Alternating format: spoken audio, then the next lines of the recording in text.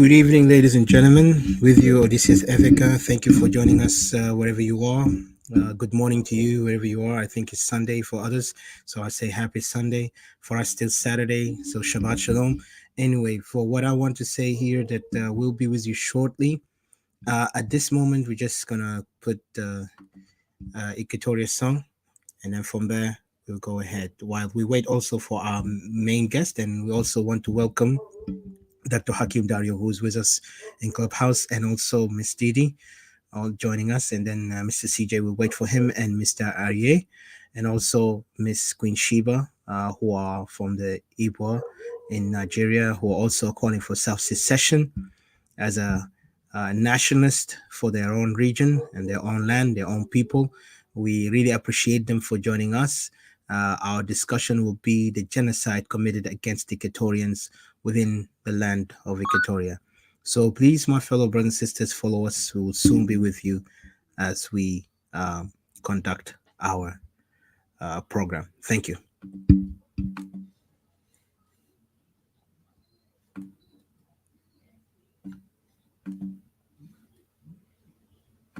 Geo, you records. Oh na na na na na. Oh na na na na, yeah. Banana kala. Na na na na. Anina wani. Anina sawa. Oh yeah. Anina Equatoria. Na sawa. Anina Equatoria. Beled wahid. Anina Equatoria. Anina Equatoria. Oh yeah, kanita minyambio, kanita mintori, weleta minjuba, yeah. Anina Equatoria, keresia samagesi wanena, yeah. We strong, we stand together, yeah.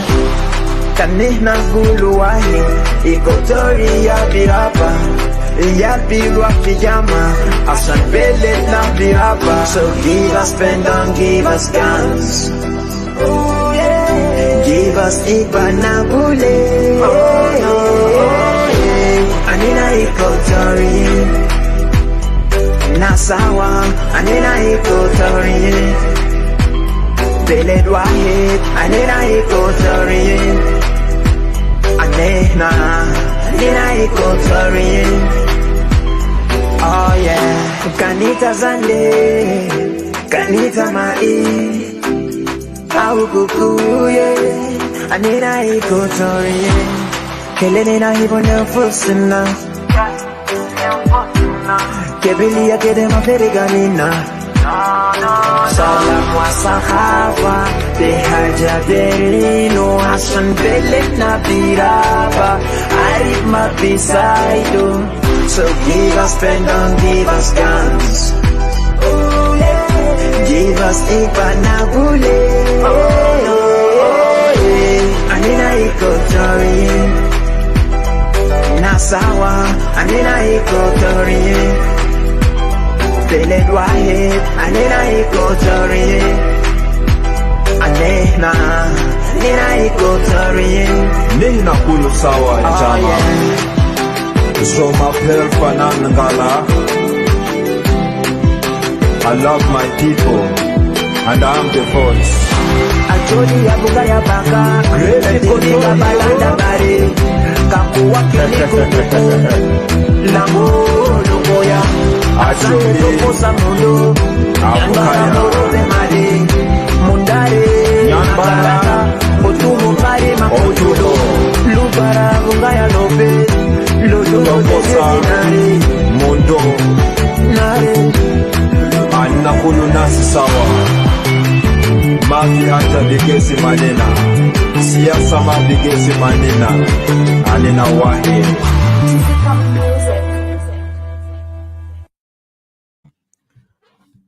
Alrighty. Thank you again for joining us. I say greetings to you all from Africa and Didi and Mr. Hakim. Mr. Hakim, you want to say any few words before we start? You're there with me? Yes, sir. Please. While I connect some of the other device, but go ahead. Thank you. Yes, I'm here. I hope you can hear me. Yes, good, Didi, and welcome. Yeah, go ahead. Introduce yourself, Mr. Hakim, and then Didi will come up after that. Thank you. Hi. I'm sorry that I'm in a noisy place, but I'm on tune getting out of here. My name is Didi, and I'm Equatorian nationalist. Always and will always be fighting for Equatoria. And today we're going to be joined by other other partners who are also fighting for the same reasons. So I will not go further, and I'll just welcome you guys and thank you for watching us. And I want to welcome our dear brother Hakim and all our brothers who are coming and our sisters. And I will hand it back to you. Thank you. Thank you, Didi. It's Hakeem Dario here. I'm really delighted. Great pleasure to be back here, connecting with my fellow Equatorians across the globe, those in Australia, Canada, in the US, and in Europe, and most importantly, of course, those back in Africa, at our home. So Equatoria is our land. Equatoria is where we come from. I think there's a volume issue, or maybe it's from my side. Are you able to hear me? Is my voice clear? Hello? Uh, Ifaka, can you? it's a little bit lower. If you can raise it, I don't know. You have a headphone you're wearing or something? Yes, that's right. I have headphones. Yeah, let me If just. you raise the volume, maybe I don't know. Yeah, yeah. How about that? Let me see. Yeah, yeah, it sounds good. It sounds okay. But you Sounds good can, now? yeah, it sounds okay. Yeah. Yeah, okay. I'll just raise the volume. So I'll go back. I'll backtrack a bit more. My name is Hakim Dario. I'm very delighted, very pleased to be here to connect with Equatorians, fellow Equatorians, brothers and sisters across the globe in Australia, Canada, US, and back in Africa. It's a great pleasure for me to come to the clubhouse and partake in discussions, from perspectives of the people of Equatoria. And of course, I support the agenda of the sovereignty of the people of Equatoria, and that's a very important issue, a timely issue, a contemporary issue, with regard to the state of affairs that we as a country have reached to. Our country is a failed state, and there is no rule of law and order, and also there's no legitimate government in South Sudan. We want to see a transition out of this failed state for the sovereign people of Equatoria to determine their future. And I think that's going to be a very important subject for us across the next 1 or 2 hours. So I'm looking forward to that. Thank you.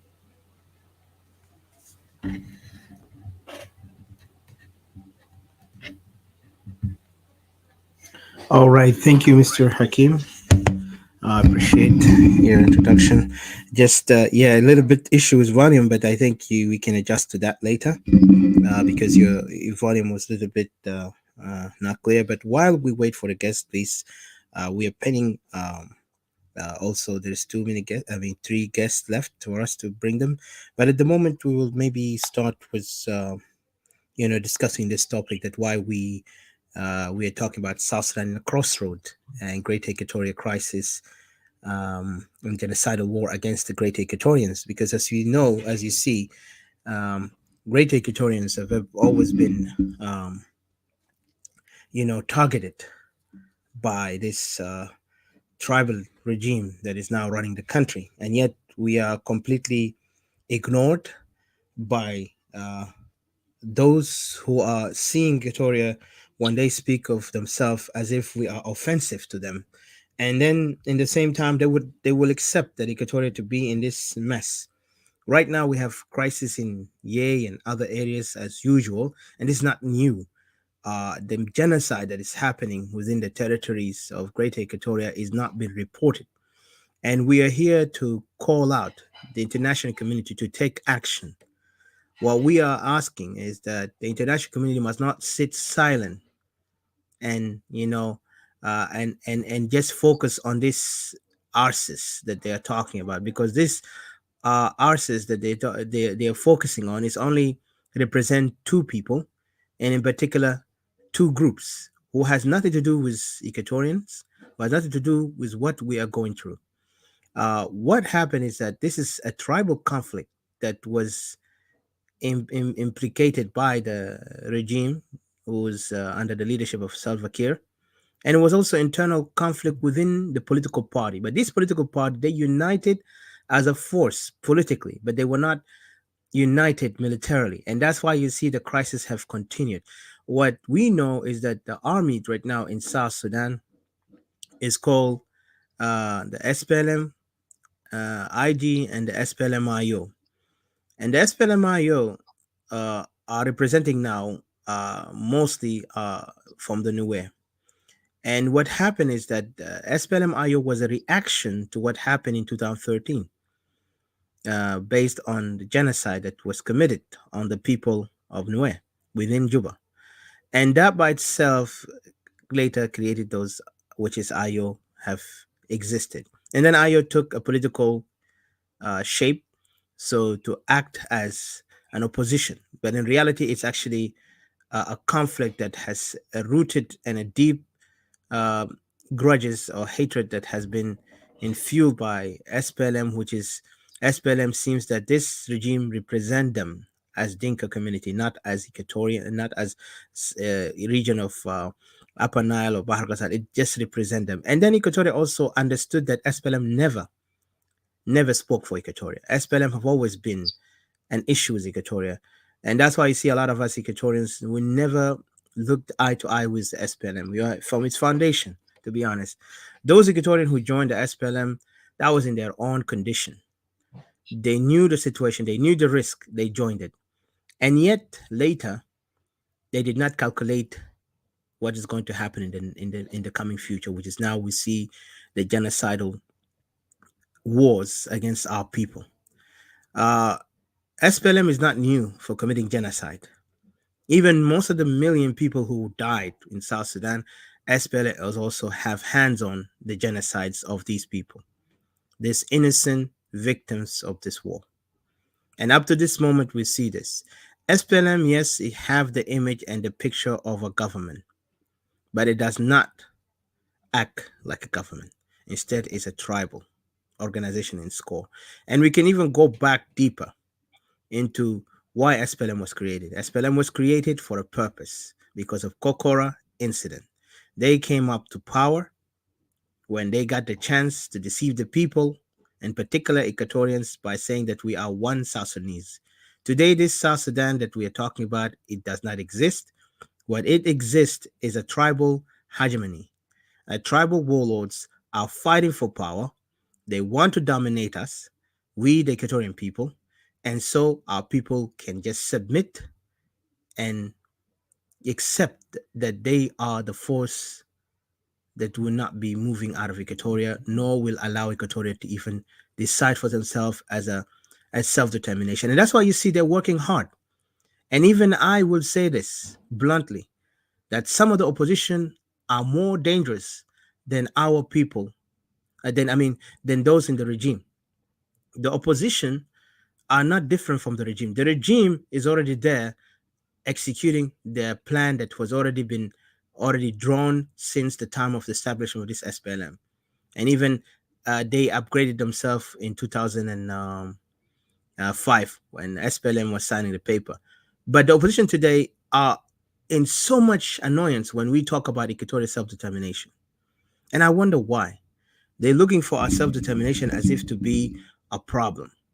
We are calling for self-determination for a purpose that our people are under existential threat. And this existential threat extends to the point that now genocide is happening as we speak.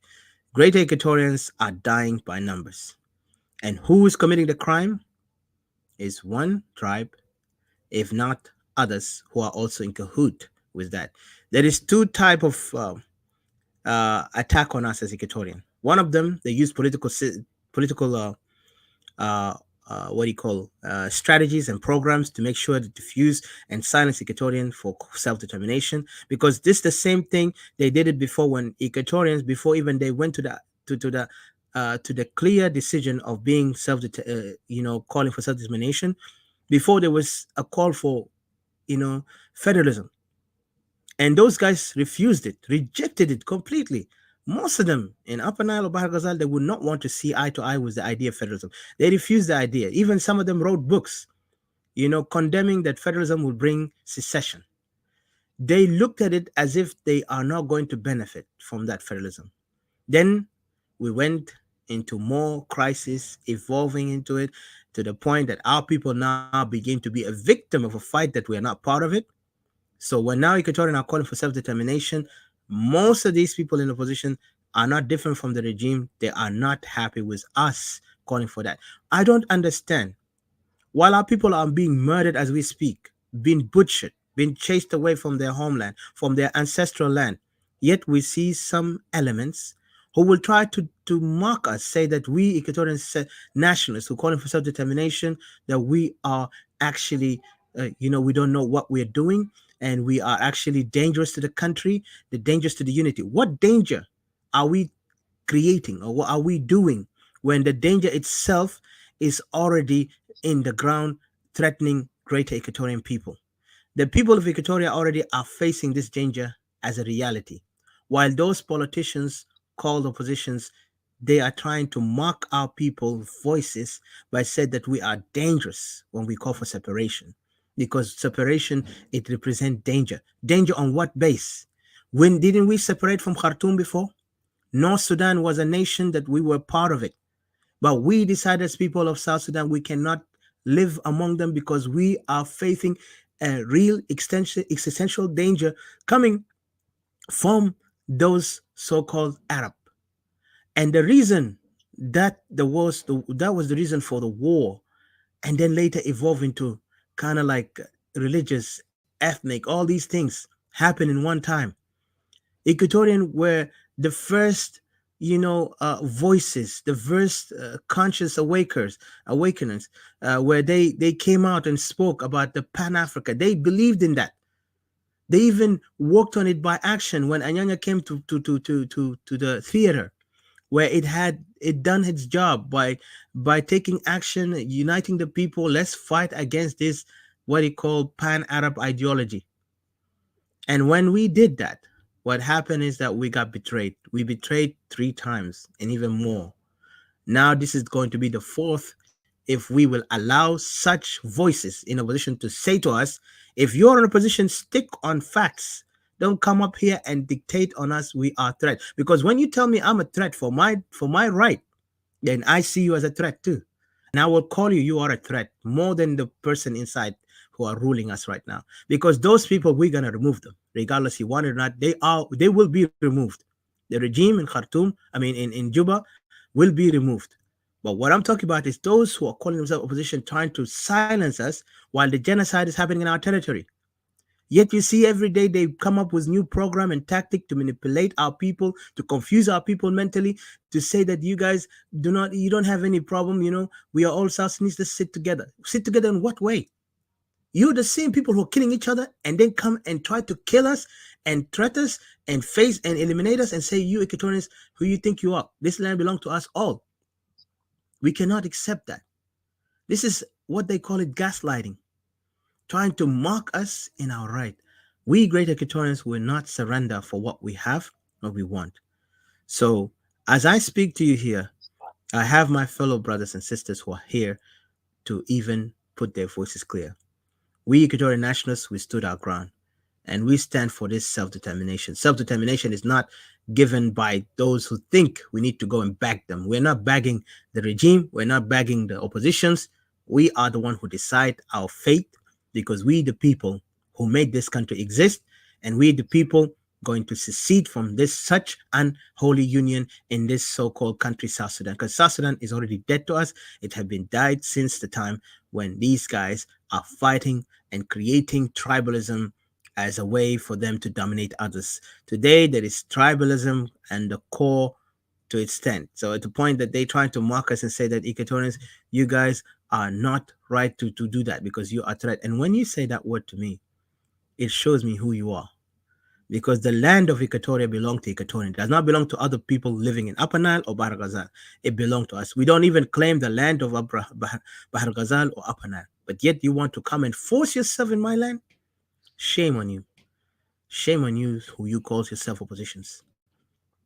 And then add to that, yesterday, there was a lady from the north. She's a nationalist, according to what I hear from her. She speaks on the nationalist agenda of Khartoum, people of Khartoum, because there is some secessionists in Khartoum also who are trying to secede. Well, it's not my business, but I say whoever wants to secede, we acknowledge them and we respect them, and we will always work together. Even if just in terms of support. Support in what way? Morally, give them the encouragement to continue into other things, but we're not going to go to the extent because we know the things over there is very sensitive for us to get in, because ourselves, we are far away from the north. We said ourselves, we are not Sudanese, we are Equatorians. Okay, and we will be Equatorians, and that's why we are getting out of this. Then this lady comes up mocking us. I wish they gave us a chance to speak. They come up in one of these forums yesterday talking about those insects, those cartels, those things, and it was funny. And then they want to also undermine us by saying we are using profanity as to just to it's a gaslighting, that's a gaslighting, and also to undermine our right as Equatorians. First of all, if this lady ever heard what we're saying, Miss Equatorians who are speaking out, there is Equatorians who speak out of their passion and anger and rage. And there is Equatorian who represent the facts. We are those Equatorians who represent you, the facts. Our people are under threat. And I will read you some of the reports and all these things international community have been speaking about. The genocide committed in our people. And we call it as it is. And we tell the international community to understand that they need to act fast. As our people are dying and left homeless, this country has no future. But for one thing, let them understand, Equatoria will self-determine themselves by their own will. No one can force us to be united unto such thing that does not exist. We cannot be South Sudanese when we don't even agree that we are South Sudanese. Nor do we ever accept the idea to be South Sudanese. Because it's 17 years enough for us to see where we are heading. The more we are living in this chaos and disorder and tribal anarchy, we're not going forward. This is a tribal anarchy in the making of people who are not able to even govern themselves in their own region, let alone the whole country. Their region is living in chaos day and night, and yet they want to go and blame us. It's almost like they're living in a fairy tale world. We are talking about facts here, about life of people. Millions of our people of Greater Equatoria are being continually killed, being chased away from their territory. 2 million are living in Uganda by itself, in the United Nations camp, and some of them in Congo, some of them in Central Africa, some of them even in Khartoum, some of them even in other countries, Middle Eastern countries, even Europe. How long are we going to be displaced? Even this regime have the audacity to go and ask and campaign that they are going to run for election. What type of election is this? To legitimize themselves so they can continue oppressing us as Equatorians who are living, even the capital city belongs to us. We don't even want this capital city to be in there anymore. We want them to move and they move their capital somewhere else, either Upper Nile or Bahr Ghazal. They have that option because most of them, they have sharing in common. If you look at Bahr Ghazal and Upper Nile, there is nothing indifferent between them because Dinka is everywhere. If this is what you want, the common factor is Dinka everywhere. Dinka is in Upper Nile and Bahr Ghazal. So if they are okay with it, let them not bring us into this chaos that we're not part of it. And if they cannot handle the situation within their regions, control the situation, let them not bring that problem to us and say, let's force themselves also to say, let's unite. Unity on what base? If we are a threat to them because we don't want to unite, then that's their problem. And we will continue to be a threat to them for that reason, because they want us to be, they threatening us by by allowing us to be part of this unholy union. How can we be part of a union that is not even making any point? Only we see our people are chased away from their land, killed, and abused, raped. The mass rape that is going on into our women, the child kidnapping that they have to kidnap kids. Above that, the murder of our people, young men.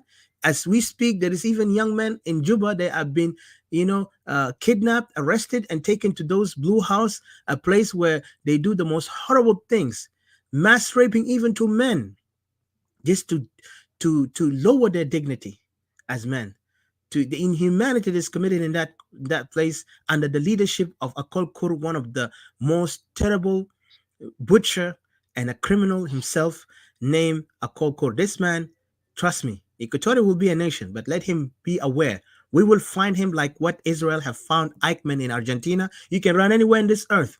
We will find you and bring you and prosecute you, and definitely you're going to be executed without any question. Because what you have done to our people, murdering them, as you trying to perceive yourself as a man of national security, that's a ticket for them, or that's a green card for any criminal, who is butcher in his nature, to use that national security as a way for them to execute people just for a fake and false accusation that these people are threat to the security of the country. What country are we having?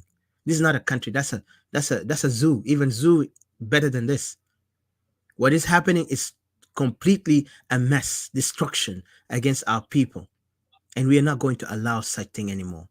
We will fight and rise up, and we will continue standing up for our people. And no one will silence, not even the opposition, not even the regime. And if you're in opposition, stick on your place, focus on your agenda, but do not attack Equatorians who are calling for separation, because our separation is a holy thing and we were going for it, because we cannot live in a unity that is based on a false notion that want us to be only victims and not be people of potential to build and be part of the society.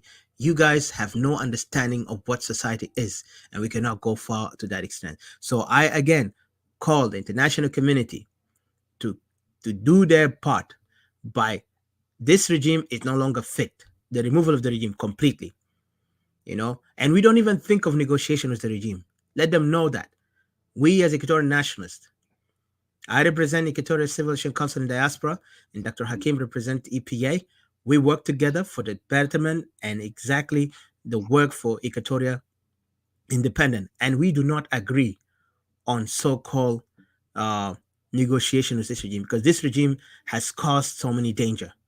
And I say this, as I lead the ECAD, or Equatorial Civil Action Council in Diaspora, I refuse any negotiation with SPLM regime, because we see SPLM is not fit, is not qualified to continue leading. And if the more they're doing this, we will call for what we are always standing for. And we are not going to negotiate with anything. Only want the international community to stand up and do their part by let this regime exit peacefully, or they will have another option. Is going to be through a violent mean. And this violent process is all in the table at this moment. But let them understand things will come if they don't get that thing to head clear. And let those in opposition, let them not think that they can tell us, that our idea of self-determination is wrong. When the people are not even safe in their land, this is our land. This is our people. We represent Equatoria, and we will fight for Equatoria. We're not fighting to create chaos just because we want to be in power, because none of us here look for power. We are looking for a solution, and the only solution is Equatoria to have self-determination. So I'll leave it here for now. I'll give a chance to anyone who want to interject in this point while I do some other things here, and so I can read later one of the report in the United Nations. If I may, yes, sir. Want to come on. I just want to first say that the country that's now globally known as South Sudan, which gained independence in 2011, is a country that has been characterized by a number of things. For example, international media has recently reported about the country being the worst and the most corrupt in the world. And that's not a single characterization.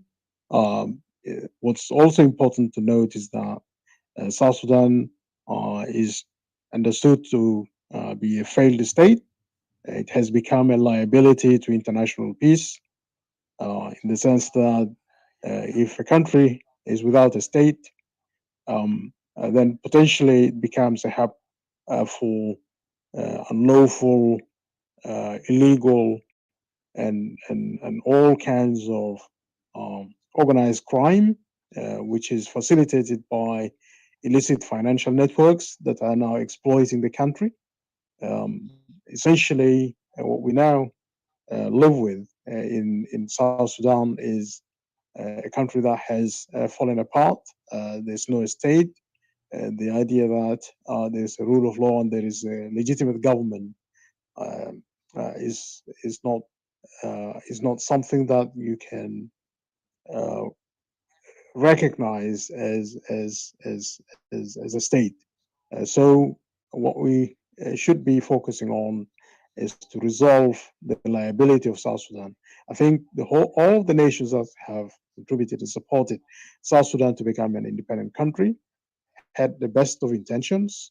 For example, the Troika countries who have worked so hard to make South Sudan become an independent country. And the Troika countries are um, America, uh, and you have Norway, you have the United Kingdom. These countries have fostered initiatives and supported the comprehensive peace agreement to bring South Sudan into existence. What they managed to do was to create an environment through the peace process to allow the people of South Sudan to participate um, in a vote on self-determination to become an independent country. And that occurred in 2011, January 2011, when the referendum on self-determination was undertaken, and the majority vote was for South Sudan to become an independent country. And that, I think, was the greatest achievement by the people in South Sudan. And today, sovereignty is vested in the people. And this is a very important consideration to bear in mind. So South Sudan did not emerge as an independent country because of military victory, for example, by the SPLM that led the political struggle as well as the military struggle during the last, preceding 21 years. What has happened was that the international community intervened to foster the process of self-determination to be executed, to be enjoyed by the people of South Sudan. But also, one other thing is that soon after independence, we've seen the country slide into chaos. And that is what has now resulted in this situation of there being no state in the country. Sliding into chaos meant that there was a lot more dysfunction in the country. Furthermore, the corruption that persisted, impunity that persisted by none other than the so-called leaders of the SPLM. The leaders of the SPLM treated the country as if it was their own personal property, dividing proceeds of corruption among themselves, the military generals, and the neighboring countries that had vested interests to exploit the resources of the country to benefit their respective economic interests. And this meant that the country really had no opportunity to put itself together. The idea that there's a unifying national identity in the country is not real. For example, many people now know that this is South Sudan. The identity of the country seems to be that of being south of another country, and so yet we are not able to live and coexist together peacefully. And what has resulted soon after independence was that there was a conflict. This conflict erupted in 2013, and many people lost their lives. Atrocities were committed against innocent civilians, and the international community was just watching. This is a country that is disintegrating, and nothing has been done to bring to account those who committed atrocities in the country. And there's now a complete breakdown of law and order. The largest exodus of refugees in Africa since 1994 Rwanda genocide occurred in Equatoria. This is a significant region of South Sudan. There are three main regions, Equatoria, Upper Nile, and Bahr Ghazal. That is how it was constituted in 1956 when Sudan became independent. There were 6 provinces in the north of the country and 3 provinces in South Sudan. And so, as a result of this, we have seen deterioration of security in Equatoria in particular, starting in 2016, which resulted in the largest exodus of refugees in Africa since the Rwanda genocide in 1994. And today, Equatoria has become a land of wars, depopulation of the local communities, and many of them now live in refugee camps in Uganda, in Kenya, and in other neighboring countries like DRC. The whole population of the region of Equatoria have been depopulated, and this is by the active, policies of the current regime in Juba, led by Salva Kiir. Now, there is a hegemonic control also over political exercise, of exercise of political power in the country. There are 2 major tribes that have continued to persist in fighting wars of revenge among themselves, and the rest of the country is being held hostage to that. And I think, with this kind of situation, there is no preservation of the rights of the people, particularly in Equatoria. If the whole population of a country are forced to flee, their homes are burned down, that means the state does not have any more legitimacy. A state's existence is for the purposes of preserving the rights and enjoyment of the rights by the people, by the citizens of Equatoria. Today, we're not seeing that. So the consequence of that being that Equatorians have to look elsewhere. They have to look to themselves to preserve their rights and to preserve their existence. And preservation of that existence can only come about in the form of state formation, that they have to work to bring about the state that would preserve their rights as a people. And this process is long overdue. The only process that can guarantee peace in Equatoria is for the people of Equatoria to decide for themselves how they want to govern themselves, and that would be the enjoyment of the right to self-determination. And I think that's a good thing, and the right of self-determination for the people of Equatoria is a good thing. It's also a good thing for the people of Upper Nile. It's a good thing for the people of Bahr Ghazal. Today, we have to make it very clear that since South Sudan became independent, sovereignty is vested in the people. Where are these people? Sovereignty is vested in the people of Equatoria. Sovereignty is vested in the people of Upper Nile. Sovereignty is vested in the people of Bahr Ghazal. But there's no any one region that is more sovereign than the other. And in the absence of any, formal constitution, agreed constitution, which,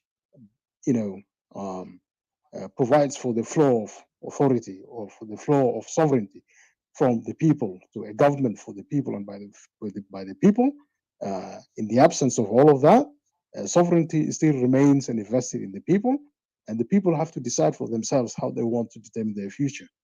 And this is the only model that we can promote for people's recognition in terms of how we want to reconstitute this state.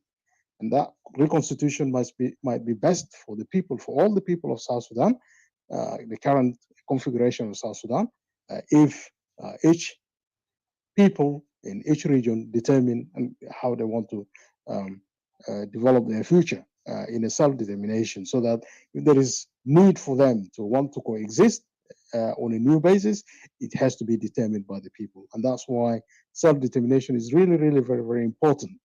Self-determination is very important for the people of Equatoria for the reasons that you've talked about.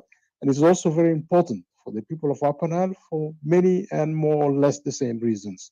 And it's also very good for the people of Bahr al-Ghazal to exercise their right to self-determination. It's a people's right. And when there is no state to preserve those rights, for the people to enjoy those rights, then the people have to look to themselves to create the state that would preserve their rights. Otherwise, you would just live in a lawless society which does not preserve the rights of people, and the current government in Juba does not, is not qualified, is not legitimate to preserve and continue to exercise the state powers to, for example, ensure that all the people in South Sudan enjoy their rights. That time has now gone. We do not see that there's a future or emerging out of the current system in Juba. It does not provide hope for the people of Equatoria in particular. Instead, the people of Equatoria are held hostage. They are held hostage. They are not able to develop. They are living under war.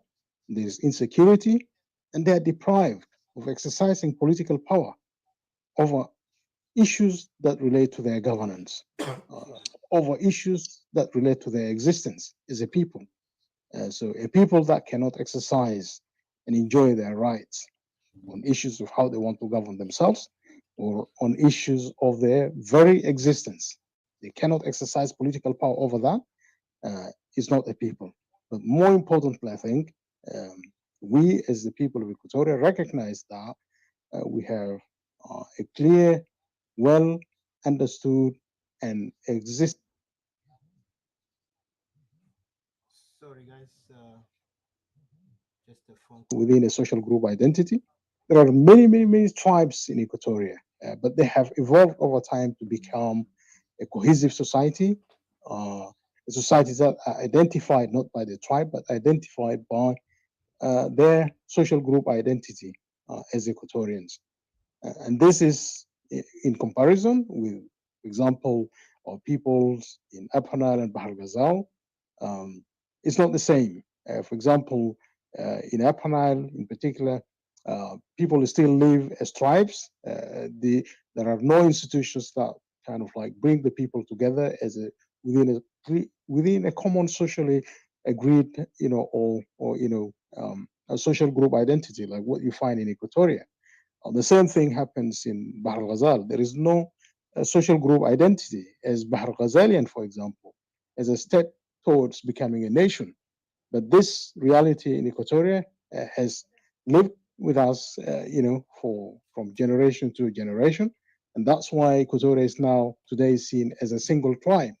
They're seen as a single tribe, not that they are really, like a tribe, they're a nation. The people of Equatoria are a nation. They speak a common language, regardless of the different, sort of like tribal heritage that they have from different communities that exist in Equatoria. But they are, taken together. They are, a nation. They have all that it takes to exercise power as a people, people's power, in the sense of the African Charter on Human and People's Rights, for example, recognizes that a people are entitled to the right to self-determination. All peoples are entitled to the right to self-determination, and there are expectations in this regard that what constitutes Equatoria today, in terms of the different groups that make it up, what constitutes them as a people also qualifies them to exercise the right to self-determination. And that right to self-determination comes from the reality that the state does not exist. The current state is without, the current country is without a state. And once we realize that there's gross human rights abuses, genocide is committed against the people of Equatoria, half of the population is forced to flee the country, and that is, in totality, represents genocide against the people of Equatoria. And that is the reason If Equatoria has to live in peace, that's the reason why Equatorians have to exercise the right to self-determination before themselves, before God, and before the international community, and before the whole world, that we are a peaceful people. We want to live in peace, and we do not want to be held hostage to wars or imposition of the will of the people of Upper Nile, or the will of the people of Bahr el Ghazal on Equatorians to live under the terms of the rulers from political leaders from Upper Nile or political leaders from Bahr el Ghazal. The time has come for Equatoria to stand on its own. The time has come for Equatoria to determine its future and to be able to live dignified, and also to foster the future for the next generation of Equatorians, so that they don't live in wars. So I'll stop here briefly. I'll be able to come back later.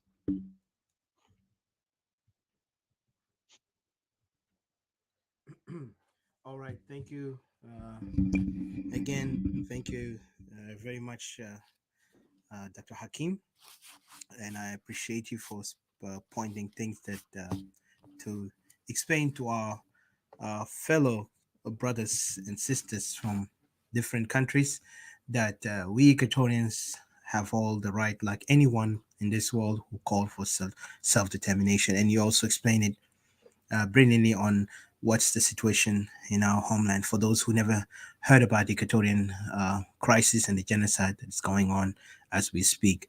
Let me welcome first also my dear brother Arie, who also an Yoruba nationalist, if I'm not mistaken, and he's also calling for self-determination of his own people, and we give him our support, and we definitely are allies in the same cause, for self-determination. And I really thank you humbly for joining us and to also be part of this topic today. And also here we have Mr. CJ.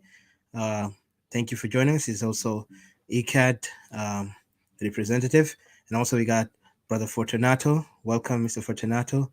Also with us here is also a member of Victoria Civil. And we really appreciate you guys for being with us, and also those audiences who are listening, watching from Facebook and Clubhouse. First, I just want to say to those who are in Facebook, please share it um, in pages, in your personal page, because we've been attacked since we spoke about our self-determination, and you have seen the enemies do not want even our voices to be heard. So when they have pages talk about South Sudan, and they act like they're very democratic and they believe in human right and they believe in the freedom of expression, they will not allow voices like us who are calling for self-determination. As you've heard yesterday from one of the representatives, or actually the presidents of the opposition, saying that those who are calling for self-determination are threat to the country, threat to the unity. He even resembles us, that we are similar to those tribalist organizations who are killing others. This regime and those people who call their tribe, which is now, we know very well, Dinka, is actually dominating the country, and said they are born to rule, and this is the land theirs, and we have this, and we fought this. All these uh, languages that they have spoken to us, which is very offensive to us as Equatorian who are free and have their own sovereignty as people of the Greater Equatoria. This man began to define us similar to those barbaric people who are killing our people. So this is one of the things that I will tell them. For those opposition, you got to watch out what you say about Equatoria, and you got to be very careful that Equatorians are really serious about self-determination. If you think our self-determination is a threat to you, well, good luck. This is your problem. But you go fix your home first, and then come and tell us how we are a threat. But you are in a mess in your own home. You cannot even bring yourselves together to sit down as people of that region, and yet you want to bring us, involve us into your fights that we are not part of it. My friend, you need to be very careful what you say about Equatorians. With all respect to you as a great and also for your historical achievement, but that language was, to me, was inappropriate, and I would say this is not the like of such people of understanding in the political arena to speak like that, because that by itself it shows us what you guys are really intending toward us as Equatorians. Anyway, I won't take long. I'll give a chance to Mr. Hello. Yeah, can you just elaborate maybe who this political leader or which opposition group? They're the one. They are the oppositions from the Soma side. Yesterday they had a topic, yeah, and yeah, he had spoken this, and I'll be blunt, with all respect. Even though he's a friend, I've talked to him before, but I would say this: it was Mr. Baganamum speaking, in elaborating, explaining on the point of why separation is a threat, and this is why we say to them it's not acceptable. And I have to be frank. I am an Equatorian. I fight for my people. You know, my people of Equatoria have many tribes, and I'm the smallest tribe in my country, my territory in Equatoria. But we don't even define our tribe. We don't even speak of our tribe more as we speak of our, collective unity as Equatorian, the achievement, the history, the land. I think what Pagan is trying to do is he wants to think for Equatorians when he's not an Equatorian. He is also looking to perhaps try to suggest that they have a more sort of a say over the future of Equatoria, or they know what's best for Equatoria, and that's really very paternalistic. It's patronizing, and it doesn't take the issues that we're facing as a country seriously, because Paganamum himself, and he knows, he was part of that corrupt regime. He served in a very corrupt system.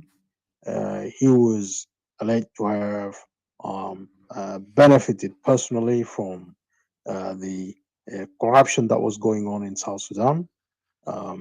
He's also alleged to have, benefited from proceeds of corruption to buy properties in countries like Australia, in countries like the United States of America.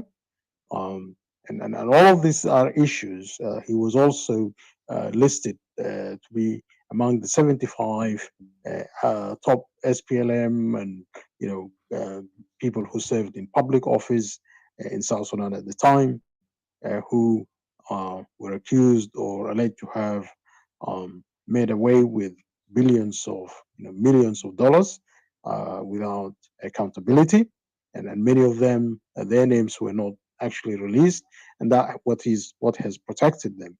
And I was at the time, for example, I was pushing hard for media legislation to be passed in South Sudan, including the right of access to information, which basically treated information as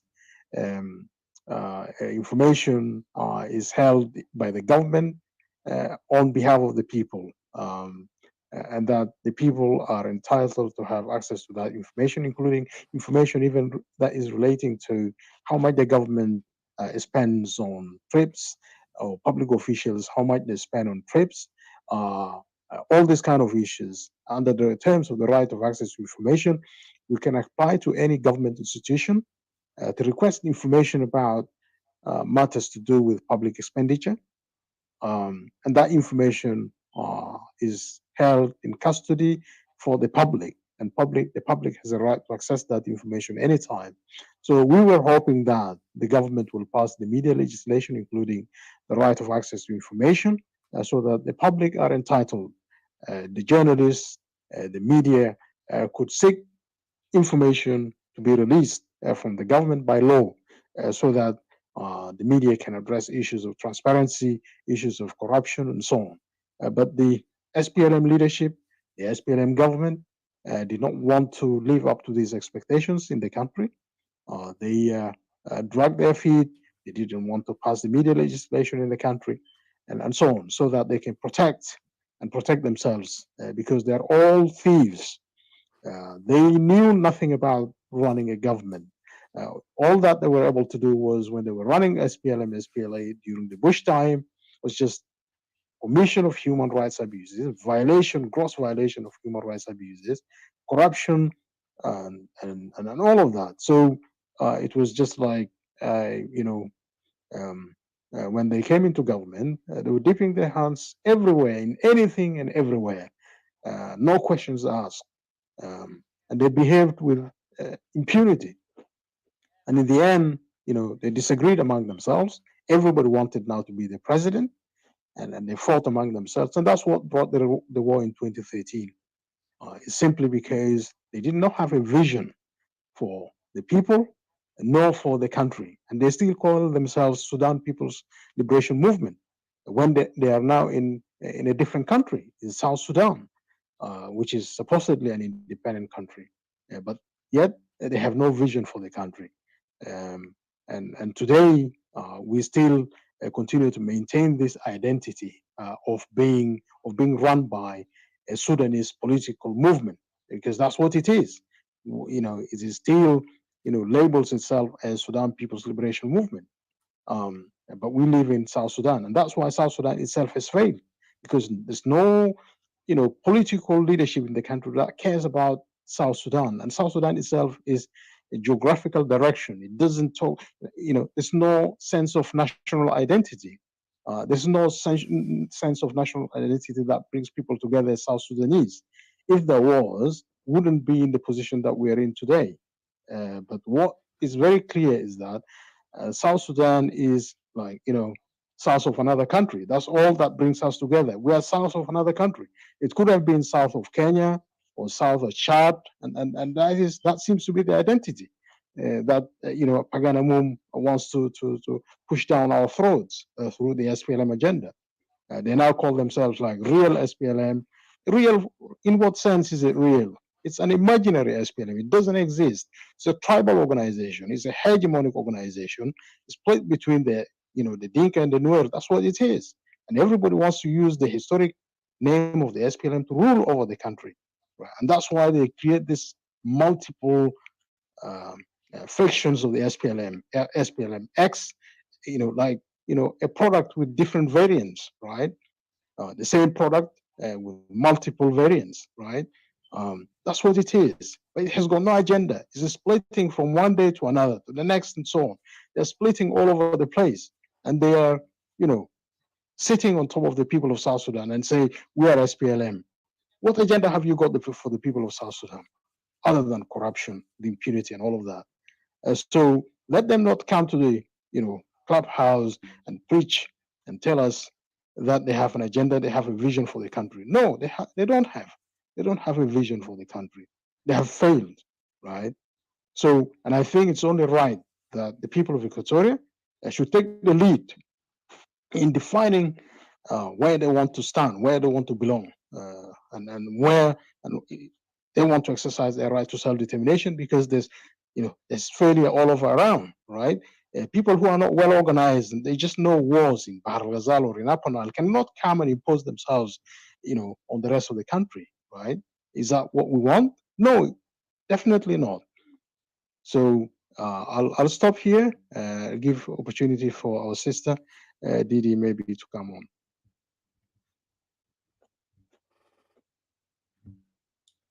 Thank you again, Mr. Hakim, for your input, and I agree with you. With all the respect, as we know, Bagan does not speak for Equatoria, but he put it his point, and I'll say this again: we, as Equatorian nationalists, are determined to call self-determination.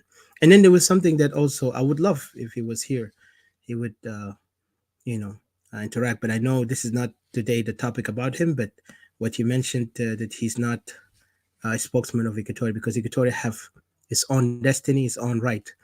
We Equatorians are not threat to South Sudan as much as we see the real threat to, which is in South Sudan itself, because Equatoria have been always cooperative to the idea that we are South Sudanese until when the war weighed on us.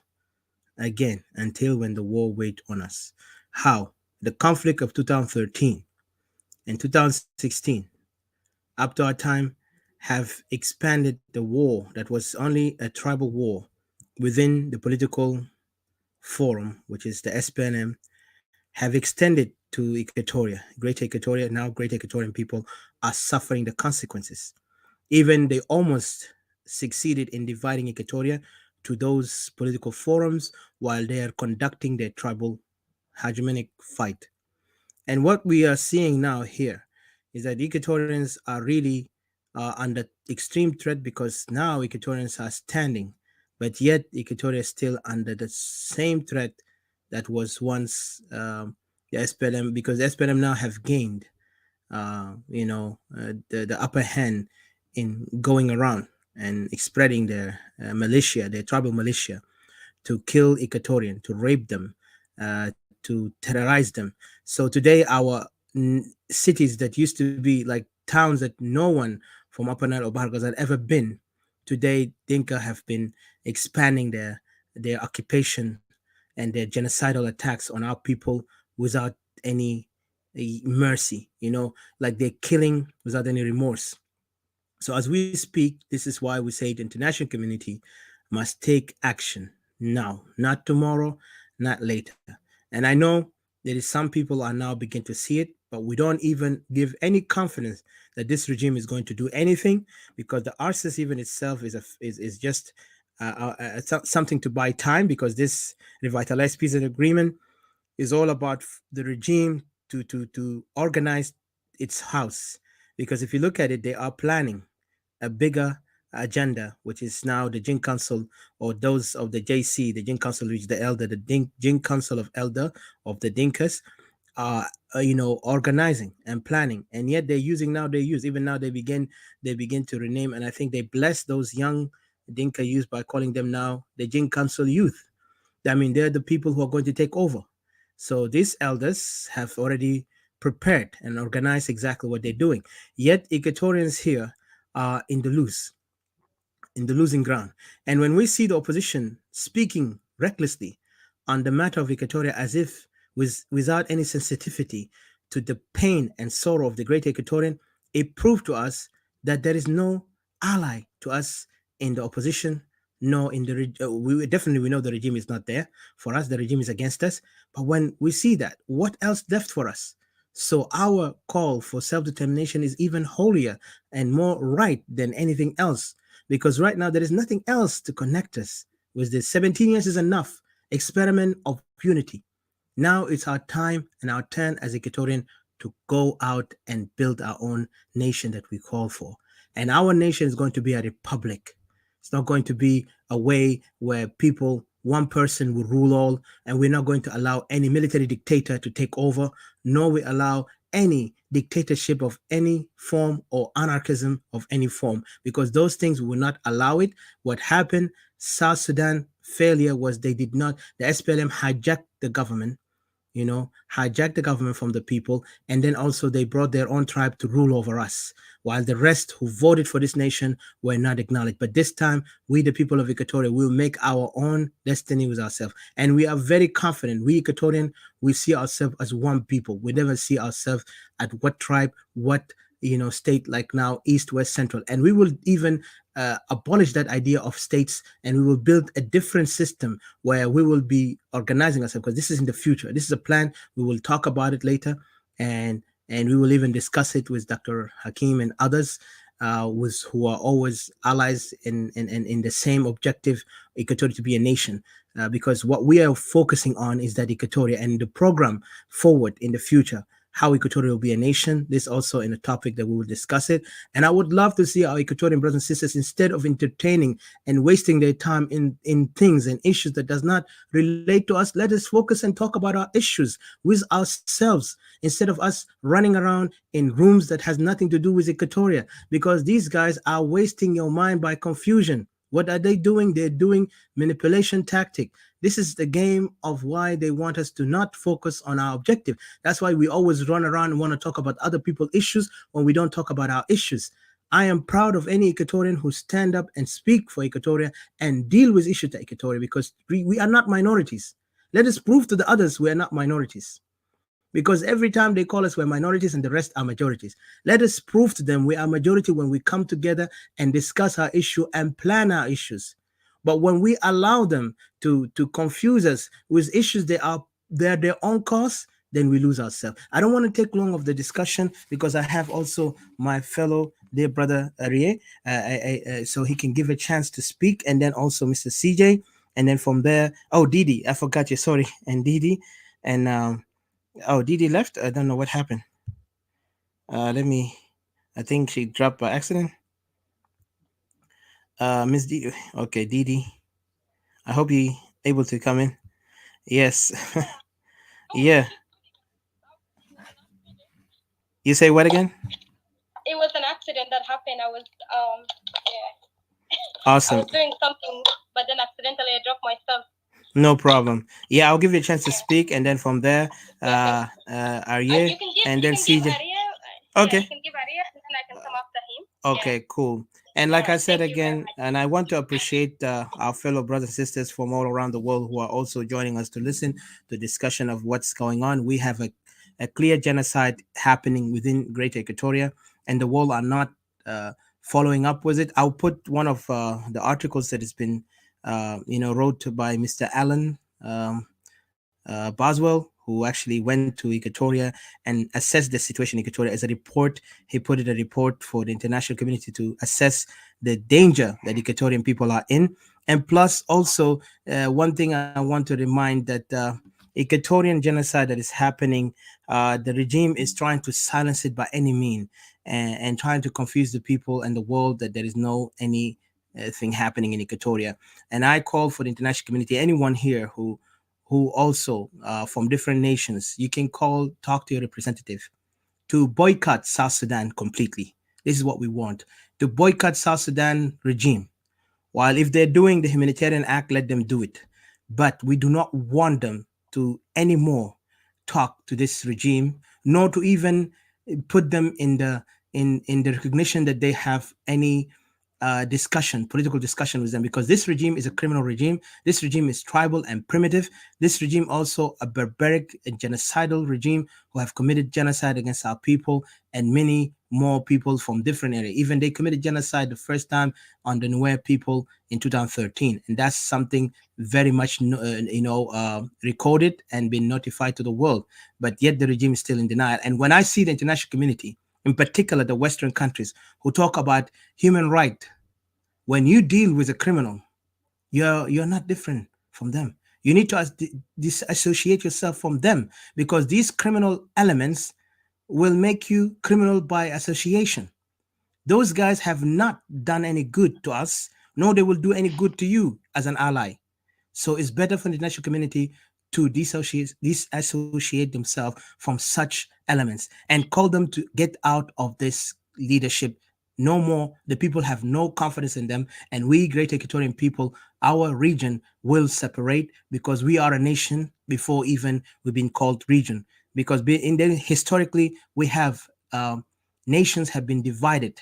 Territory has been divided to our neighbors today, which is Uganda, Congo, Central Africa, and Kenya. Those are the territories that have been taken under the colonialism for a political purpose. Yet the same native tribes and the same people, you find them in Uganda, Kenya, Congo, they speak the same language with us.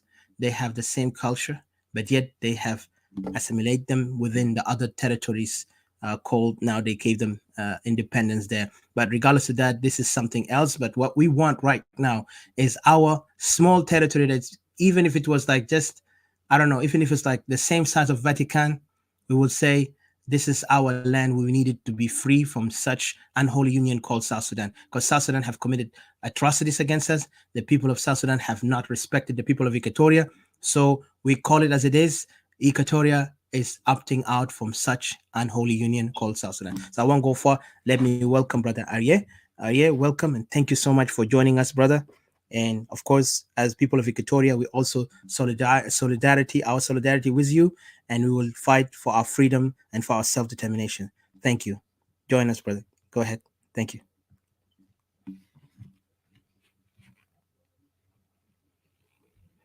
Are you there? I think you're unmuted.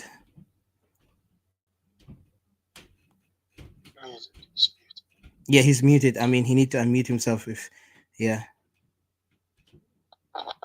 Yeah. Can I talk? Yes, brother. That's your turn, actually. That's why I said unmute yourself. My bad. Thank you for joining us, brother. Thank you so much. Okay. I've been listening attentively, and it's been a wonderful session. I think there is a general problem in Africa, and virtually all the African countries, majority of the African countries on the African continent are nothing but ethno-fascist states. What do we mean by ethno-fascist state? Is where one ethnic group acts as the gatekeeper for external colonialism, and they themselves, after some time, they transmutate or transform into internal colonizers, and they create a kind of an ethnic hegemony over the rest of the tribes or ethnic nationalities within that particular African state. Apart from because I listen to Brother Odysseus, apart from the internal gatekeepers, which some people call traitors, some people call them house Negroes, some people call them saboteurs. We should also not forget uh, the people, you know, who hide under Pan Africanism, who hide under a black consciousness to advocate for the destruction of people. And like you said, there's a lot of work we need to do. It's all over Africa. You go to Ghana, is the same. You go to Kenya, is the same. You go to Tanzania, is the same. You go to Nigeria, it's the same, almost the same. Even in Sudan, it's the same. You go to South Sudan, it's the same. So the topic says South Sudan in a crossroad, you know, greater equatorial crisis slash genocidal war. What actually we have is that some people have been able, some ethnic nationalities, they've been able to learn fast, they've been able to evolve fast, and they've learned the reality, you know, they've copied that genocide is a very potent war of building a state. And let me tell you something. There are some people in Africa that live amongst the conquered people in Africa that have come to realize, they've come to, they've also accepted that reality that they need to assimilate, they need to be culturally assimilated, they need to be destroyed, they need, they need to destroy their identity and take on the South Sudan, all the Nigerian, all the Ghanaian, all the, it doesn't matter, that particular state identity in order to create, and subsume themselves under that new hegemony for the sake of peace. You know, just the way in South Sudan, in Nigeria, there are different internal crises. These are countries at war with itself. There are some ethnic nationalities that are fighting back, fighting maybe Fulani hegemony. Some ethnic nationalities are fighting Dinka hegemony. There are some ethnic nationalities or some members of some ethnic groups who believe they need to play politics, they need to join the ruling party, they need to join the hegemony and subsume and destroy their ethnic identity in order to benefit from the largesse. And they are going to hide under patriotism, they are going to hide under looking for peace in order to attain and in order to propagate this diabolical ideology. So, genocide is a very powerful method for states, creation of homogeneity, creation of stability, creation of prosperity and nation building. So when you see people coming around justifying the killings of their own people, or even turning a blind eye, doing as if it doesn't exist, to the killing of their own people, or even killing their own people because of political goals, because of political agenda, or because of power, you have to understand that these are people that have subscribed to that agenda of destroying their people. And I'm going to give examples as regards to in history of people that have done this. Many people believe that China used to be diverse. All of a sudden we have a Chinese where 92% of the Chinese people come from one ethnic nationality, which is the biggest ethnic group in the world.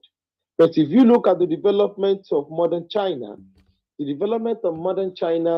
as regards to the sociological evolution of its ethnicity, of its people, of the ethnic group, the Han Chinese were able to assimilate many ethnic nationalities through war, and they were able to assimilate many ethnic nationalities when those nationalities willingly took up the Han Chinese culture, over close to 500 to 1,000 years ago. The same thing was also done in Japan. We had a group called the Emishi people, who were buried, they were in their millions, 800 to 700 years ago in Japan. They were crushed and assimilated by the Japanese main ethnic group.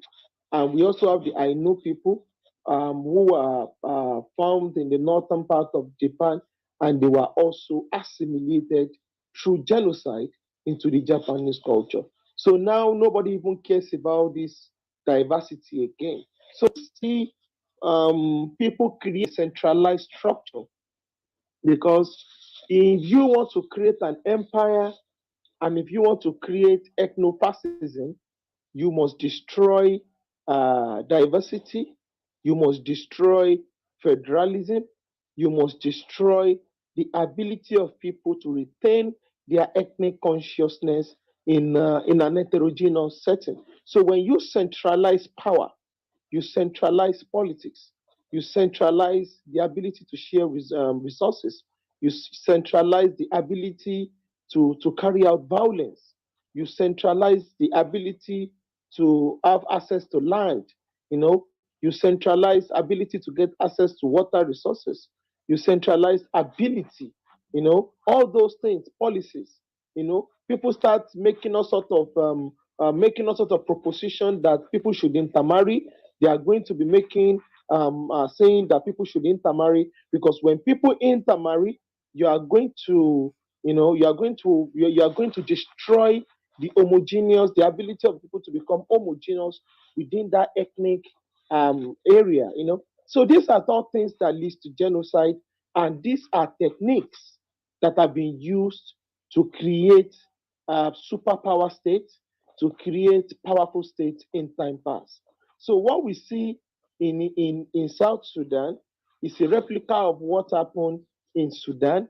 It's a replica of what is currently happening, what happened in India, what happened in China, what happened in the United States in pre-revolution United States of America, and what happened. What happened during the creation of the British Empire, and what is currently happening in Nigeria. So, and all over African states. So, if you see some African states are relatively stable, but if you go within those states, a particular ethnic nationality have been able to use state violence or non-state violence to entrench stability, to entrench prosperity by force, and that is what has happened. So in the next 100 years, I want to end by saying this. In the next 100 years, many ethnic nationalities are going to go extinct in Africa. Many ethnic nationalities are going to go extinct in the motherland continent of Africa. And many super hybrid states will be created at the expense of the survival and the existence of other ethnic nationalities. So, and there are different forms of genocide. Genocide can occur in terms of language, which people call linguicide. Genocide can occur in terms of uh, culture. You know, they call it cultural genocide. Genocide can occur in terms of ethnicity. Just like some people will come up here and tell you, "Oh, stop talking about the Equatorian ethnic nationality. We are all South Sudan. Don't talk about your ethnicity. We are all South Sudan." What they are telling you, they are advocating for ethnocide. They want your ethnic consciousness. They want your ethnic group to go extinct for a particular artificial creation in which they are going to foster on everybody. For instance, when people say, "Oh, China is great, China is great," when you study Chinese culture, China identity is the same thing as an identity, HAN, an identity. So what people call South Sudan, they want to equate it to Dinka. Just the way when people say Nigeria is great, you want to equate it to Fulani. So the same thing the Arabs did, in Sudan. So when you say, "Oh, Sudan is great," it's equal to Arab is great. So it's the same ideology, and it's not going to stop until the majorities are turned, ethnic nationalities are turned into powerless minority through violence. Thank you very much.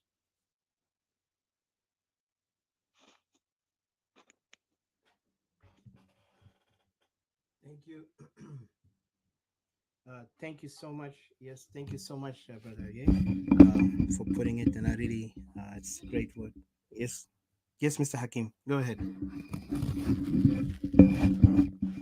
Odysseus. Yeah, I think Odesh. Hello, you guys hear me? Oh, hold on. Sorry, something happened to me. Uh, hello, guys. Hello, guys. You hear me? Yeah, I have some issues. I don't know. I thought you hear me, guys. I got out and in, and then thank you. I just want to say thank you again, brother Arie, and for your great input. And I really, it is true. This is a genocide, and genocide has many definition. One and genocide always their intention is to eradicate. From what we know as a definition, eradication, elimination, extermination, liquidation, butchery, bloodbath, ethnic cleansing, Holocaust, and more, slaying, and others. So these are the words that define genocide. And genocide is not a word. Genocide is more than that. Genocide is actually an action. But the word define these actions that is being committed by those criminals. So they commit these crimes against our people, and then they act like do not talk about it. And this is exactly what is happening, my brother. And thank you for putting that out. And like I said, we're all in the same boat of fighting for our freedom, and in God will and our faith in the unseen holy man, the holy person who's up there, and also by knowing that he is also the spirit of our ancestors who left us a legacy, we will continue the revolution until we see our lands liberated, our people free, and they can, practice their culture with pride and honor without any someone to come and silence them. And also, I want to acknowledge also our fellow brothers and sisters from different countries who are also joining us in this room and also in Facebook, being with us, knowing that they have noticed and heard about South Sudan, but they never heard about Equatoria. And I know few are hearing it, and more now are begin to understand the Equatorian issues. And I have posted within a link within the clubhouse about the report of Alan Baswell, who actually spoke about the mass, uh, attacks on the Equatorians. And if you see that, you will understand exactly where Equatorians are. Equatoria is under existential threat, and it's a genocidal attack on us. And it's a crisis, of course, by others, but people are afraid, you know, to speak on these truth because there is a political game behind it. But we, the Equatorian nationals, we are not going to silence, and nobody will silence us. Not even, like I said, not the opposition and not the regime. And I feel sad. It's particular. I want to give this message to our Equatorian brothers and sisters who are still, running around confusing themselves with those who are oppressing them. It's almost like the definition of the house Negro does not understand that he's still a slave. You because they put you in a kitchen does not mean that you're not a slave. Until you get burned, then you understand where you are. But those who are in the field, suffering, crying, weeping, under those United Nations camp, looking forward for a better future, but they don't know how to get it because they have been deprived from their right, that by itself tell me, where the difference is. I would love to see our Equatorian brothers who are still confusing themselves out there with their enemies. Let them come back home. Let them join us. Let them stand with us. We are fighting for you, me, and our next generation and the others who are suffering in the camp, who have no voices to speak.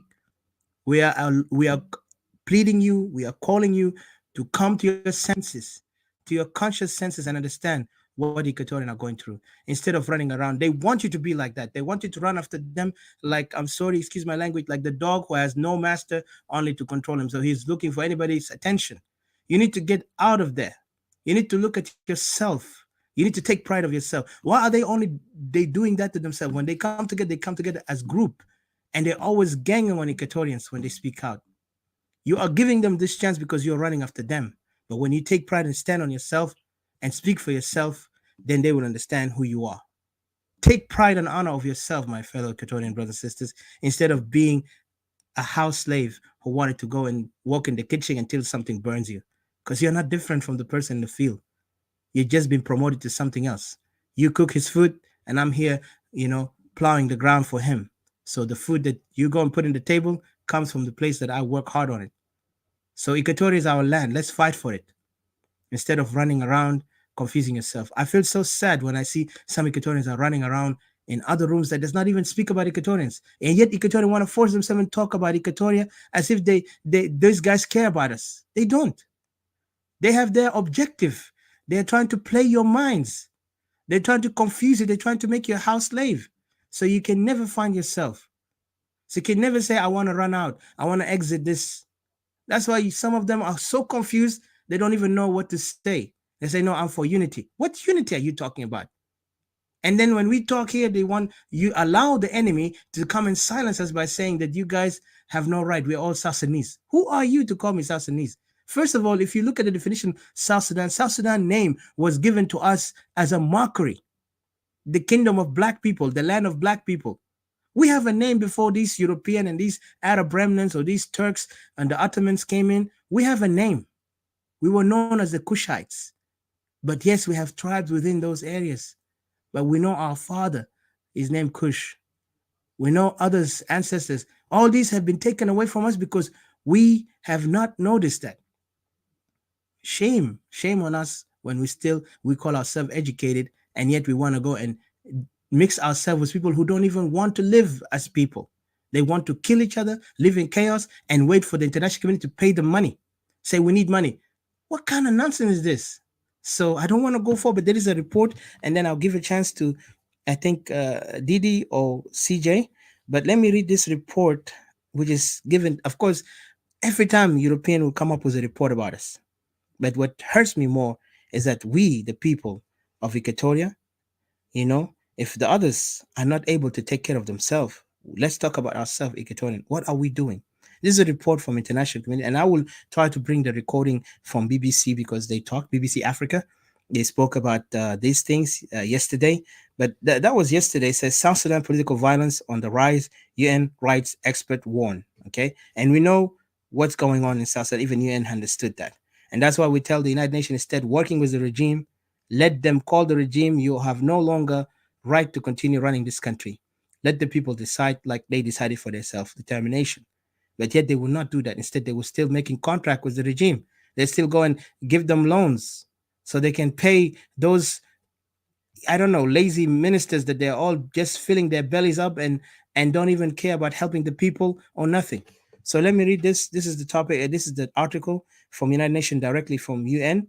It says South Sudan, of course, political violence on the rise. UN rights expert warn. UN human rights experts have warned of increased political violence and polarization between communities across the world, youngest country, South Sudan, following a fact-finding visit there this week. There was a visit coming from United Nations within South Sudan. The UN Commission on Human Rights in South Sudan 8 said um, on Friday the lack of progress in implementing key provision of a 2018 peace deal contributes to the persistent insecurity and impunity which allows violation to occur. There is consensus amongst key stakeholders that while some progress has been made in implementing the revitalized agreement, critical elements involving security sectors reform, constitutional and electoral reform, and transitional justice have yet to be addressed. All of these outstanding issues impact on the human rights situation in the country, said Yasmin Soka, chair of the commission. Following independence in 2011, brutal civil conflict erupted 2 years later between the regime forces commanded by Salva Kiir and militia loyal to his political rival, former Vice President Riek Machar. Fighting abated after the two men signed 2018 agreement. Um, but according to UN Special Representative in the country, briefing the Security Council in December, momentum is in danger of stalling. Sorry, Ms. Soka and fellow Commissioner Bernie Afiko and Andrew Clapham will conclude their visit to South Sudan on Saturday, which is today. It's already for them is Sunday. Having traveled to Juba, capital city Juba, and to Yei, because Yei also is in a conflict. As we talk right now, there is a battlefield going on in Yei, and those tribal regime is actually committing those genocide as we speak. There's thousands of people are running away from their villages because of these hostility, and yet UN went there today and yesterday to check on Yei, because Yei right now is a conflict zone in southwest in the southwest. They are mandated to investigate the human rights situation, assist in addressing impunity, to collect and preserve evidence that will be made available to transitional justice. This is where I don't agree with United Nations on that. You're giving back the same report back to the oppressors or the aggressors. This is just does not make any point here. But this is what they're saying: the mandate to investigate the human rights situation, assist in addressing impunity, and to collect to preserve evidence that will be made available to transitional justice mechanism. And those transitional justice, for those who don't know, those are the same people who are part of the transitional government, but part of the peace agreement, which will be given to them. And Kir is the head of all these things. Remember, if Kir did not approve it, it will not go anywhere.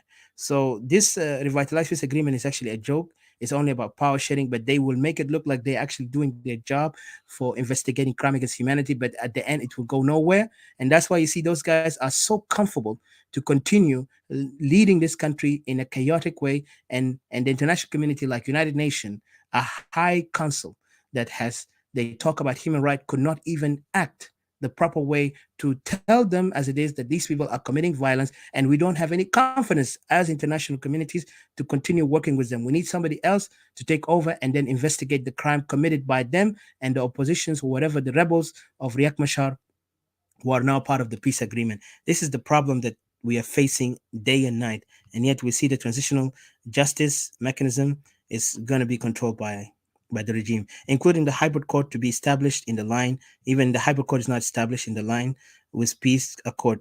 The commissioners held discussion with a range of persons, including senior government ministers and officials, civil society, survivors of rights violation, those who are living in the camps up to this moment, internally, they call them internally displaced, within the capital city, Juba, and other areas in South Sudan, and the abuses, survivors of right violation and abuses.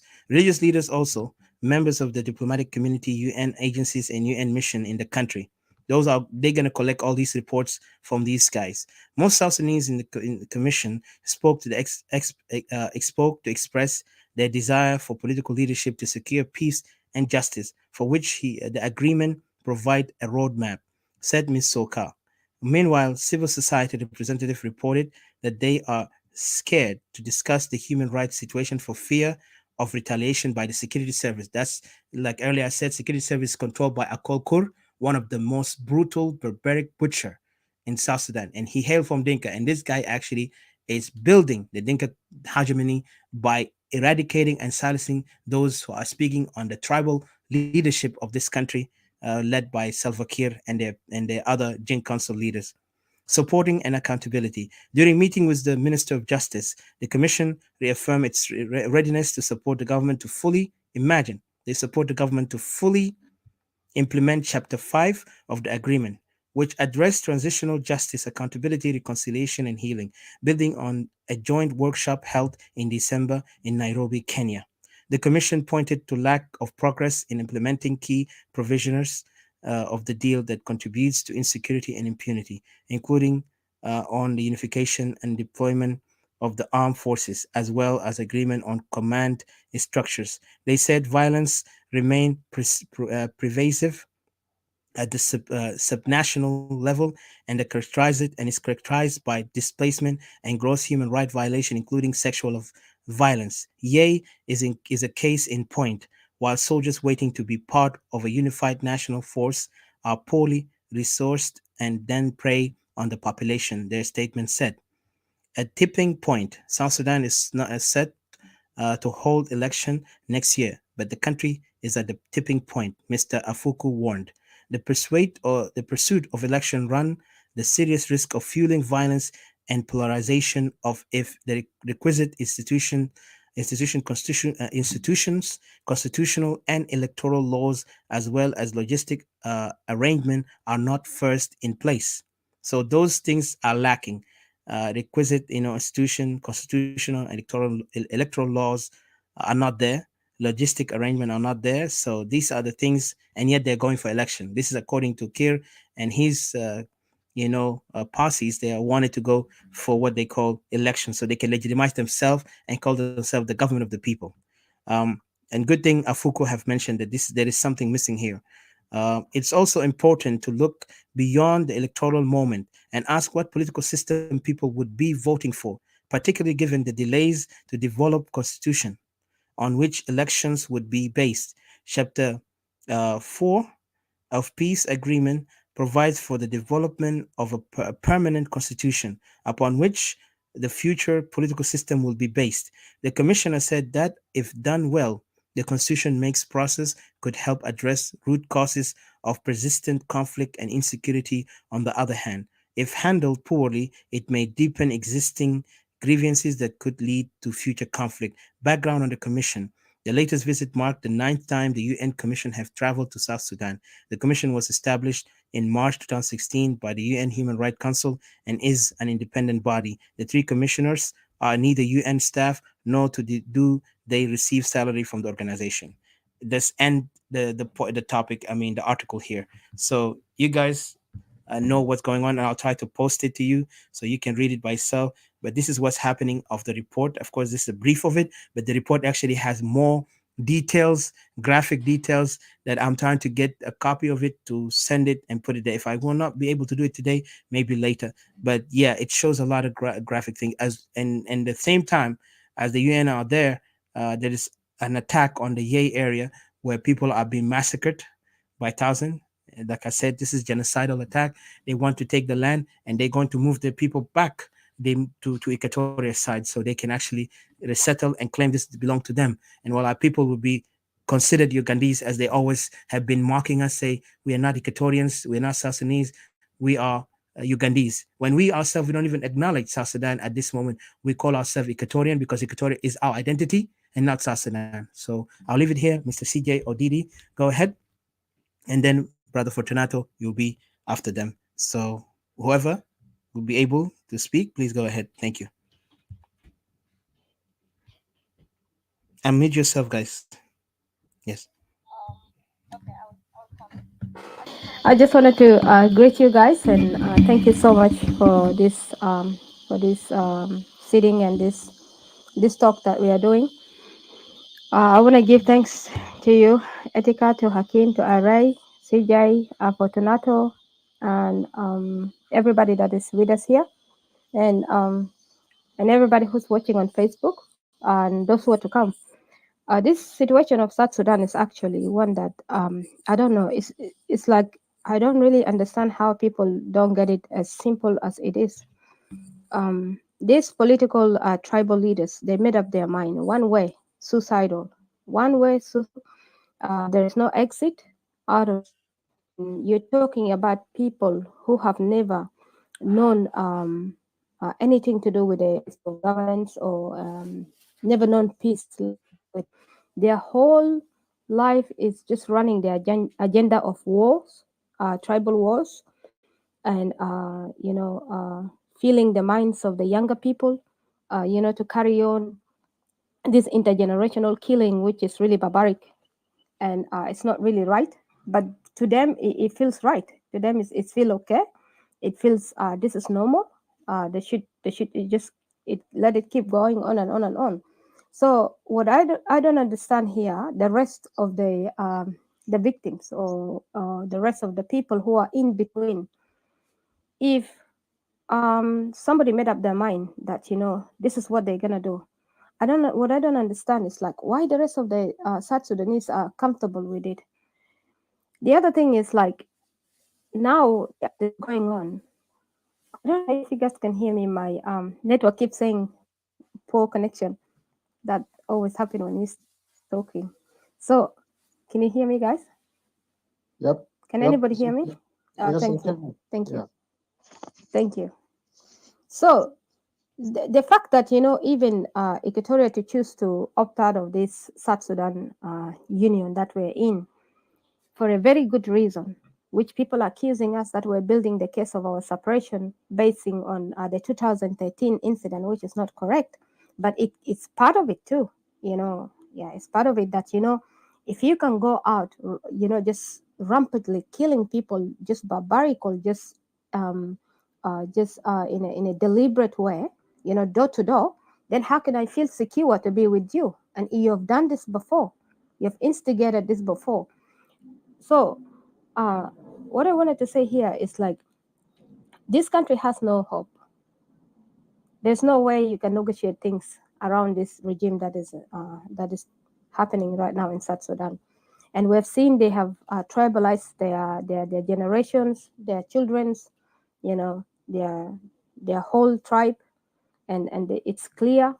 But what others are allowing to be deceived in between, working with them, I don't understand it. Because even we have seen some of the young generation, the new generation, they're carrying some profiles writing on their PTR, clearly saying that if you're gonna join any room, you're gonna talk about peace. You talk about the fake peace. Don't talk about real peace, because we are not for peace. Their one agenda is to conquer the entire South Sudan and turn it into a Jeng nation. And this Jeng nation has been birthed since before, even in the bush. This is the agenda that they've been resilient. They've been working on it so hard. And in the other hand, nowadays, that you see people blaming us that you know like you hear people saying that these separatists, uh, what they are fighting for, it will never happen. It will never happen. Why? Because the reason South Sudan is Equatoria is part of South Sudan, and I feel like I'm part of Equatoria.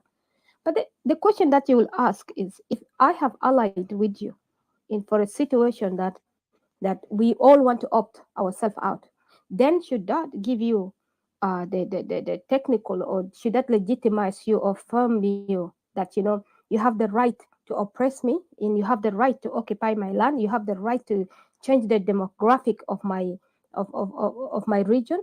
Does that really give them that right? or or should I suppose, after the war, after the secession, should I suppose everybody should have gone to their home, and everybody should have gone to into developing their homes and stuff like that? But of course, this is not in their mind. And to begin with, in my thoughts, that when we had gotten the separation from North, the first thing was supposed to be done by for a clever leader to do not combine all the South Sudanese together and begin to circulate the false words of saying anybody can live anywhere. Because South Sudanese are people who have never lived together. They have never gotten the chance to live together, to get to know each other to begin with. You know, we come from a different side. You know, especially these generations that are living right now. Nobody knows even what the rest of the people are or what they do and how they. We've just been shocked. Really, it came upon us as a shock. You know, some of us, especially me, I can speak of myself. It came upon me as a shock to know some people and the way they live, and how every time I hear they speak, you know, it's really shocking to me that I could not believe that there are people existing on this earth like this. You know, but of course, you try to pull it together because you got your whole entire nation that you're fighting with. I mean, you're fighting for. So you don't have the time really, you know, to break down and, you know, go through this mental, you know, circle and stuff like that, because you get to look at the bigger picture here. But it's really so terrible that can really break you down. Uh,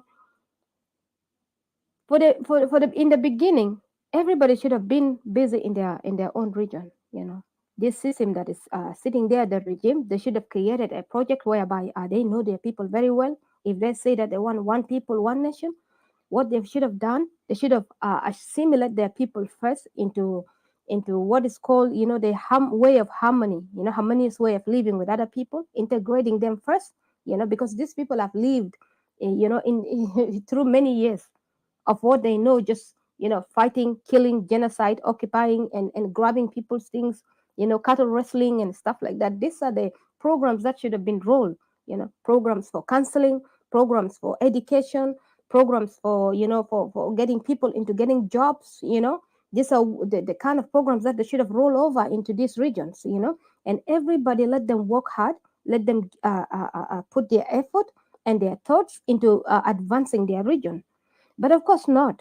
I'm not really totally surprised from these leaders of Upper Nile.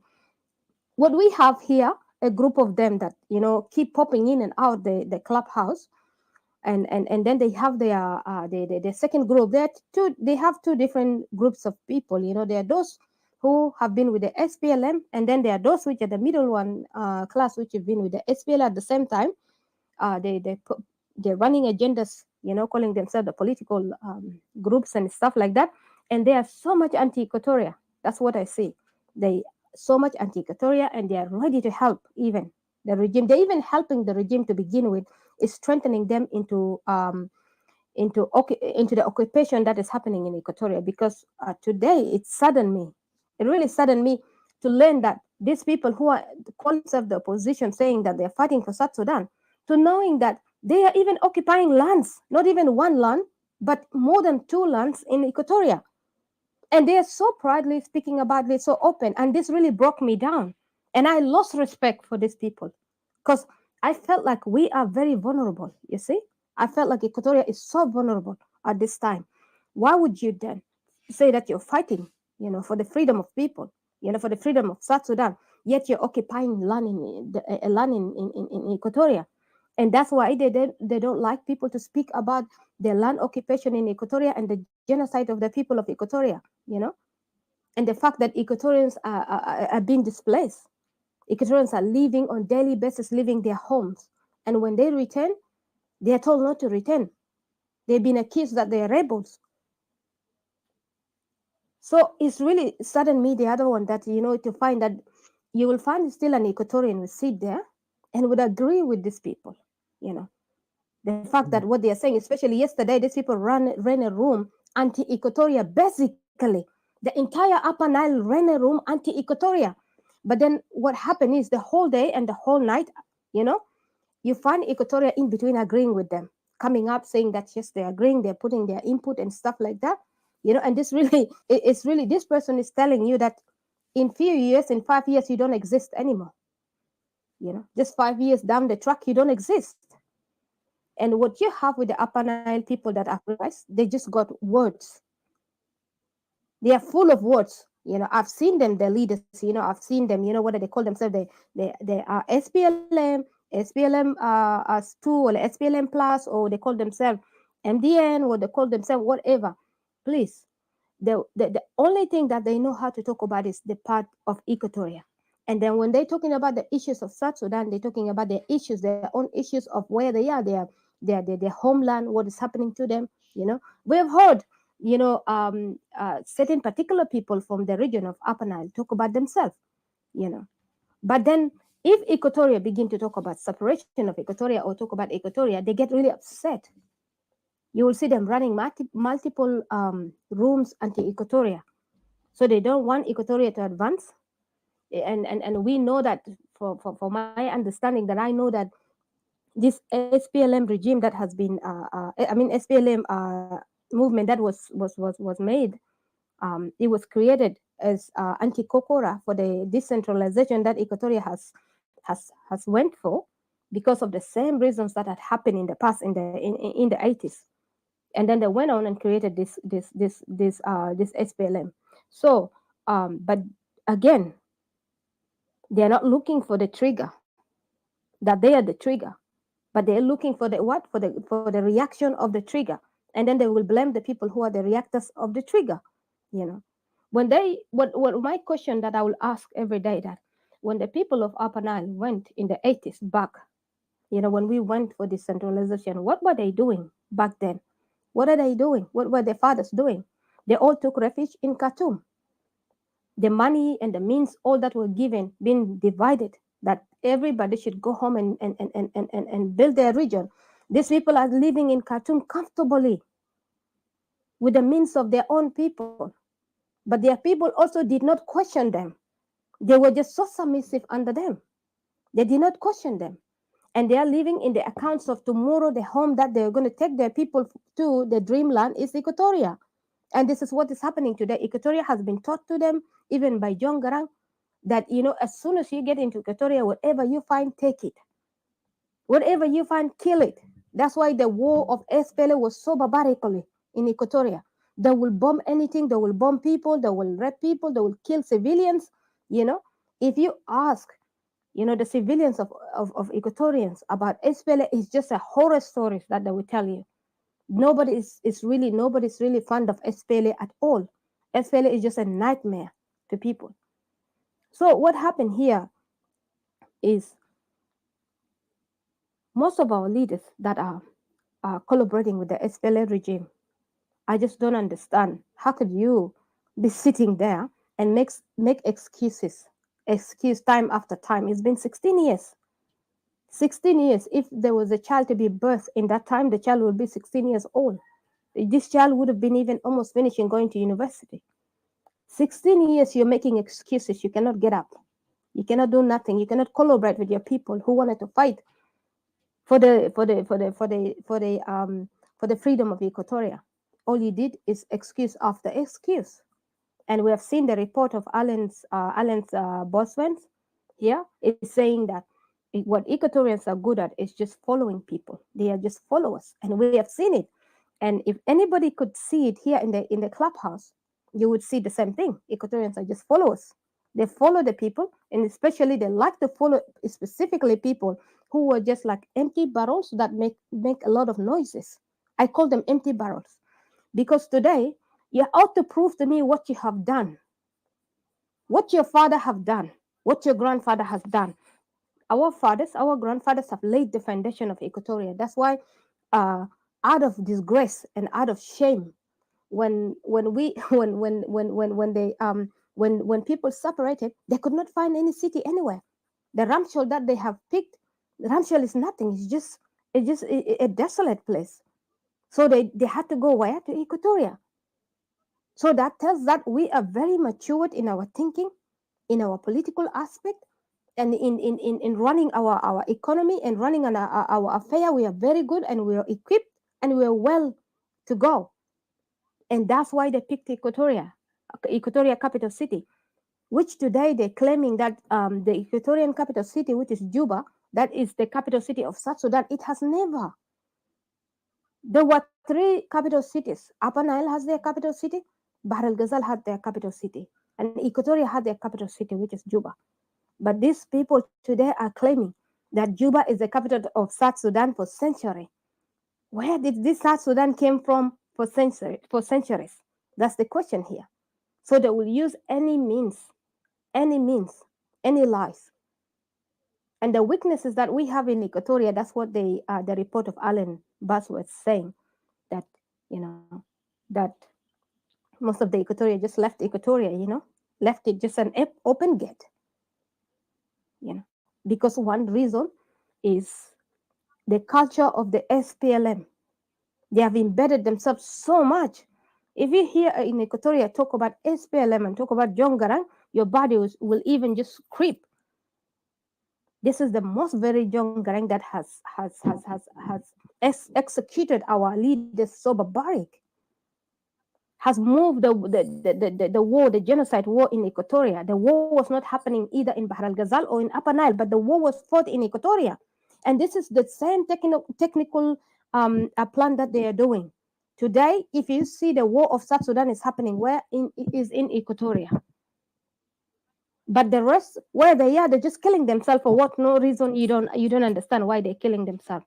They kill themselves, they run in Equatoria, and then they turn Equatoria into a battleground, whereby you cannot even tell who is who and who's doing what. So what they did is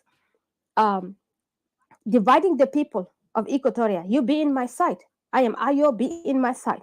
I am SPLM, be in my side. So Equatorians are divided to fight a battle that is not their battle. And what I had to ask here, if this political opposition political leaders are calling themselves leaders, if they really are intellectual and if they really are wanting to say that they are the solution for South Sudan's issue, why they don't ask themselves that when this tribal war happened, when Nuer was fighting hard to defend themselves to live to the last breath they have, where were they? Why they did not diffuse this issue? Why the Upper Nile did not get in and help and diffuse these issues before it got out of hand? But no, they did not, because they're all afraid. They're all afraid for their life because they have been playing a coward and they have been playing a double side. They are the same people who have been with this regime.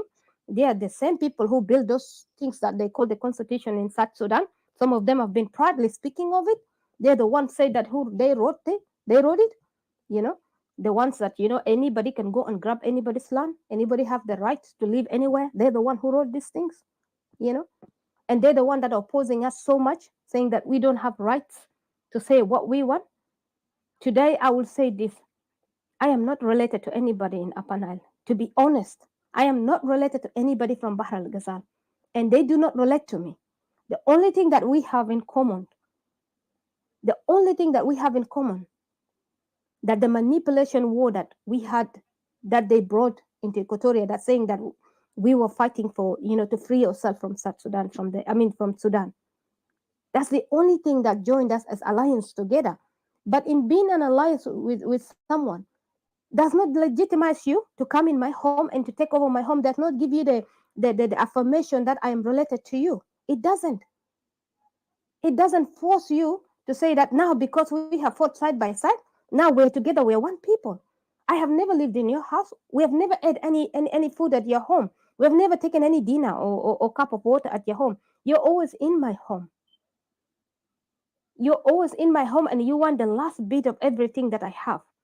And also with no shame on top of it. So all that I wanted to, that's really reality that is happening. These people would talk you out. They will address you. They will be aggressive over you.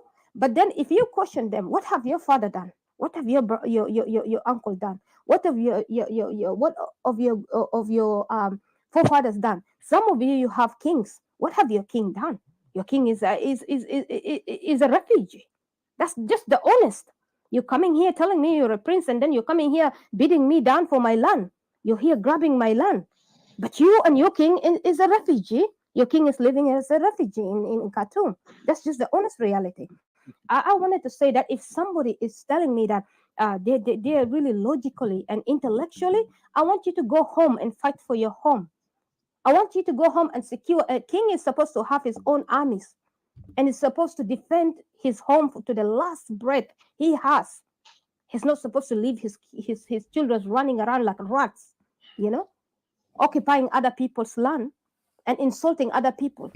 I say that the energy that they have, they're putting in Equatoria, the energy that they have, the empty energy that they have, threatening us that this separation of Equatoria will not happen.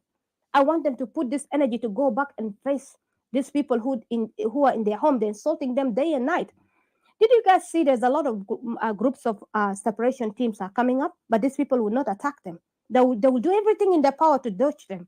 But Equatoria is the kicking ball of the day, because Equatorians are so submissive, especially when they just get Equatorian saying yes. They know that Equatorians are weak. So that's why they're playing this game so hard. Partly, they think that if they help this regime in occupying Equatoria and strengthening Equatoria, then from there maybe they can live together in harmony. But this is not going to happen. This is not going to happen at all. They're never going to get even their homes. That's one thing that they need to know. So what really breaks my heart is like seeing that, everybody in South Sudan is helping the occupation of Equatoria. Every tribe in South Sudan has been strengthening the system that is working against Equatoria. I said, if we are all suffering, you said that call it is the system. We are all suffering. Then why you're suffering, you're putting it on my back? Why you occupying Equatorian land? Why an opposition person having a land in Equatoria, not one land, but 2, 3 land? Today, you're in an exile. How do you run in an exile and started beginning to occupy somebody's land? Somebody who is in exile too.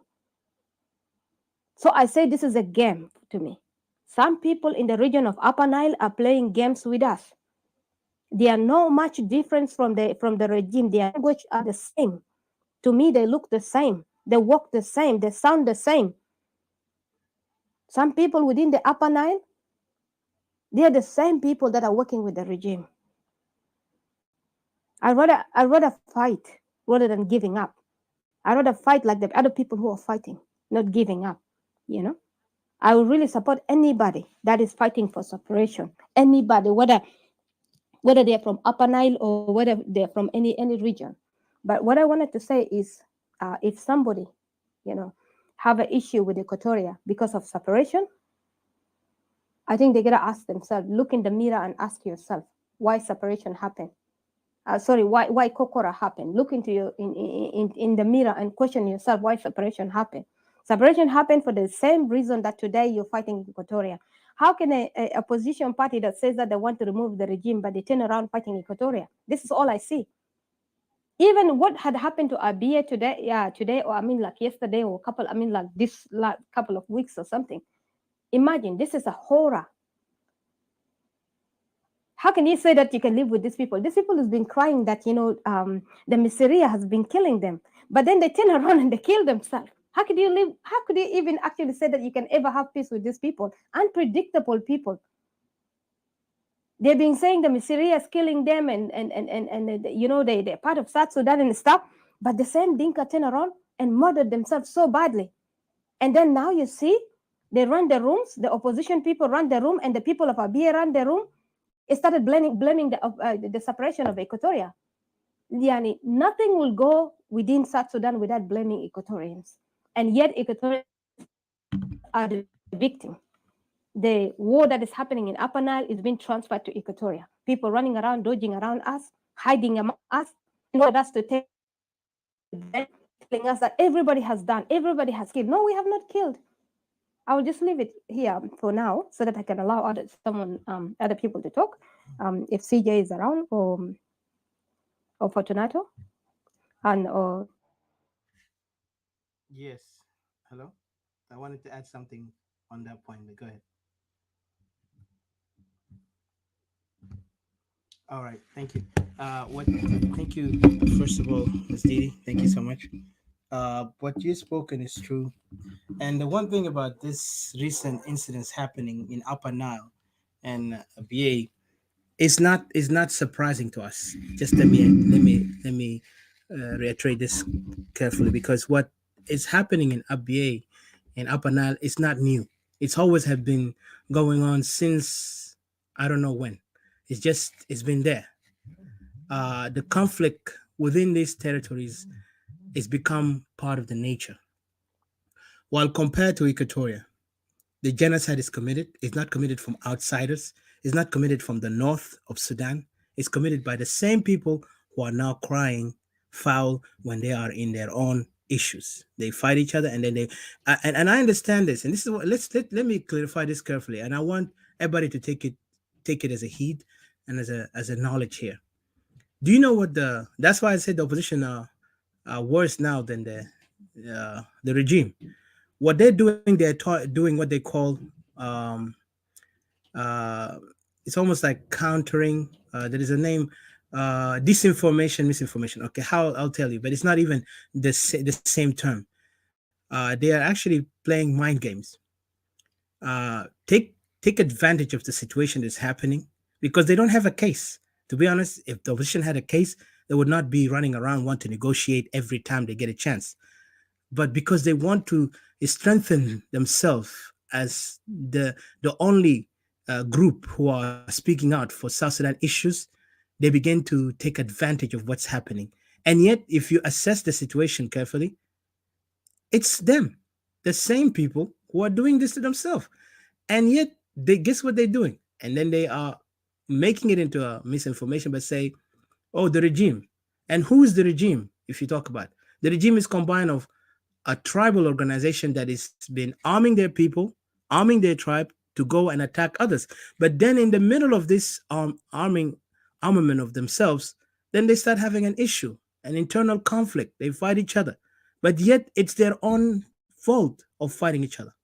And then when you talk about the neighboring countries, the issue of Abyei is a case that has been already put in the table before during the CPA, comprehensive peace agreement that was made. But do you know what happened in this comprehensive peace agreement? Most of the people in SPLM did not follow up. A lot of time, even there was a journalist from the Dinka tribe who wrote and even criticized, and then later he was assassinated. And this is internal conflict because the Dinka is, like I could say, they are more like hierarchical society. They will follow the leader, and that's why you see them. They will submit to the idea, and they are very much loyal to their leaders. The elders mean that this elder said this, that means it's true. Even if they're well educated, they're well, it's still they will follow that mindset, and they will continue to manipulate and conspire against the others who are non-Dinka tribe. And this is fact, and you can even look at them in the way how. And then what happened is this guy wrote a news because he's a reporter, and he's an American citizen. He has dual citizenship, South Sudanese and American, and he's from Dinka. He was from Dinka Bor. He wrote this article criticizing and condemning the regime for not following up and doing their job properly. So some of these people within the regime administration felt offended, so they threatened him. But he said, I stand for what I say, and he was mostly standing to benefit his people from his criticism. But they took that criticism as a threat, so they assassinated him. But he mentioned something, and I remember I read that article talk about they did not follow up with the CPA. The CPA, up to this moment, if we go and revise it, the CPA has a lot of paper that most of these so-called honorable ministers have not even read it. Some of them did not even follow up because all of them, they were focused. And that time, international community was giving them billions of dollars in their hands because the international community had this one vision that they were going to be a country and they're going to help them by, supporting their people, build whatever need strategies, mechanisms so they can be the nation they can be. While, of course, the contracts will come after that, the contracts for the oil. But what happened? These guys went and done corruption with the money. They went and began to waste the money from 2005 up to our time, right? And then guess what? By the time the country became a nation after the referendum, the people who supposed to be the leaders or the nation supposed to be a country, it was already bankrupt. When the country became a nation, the first time in history, a nation will, in its birth, it has nothing. That was South Sudan. The country was already bankrupt. People have no salaries. The ministers say we don't have money. A lot of issues. So the conflict that later came 2013, people even predicted it's going to happen. And I've spoken before with ambassador used to be in South Sudan from United States. She's American ambassador in what do you call that place in South Sudan. She already talked to us like this. There is actually That's before the conflict. Say this country is going to get into a war, but we don't know when because there is tension between the Nuer and Dinka, because they are the one who are right now in the power, and there is tension that the Dinka want. They talking about under the ground that there is something they don't feel comfortable with Nuer. So and then they did attack, but the Nuer did have confidence that they would not dare to do that because the country is already new and the world are watching. But unfortunately, the world watch while the Nuer were massacred. And the same thing today, we see the international community are watching us. Our people are being massacred. So those guys, when you talk about treaties, negotiation, they don't even follow up after they do the negotiation. The only thing they look for is the dollar in their pocket. If that negotiation has dollar in it, they will be happy to join. They will not question it.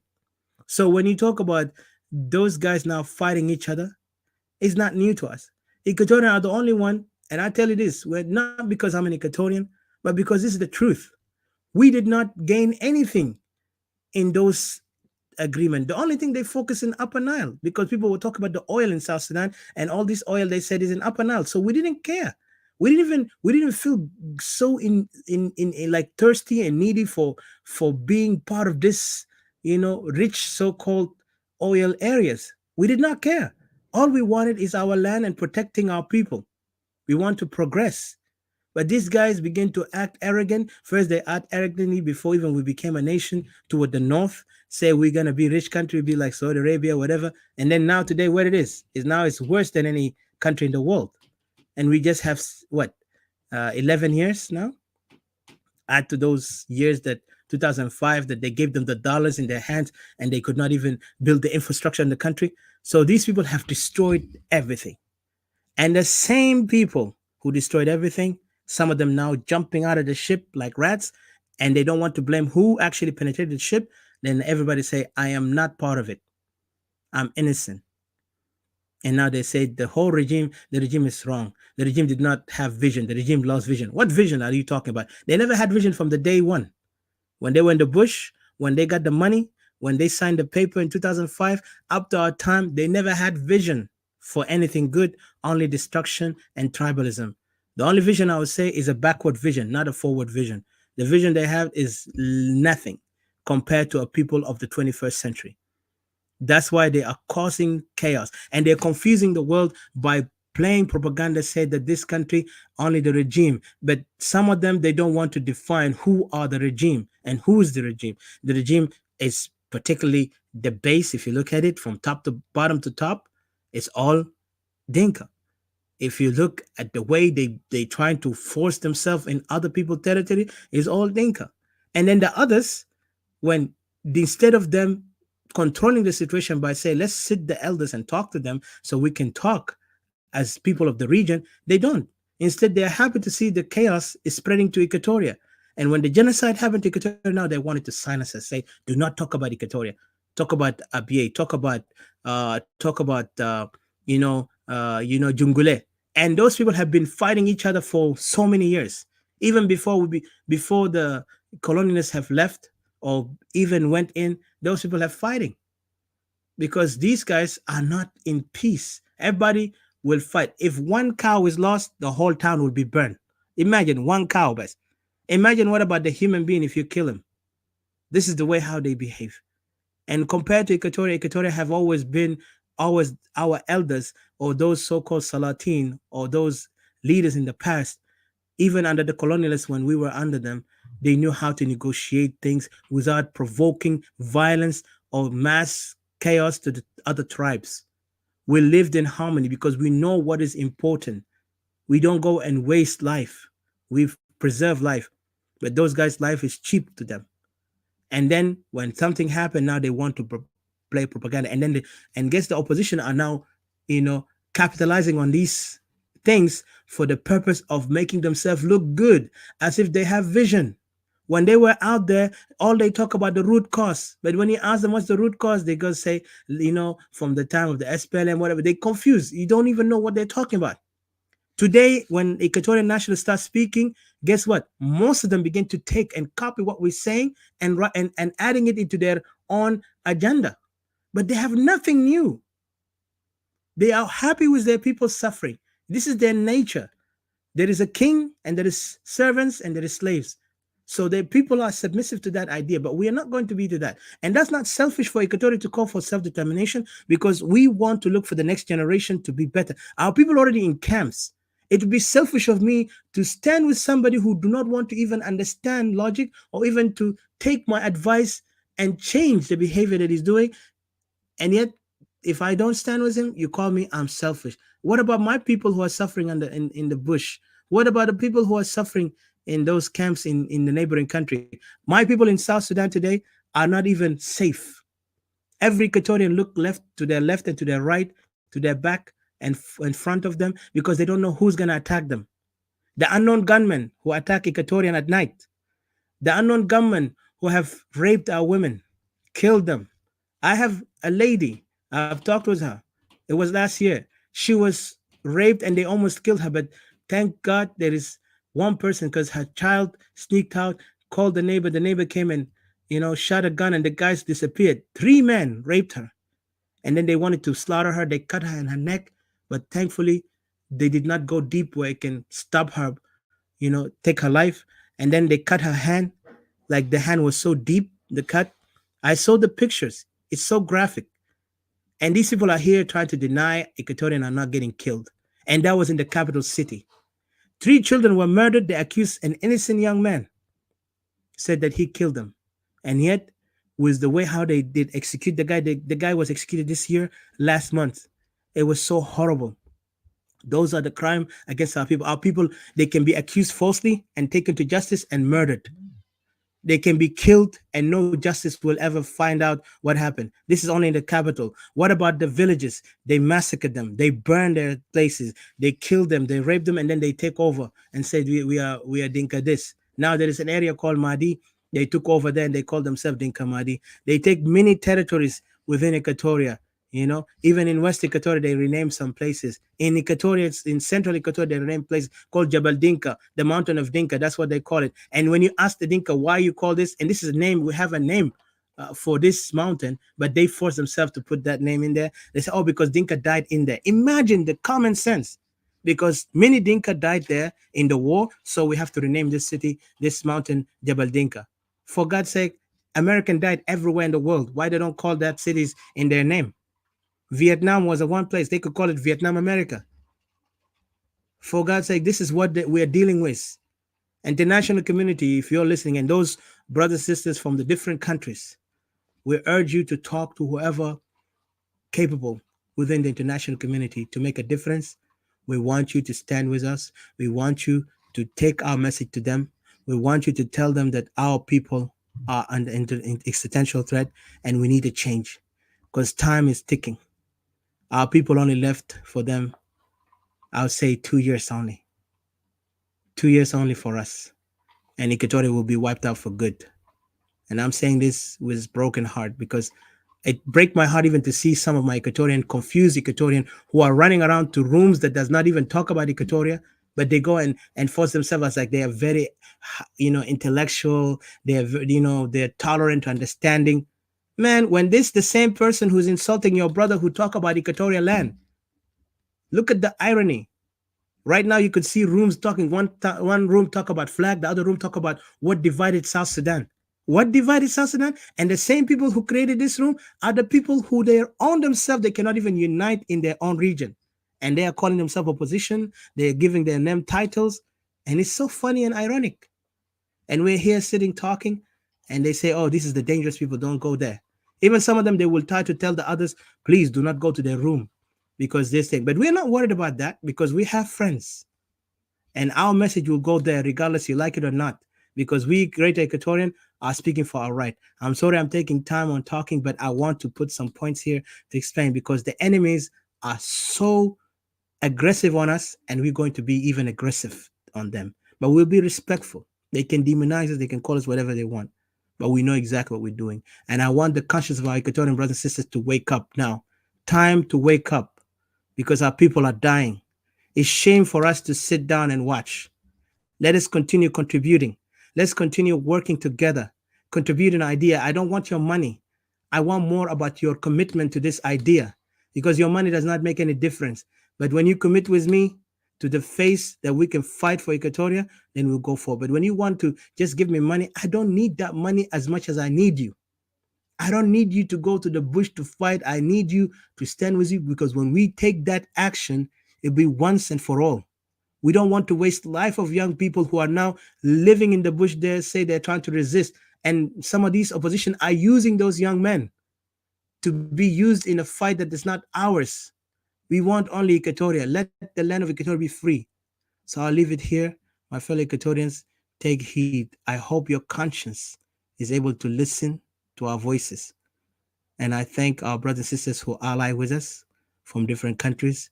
And yes, you will not be forgotten, and definitely will stand with you to the end of the world, that if the world, whatever time they end. But thank you so much. But I'll give a chance to Mr. CJ, and then from there, Brother Fortunato. Thank you.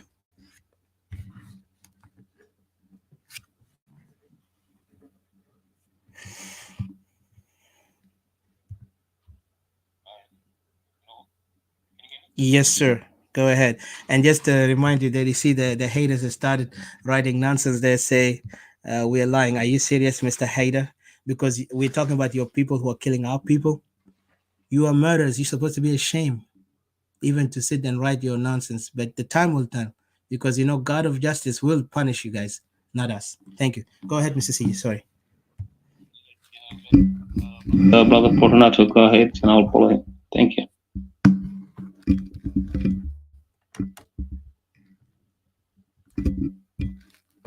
Hello, did you hear me? Yeah, I says, let Fortunato go ahead, I'll follow him. Thank you. Okay, CJ, thank you for handing this mic to me. I would like to greet everybody. Are CJ, Didi, Dr. Hakim, Odysseus, James, and the listeners. Thank you for this topic.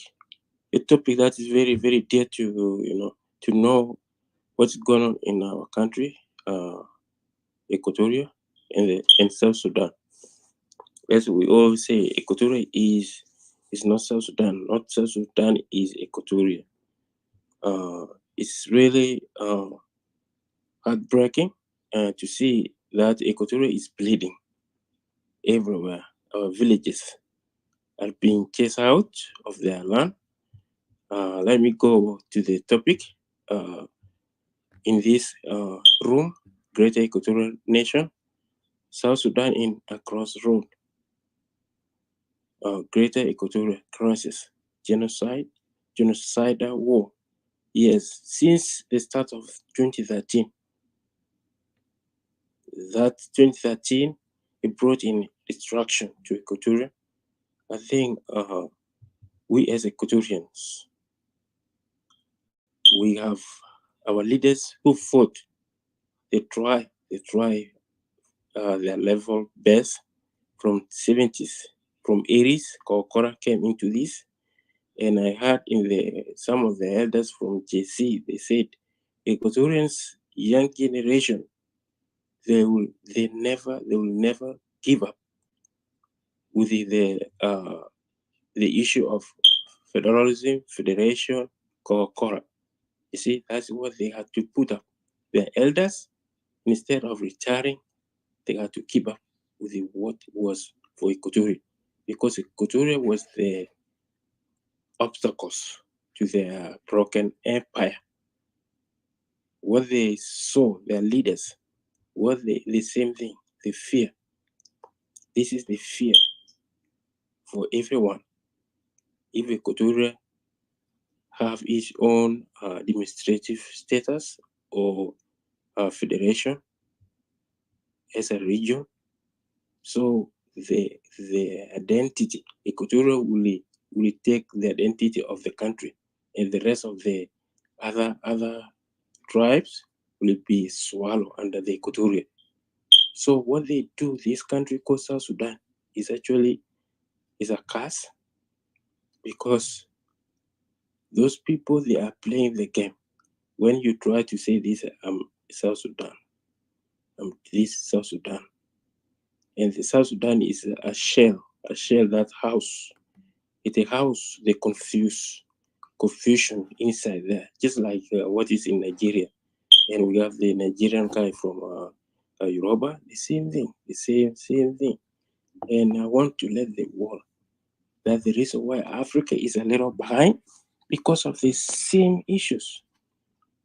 Since the coming of the Berlin Conference or this division, we as Africans, we didn't have our own space to express ourselves within our own space.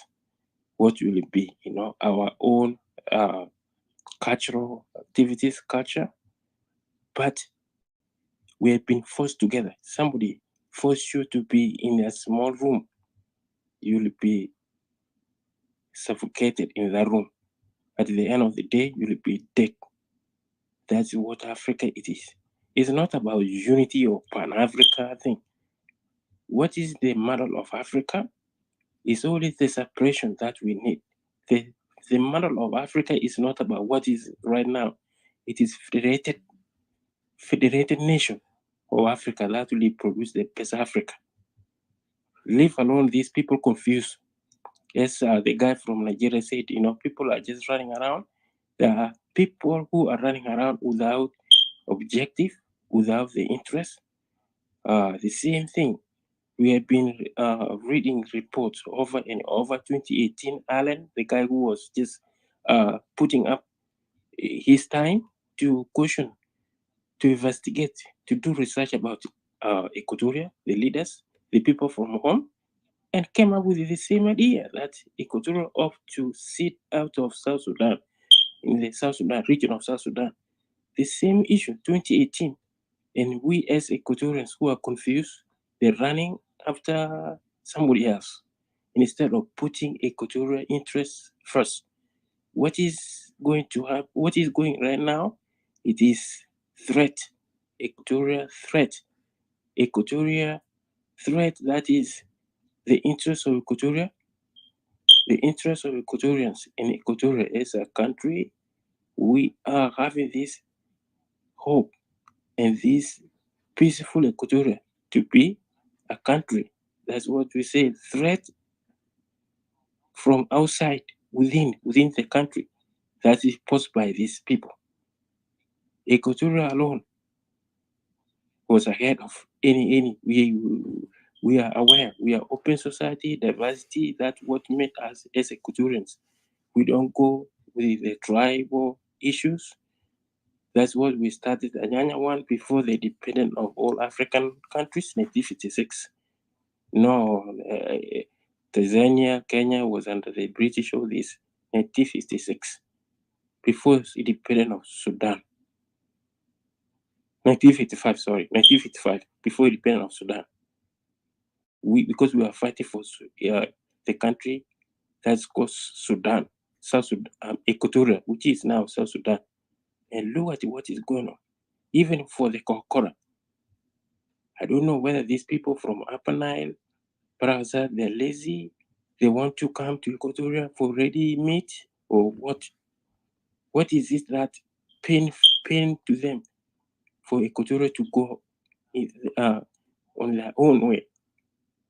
Why are they leaving their own land and come to Equatoria to bring destruction? You see the Dinka poor bringing the cows. They are armed to teeth to destroy Equatorians' crop.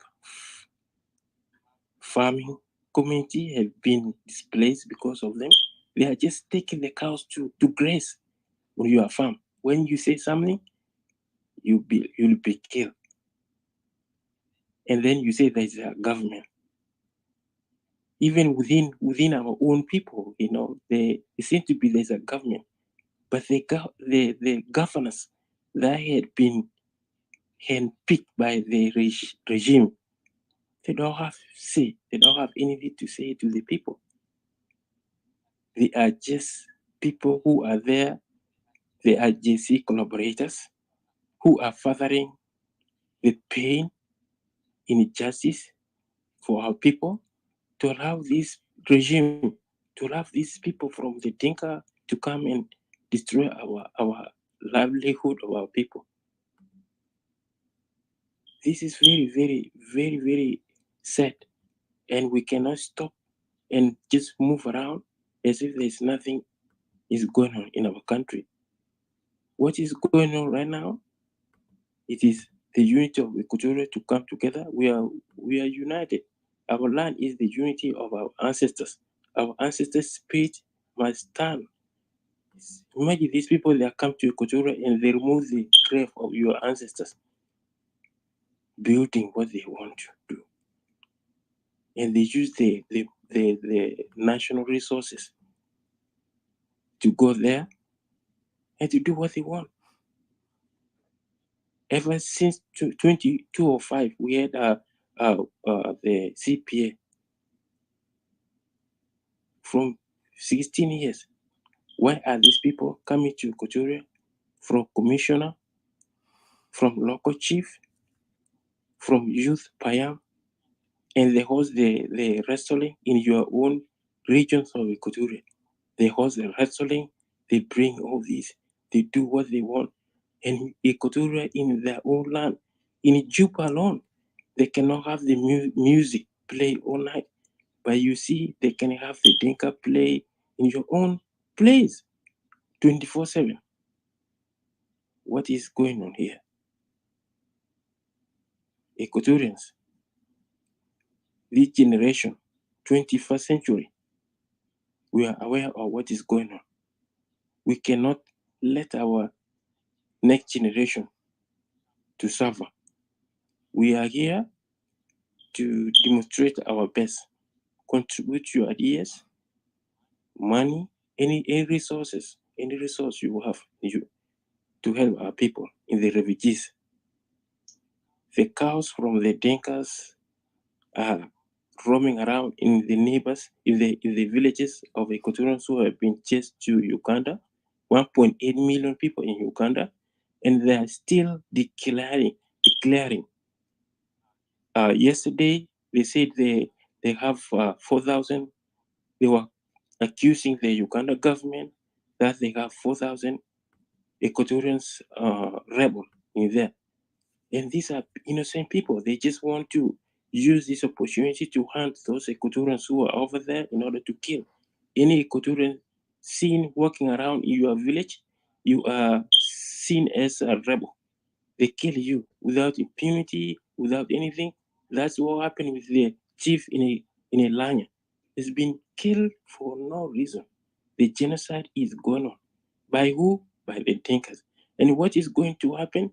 We need to dismantle this regime and these people, the Dinkas who are moving around in Equatorian land. Yes, we have information, every information. The Dinkas, the owner of those cattle keepers in Nimule and in that side of Mundri, they have the people that they will be accountable for that. We shall find these people. They have been taken to the rule of to the book. We have the Dinka from the Euro there. They come to the side of the Western Equatoria. We have the Dinka poor cattle. They move it to Central and Eastern Equatoria. We have this. We follow this, and people have been used to identify this. They are generals in this government who are using these other means to see that Equatorians have to be moved out of their own land. And we are not going to allow this, and we have to speak our mind, and you have right in your own land. Equatorians didn't go to the Dinkas land or any other non-Dinkas tribes land. You are in your own land. And we need capital city to move out of Equatoria. Because we made, although this was a temporary 10 years passed. Ramshell was supposed to be built, but these people, they cannot even listen. They just want to stay there. They have to build their own capital city in Wau, in Malakal, not just moving around the way they want to. So I will stop here and I will add something later. Thank you very much for giving me this opportunity, and I'm looking forward to listen to your ideas and how we can go forward. And please remember, you have the right of your land given you by God. You didn't go to somebody's land. No, you didn't go to Upper Nile or Brahaza. You are talking freely, strongly about your land. Somebody coming to you, you got the right to defend yourself. Thank you.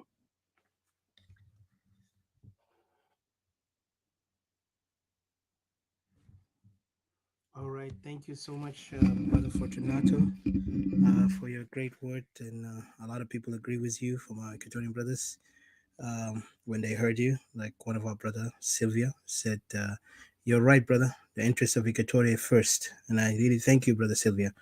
Um, let's go to Mr. CJ. As we speak, the genocide of Equatoria is real and it's going on as we speak, and our people need to take uh, all cautious and all necessary things to do to take action on that. I mean, to prevent this continuous genocide. And yet I'm very saddened by some, but I will not look up to them, because these people, we already know what they stand. They're standing on their political parties instead of Equatoria, and yet that's why they're confusing themselves with oppositions. They run around calling themselves oppositions and all these, and they are not doing any favor. They feel like, so to me, I feel like those guys even are worse traitors than anything. Because if you guys are willing and happy to see your brothers getting killed within Equatoria for the sake of oppositions, then shame on you guys. Because the people who are dying there, those are Equatorian sons. I never seen the other oppositions who call themselves allies of the opposition of Equatoria is standing with them. Not even militarily. Where are they? Only they're just trying to benefit on the blood of the innocent Equatorians so they can corner us and say we are one people of South Sudan. So I say shame to any Equatorian who try to run around and play on the game of these people who are using our people to just be murdered and to be marginalized and displaced continually because they are so ignorant. They did not learn from the first mistake. They did not learn even for their submission to the SPLM and to the IO. Still they continue being submissive even to the so-called Soma. And I put it out there, and I'm not afraid to say it, because these guys are not helping. Who are in the ground fighting right now? Who are the one bleeding? And yet we see those guys only willing to go negotiate. Shame on those people who call themselves they're standing for Equatoria. If you stand for Equatoria, stand for Equatoria, and come and sit down with us and speak for the people who are dying there so we can stop the bloodshed. We can stop this mass genocide. You guys are happy. You want to sing about other people who are causing their own fight? People who are sitting in Upper Nile there doing nothing but killing themselves? And yet when they don't even know the meaning of peace, they want to continue violence, and they want to do it now in Equatoria, and they continue doing it. This is just a political confusion for us not to speak our right. Trust me, if people can manipulate and can take advantage of others just to gain their momentum, you guys are really, if you don't notice that, you guys really need to revise your education again, because I'm telling you, these guys are playing you well. So let them wake up. Let those Equatorians who are selling themselves cheap to wake up, because you guys are you're not different from Waniga. You're not different from those guys who always been persuaded, like, they put a leech on their neck and they take them anywhere they want. So I don't want to go far. I'll give a chance to Mr. CJ. But I really say, Equatorians who are down there, I know you guys understand what we're saying, and we thank you. And those also who know that people are dying there and they feel the same pain like we feel in diaspora, and they're doing whatever it takes to end this war and to bring Equatoria to a new dawn of horizon, which is independent of Equatoria. So I won't go far. I'll give a chance to Mr. CJ. CJ, please go ahead, put your input, and thank you.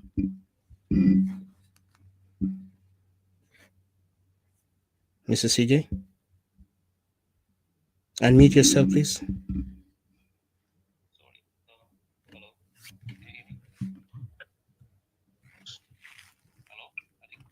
Yes, I hear you. Go ahead. Continue. Yeah. Excuse me, sir. Let me say greetings to all of you guys.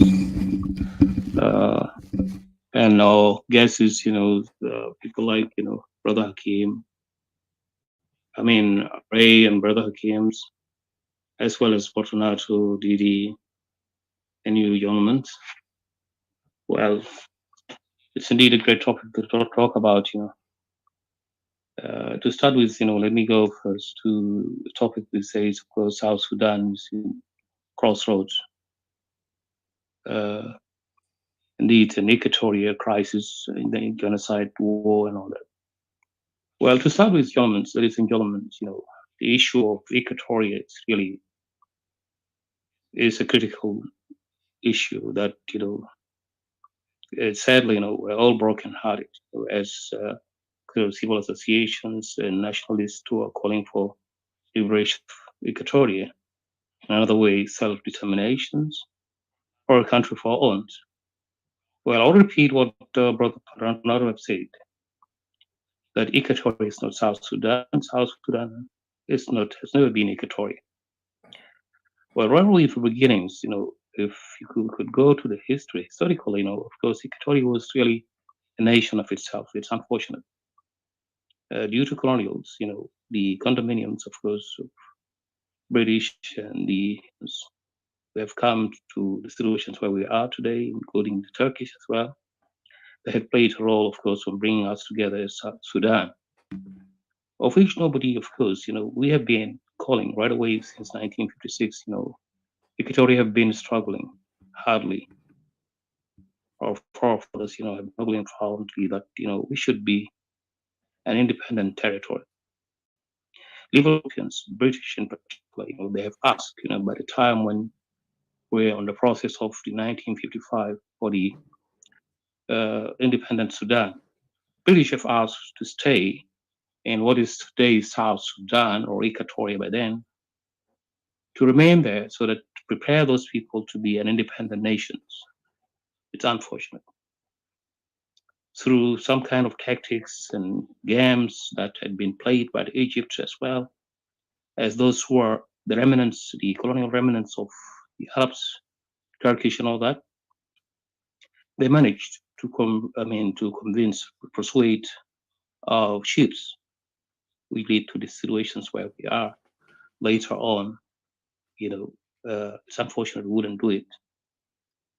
So there was a call for the called federal system.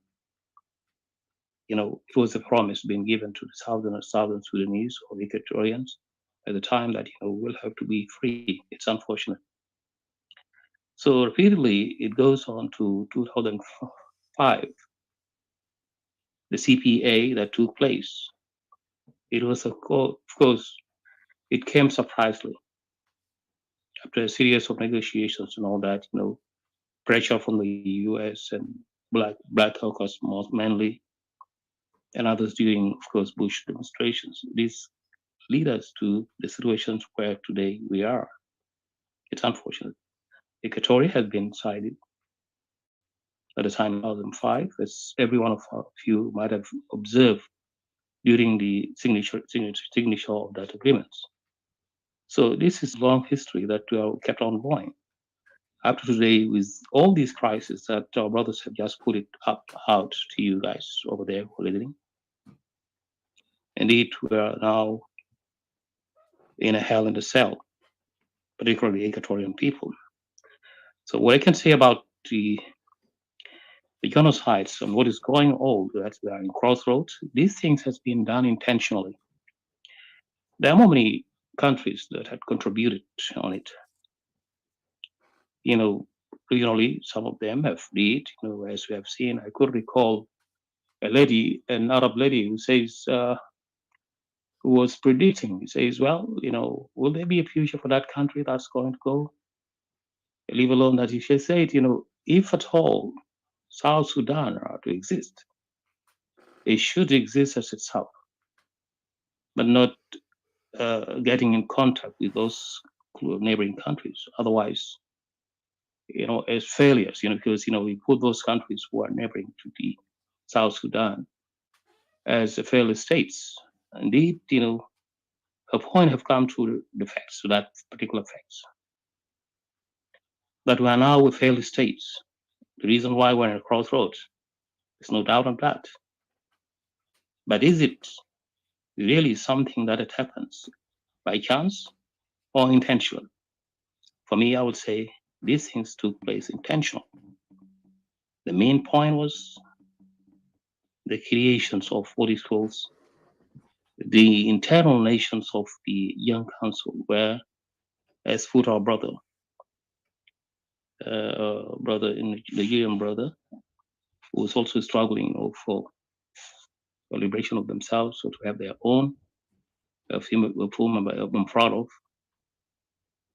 Indeed, the issue of building a nation was a shocking point to the Africans in their entirety.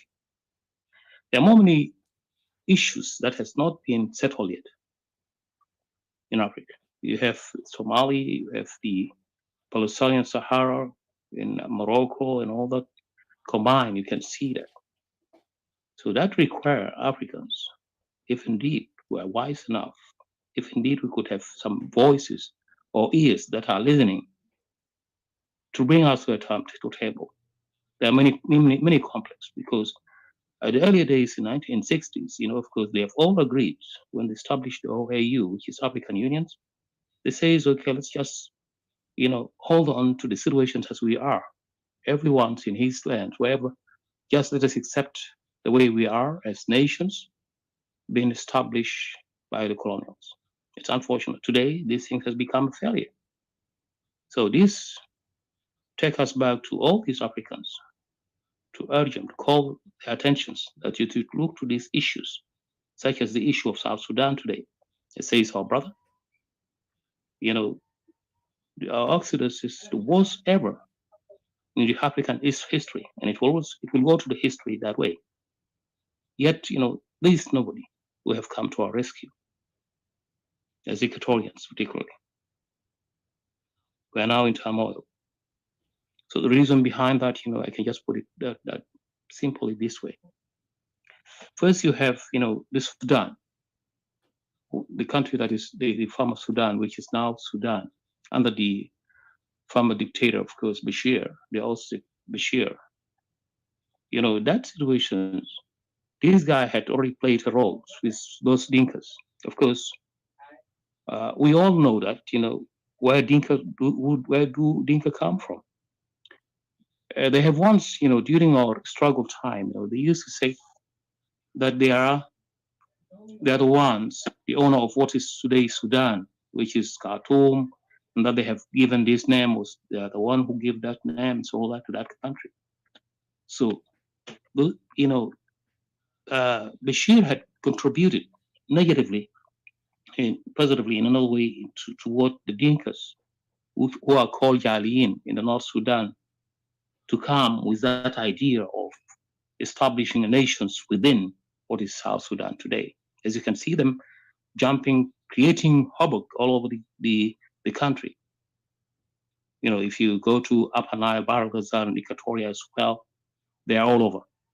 Their main purpose, of course, is to get a lands, to establish themselves, or means squeeze themselves within any part of the area.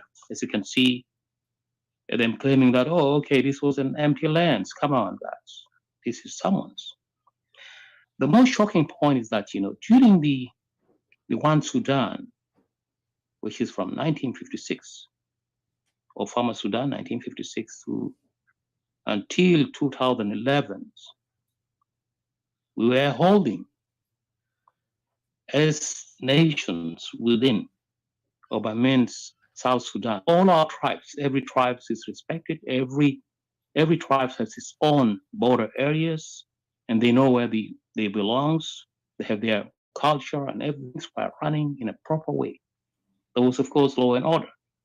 Nobody could step or go to someone else. If you wanted to marry, you have to get married and take your wife right away.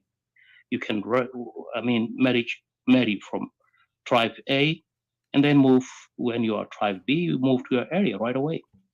There's no any contradiction at all. Things were in a proper manner. Things were perfectly going good. And everybody, despite the fact that, Jalaba, those, that is not North Sudan, of course, despite their interference, their tactics of Arabizing the country and Islamizing it, despite all that, yet we were holding as African tribes, multi-African tribes, with our diversity and everything. So everything was good, with the exception of Dinka. The Dinka tribes, who are, of course, originally, I can originate them, take them back to Khartoum, who are coming from Khartoum mostly, majority. Of course, during the Mahdi time, if any one of you are, familiar with Mahdi's, the revolution of Mahdi in Sudan, that is what pushed those people to come to the area of what is today Upper Nile. But then this area was a deserted area, according to the scholars, that when we are brought to that area of Upper Nile, that deserted area is like you have been sentenced to death, because that area was uninhabited. You can't be able to live on it. There are more many things on that. So those along the Valley Nile, the Nile, it used to be, of course, depending on fishes and all that, when they move, some of them, then to migrate more and more backward to South Sudan. Their focus was mainly to Equatoria land, because the way how they look to that land, how fertilized it, how beautiful is it, and its people, and the way how they know that. So that's what brought us to that point. Then with Muammar al-Bashir, we'll go to the next round, which is the next thing is that the tribes, the Dinka tribes, of course, those are the most serious ones who follows that. And then you have the African unions, the way how when this war erupted in 2013, that was another issue also. And instead of settling it within, that was, of course, something that took place, you can say, within the regime of Kir and Mashar, the coalition regime of those two guys, whom the uncles and all that, sons and all that kind of things. Yet they're the one also, they have that ambition. I can't dismiss that, they have that ambitions. The other one goes first and then the other one follows. We have an example on that. So those are one of the issues also. And then follows by what? By the IGAD. Of course, IGAD didn't play the good role. That would have settled these issues within the context of a tribal war between Dinka and Nuer, because it has become clear based on the genocide that took place in Juba against Nuer people. People ought to be accountable. It's unfortunate. Instead of holding them accountable, both guys, Kir and Mashar, it's unfortunate. They brought him to go and rule the country again. So that was the reward. Imagine, how could you reward a criminal in the state of life when this guy was supposed to be taken out? It's unfortunate. They wouldn't help. Of course, what they use, of course, our resources, the country resources, they have used it to their advantage. To persuade some of those people, I have no doubt on that.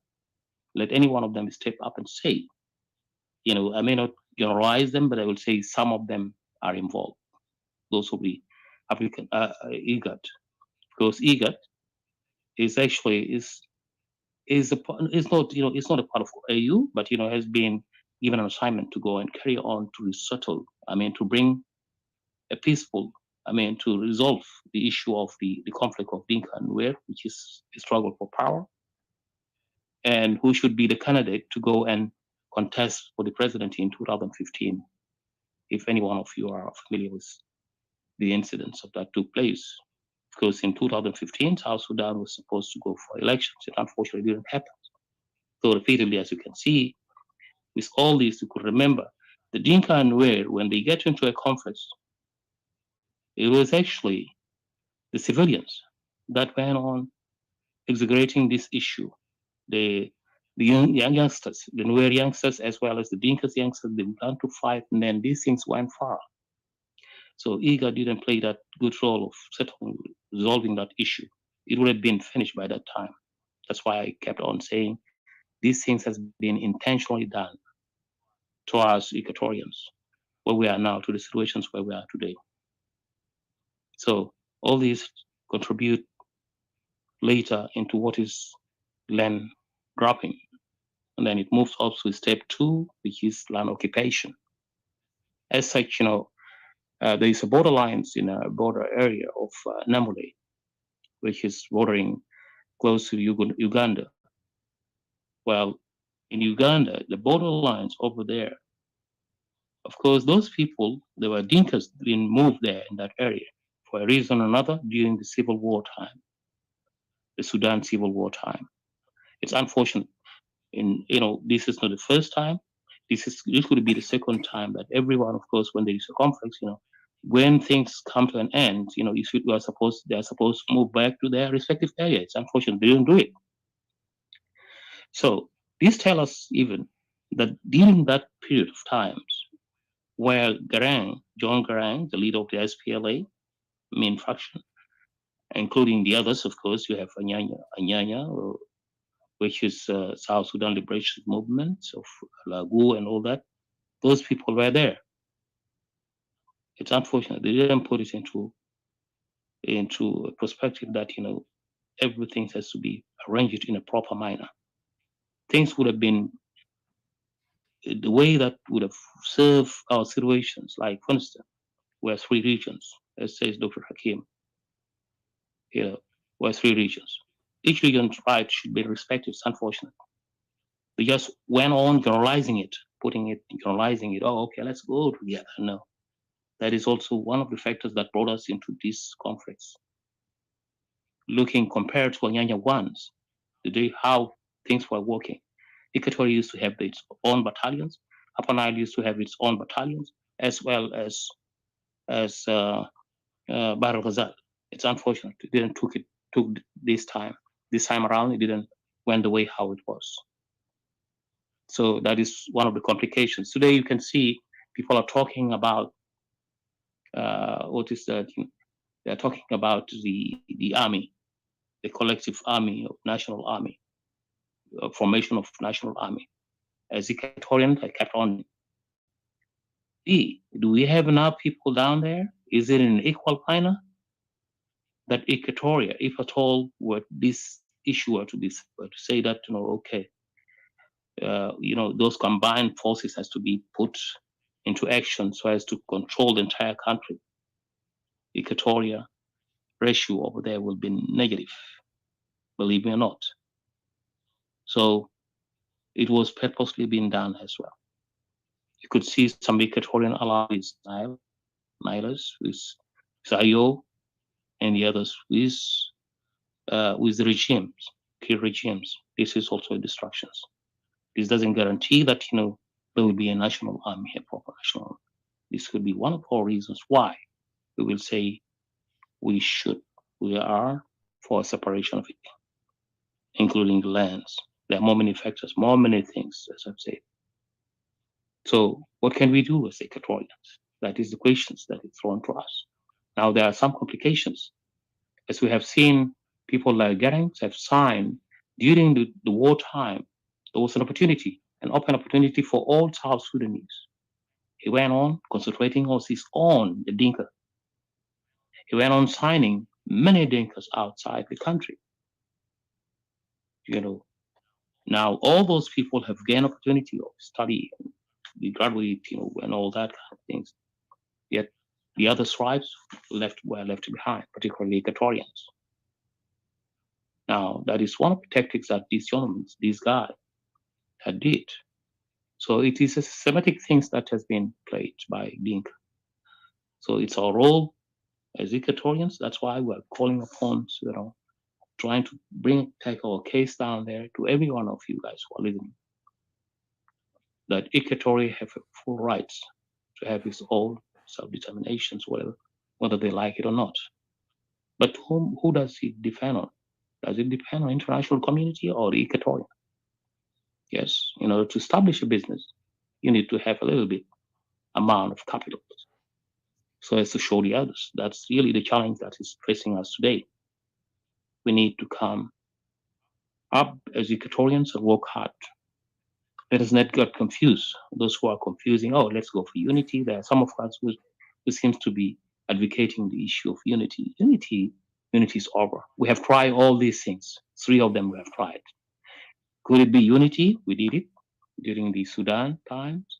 It's unfortunate as well as the federal system. We did it. Yet Dinka are refusing that, telling us that this is a red line. It's a clear point. What does it mean here? So let us not deceive ourselves, Equatoria, who are out there, who are listening as this is a way out. So we have tried all these things. South Sudan would have been holding with their 3 decentralizations kind of systems, which is almost resemble what separation, federal system, where every state has to govern itself in a proper manner. It's unfortunate they wouldn't like it. They just wanted to make it randomly, mix it up with a chance. So Dinka are now playing the roles, using our own money. What do we do on that? The wise will go after the resources. Strong, right? Then we'll see who will be the winner after all. This should have been the thought of Equatoria toward that. If the world cannot move toward us to help us in this issue, we need to do it. So this is a long story to go.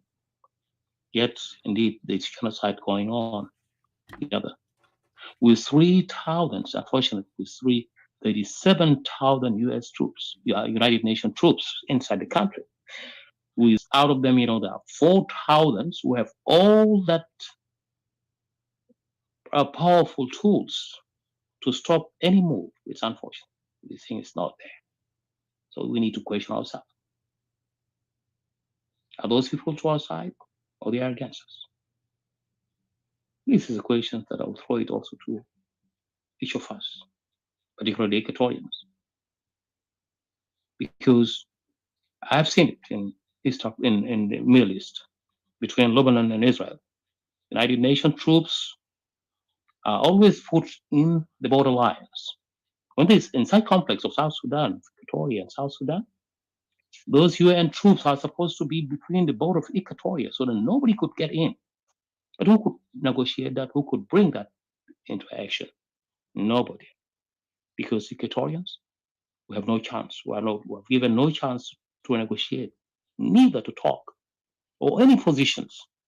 If you're there, you're just a puppet, and that's it. They can use you for their advantage. If you get out of the lines, you're out. You're taken out. So this is the situation why should come to our sense and understand that, everything is not to our sides. The only thing we can do as far as unity is there.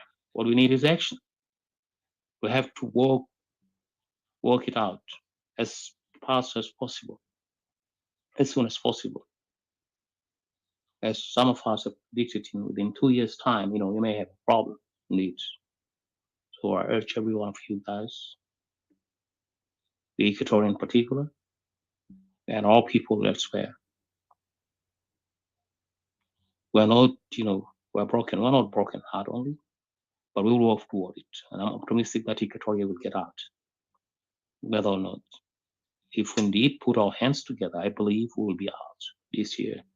There's no doubt. Because all these actions, if you can act, you will get to your goal. Without actions, you're nothing. So thank you, guys. Thanks for the opportunity. I'll keep on going. Thank you, Artika, and everyone.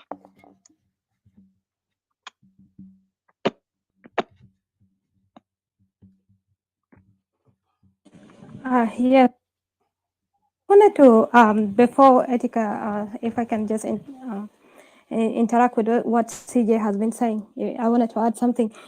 Like what you said that these people should have not been allowed in. The UN forces should have kept them out. That's really true indeed. Because today we have a situation whereby if we all look into this situation clearly, if you are an Equatorian who's not confused, you will know right where to stand. Okay? These very people who are portraying themselves that they're innocent, is the system using them. Okay, we have to be in unity. We cannot be divided. We have to stand together. We're South Sudanese. These very people who currently the South Sudanese are all protecting, South Sudanese are all supporting their acts. These people turn around and kill themselves so maliciously, mercilessly kill themselves, burn their houses down, burn their relative down. And these are the people, and they call themselves brothers. Okay, this is confusing in itself. This is a good enough reason as such Equatorian or any other South Sudanese to tell, this is it, you know. But then people still sit down and say that, let's just get through it. Let's just get past this. Is this really a country or is this a joke?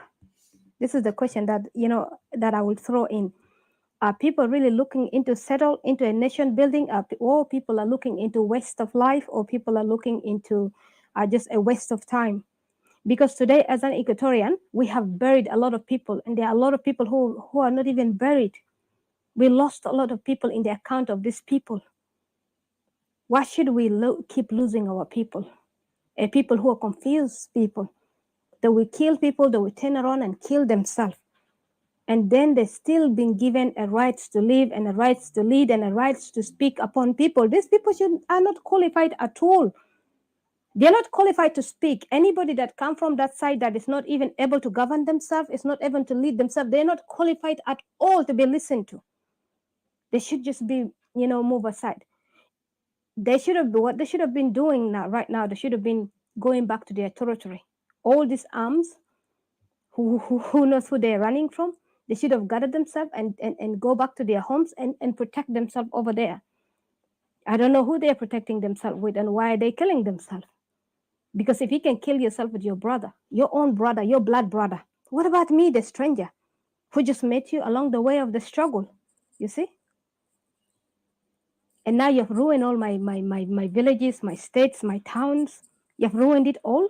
The entire of Equatoria, Juba, Yei, Torit, Yambio, and all these places, Morobo, all the way. You've ruined it all. The Madi land, Nimule. You've entered all the East Equatoria. And then you've got those people from East Equatoria. These people who are playing as villain in between, saying that, this will never reach to us, And now you see this thing is reaching everywhere. And Equatorians are still speaking for them. Equatorians are still lying, putting their neck down for these people as a sacrifice. Why should you sacrifice for someone that could not even sacrifice for themselves? They're not ready. These people are not ready to be in peace. These people are not capable. They're not ready to live as human beings with dignity. They will never be until the gods of Egypt, gods of Egypt raise from the buried city that has been drowned under the water, until they will raise up and serve their sun gods. These people will never be ready. They don't even know, they don't understand the idea of evolving into this new century, evolving into building yourself. And they will never. So I really agree with you for saying that. This is what the UN forces should have done from the beginning, stopping these people over there. And then their problems should be solved over there. They should be in that territory and solve their issues over there before escalating all around the regions. And then they started making reports and saying that now they wanted one of the greater region, which is Equatoria, now has coming up with rebels, and now it's going to be just like these people. Now something has to be done. They should have thought of this from the beginning. So this is what I just wanted to add, and thank you.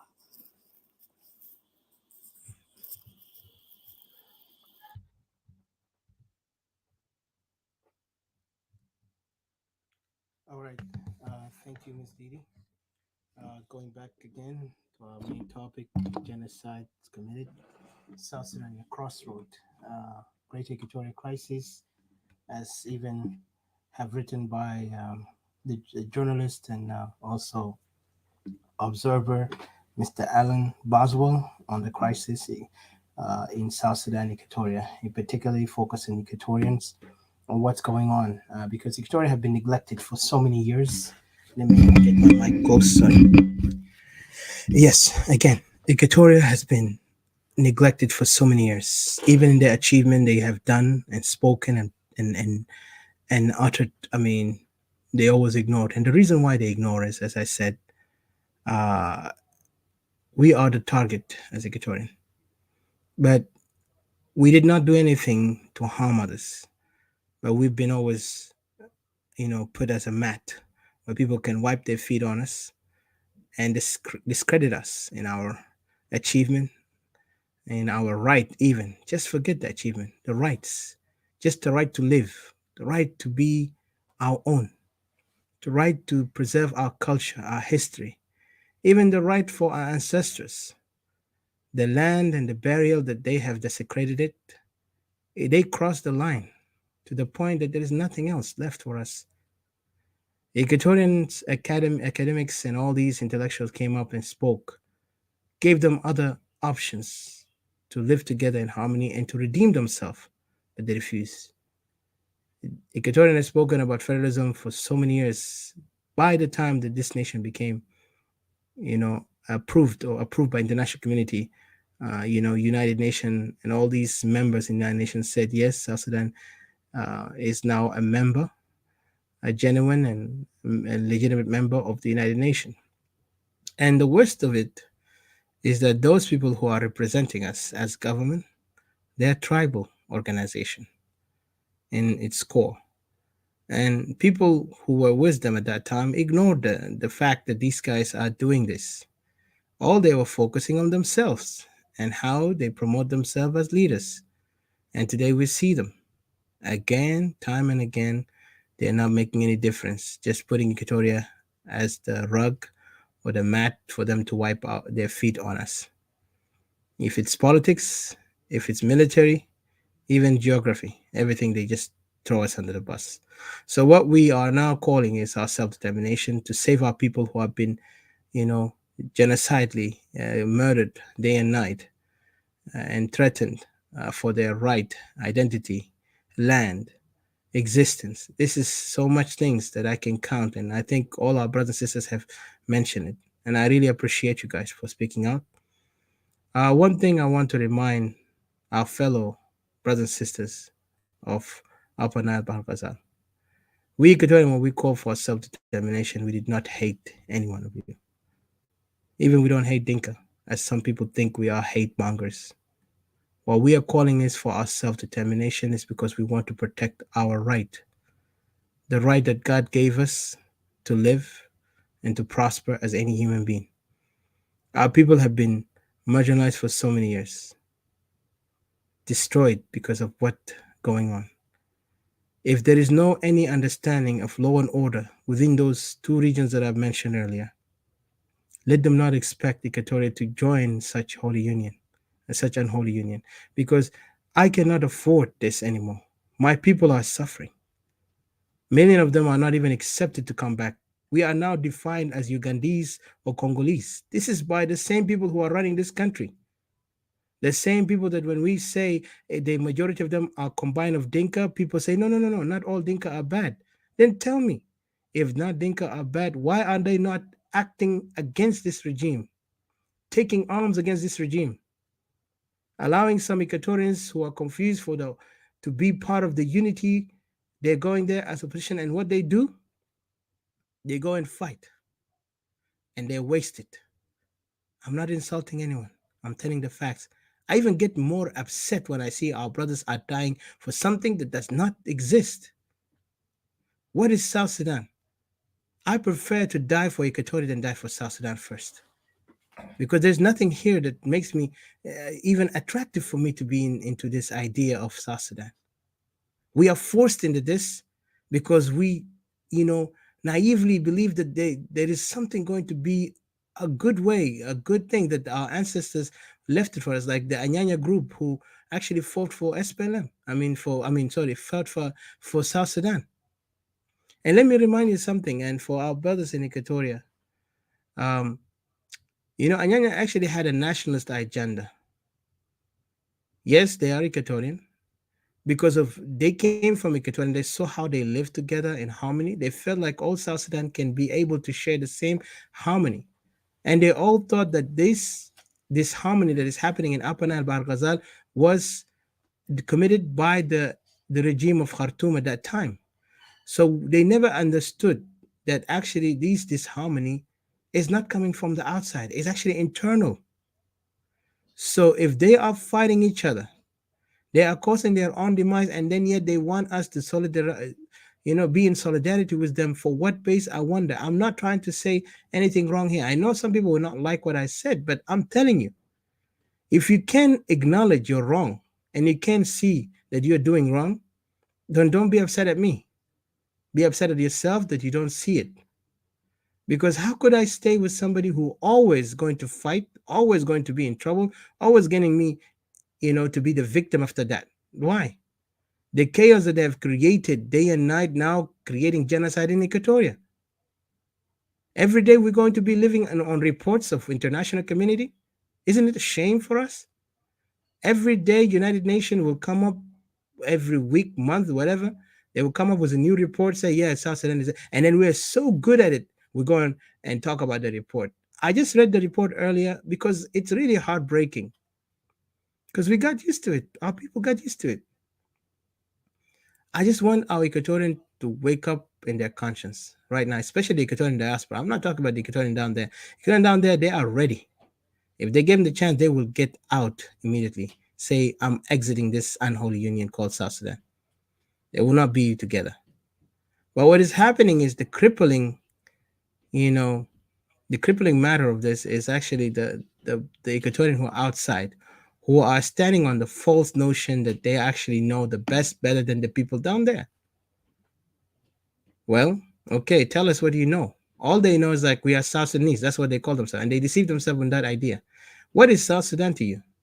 If they can respect your tribe, they can respect your territory, they can respect Equatoria in general, do you really think you are a South Sudanese?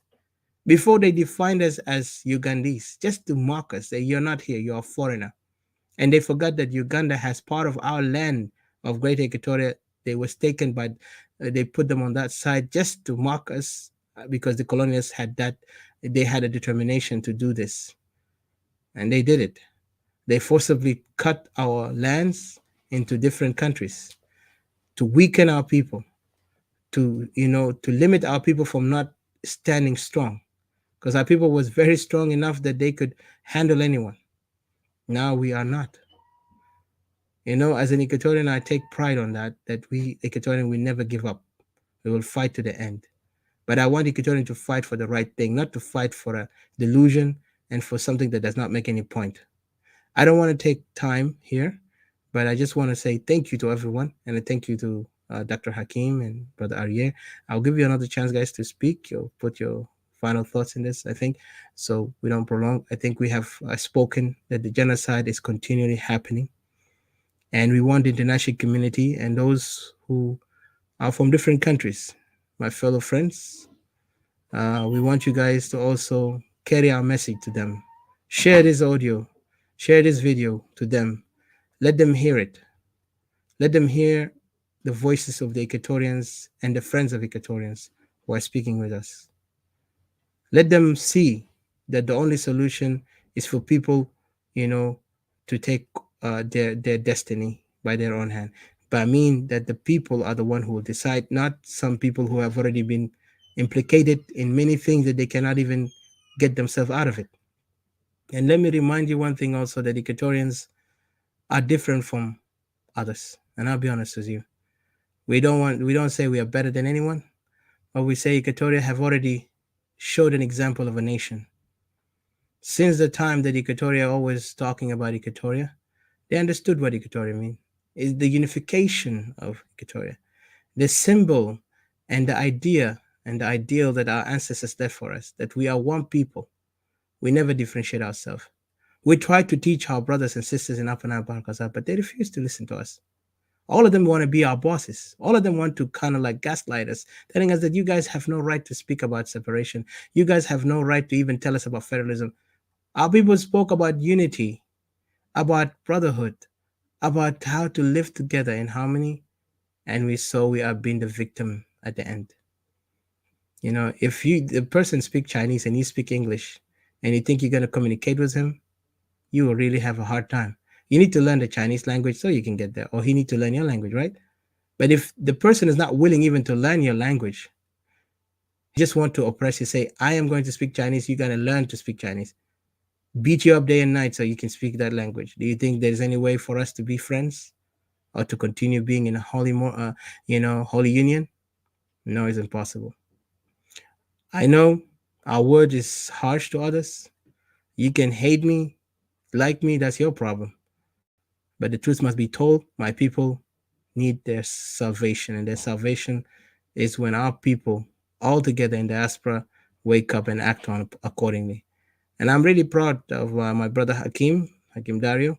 We are working together on the betterment and the future of Greater Equatoria because he's standing with me here. And I know we speak all the time when we have chance, and we're standing for this, the independence of Equatoria. Because there's no other things we need. We're not here getting paid for anything. We're doing this because we love our people and we love our land, and we need to get them free. We could have joined those guys who want to go and negotiate with the regime, but we'll never do that. And particularly, I very much, me, some people say don't say radical, but I am radical on my word. When I see something I don't like, I will say it straight out. I am very much into this idea that no negotiation with the regime, and I don't even acknowledge them. If even they brought millions of dollars, and I tell you this, let them try. And I'll bring you the proof that, hey, I never accepted their nonsense. Because we have one principle and one goal is to be independent. Because our independence is more better than any dollar can be given to anybody. If anyone wants some dollar pocket change, they can go there and submit to the regime or negotiate with them. Say, okay, I will give up this, I'll compromise this. No, our land is not for compromisation anyway, nor our people. We need justice, we need accountability, and we need our freedom. So this is what we're going for. And we as Equatorial Civilization Council in Diaspora and the EPA, Equatorial People Alliance, we are in very much process, and we are in teamwork to make sure that Equatoria will be independent, because we're not looking for anything else but our independence. So international community, join us, support us. We need you so we can be a great ally one day in the future. Because you need to work with a person who can understand the meaning of freedom and a person who do not comprehend it. Only they know violence. I cannot tolerate violence. Violence only for barbarians, violence only for people who did not yet develop to the understanding of human evolution. The human evolution is where people will come together. If there is a disagreement, they will diffuse it in a peaceful manner. They will not go and create a havoc around the country, a destruction, into the point they don't even know what is common sense and what is not common sense. We cannot accept that. I know our word is harsh, but let that be a lesson, and let it be awakening conscience to you guys. I'll give a chance to Mr. Hakim. I know your time is late over there, and also Mr. Arieh. And I really appreciate you, brothers, for being with us here this late time. Yeah, go ahead.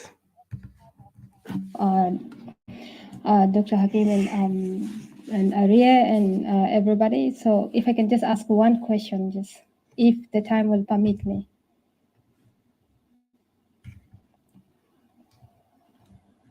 Oh, sorry. Yeah, go ahead. Yeah, go ahead. Sorry. Sorry, Arieh. I just say, yeah, I think if they're willing to answer, you good. And that's good if you have a question, please. Please go ahead.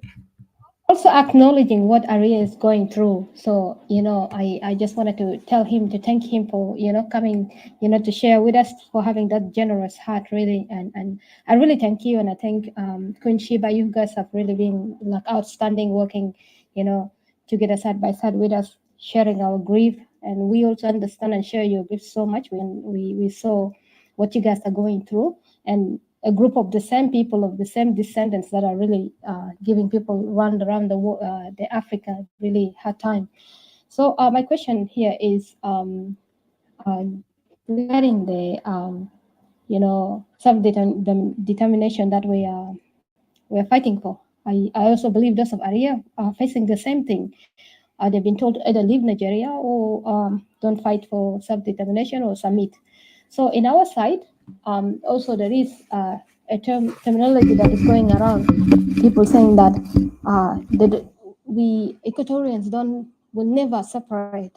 You know, they're saying that Equatoria shall never separate, and they will never separate.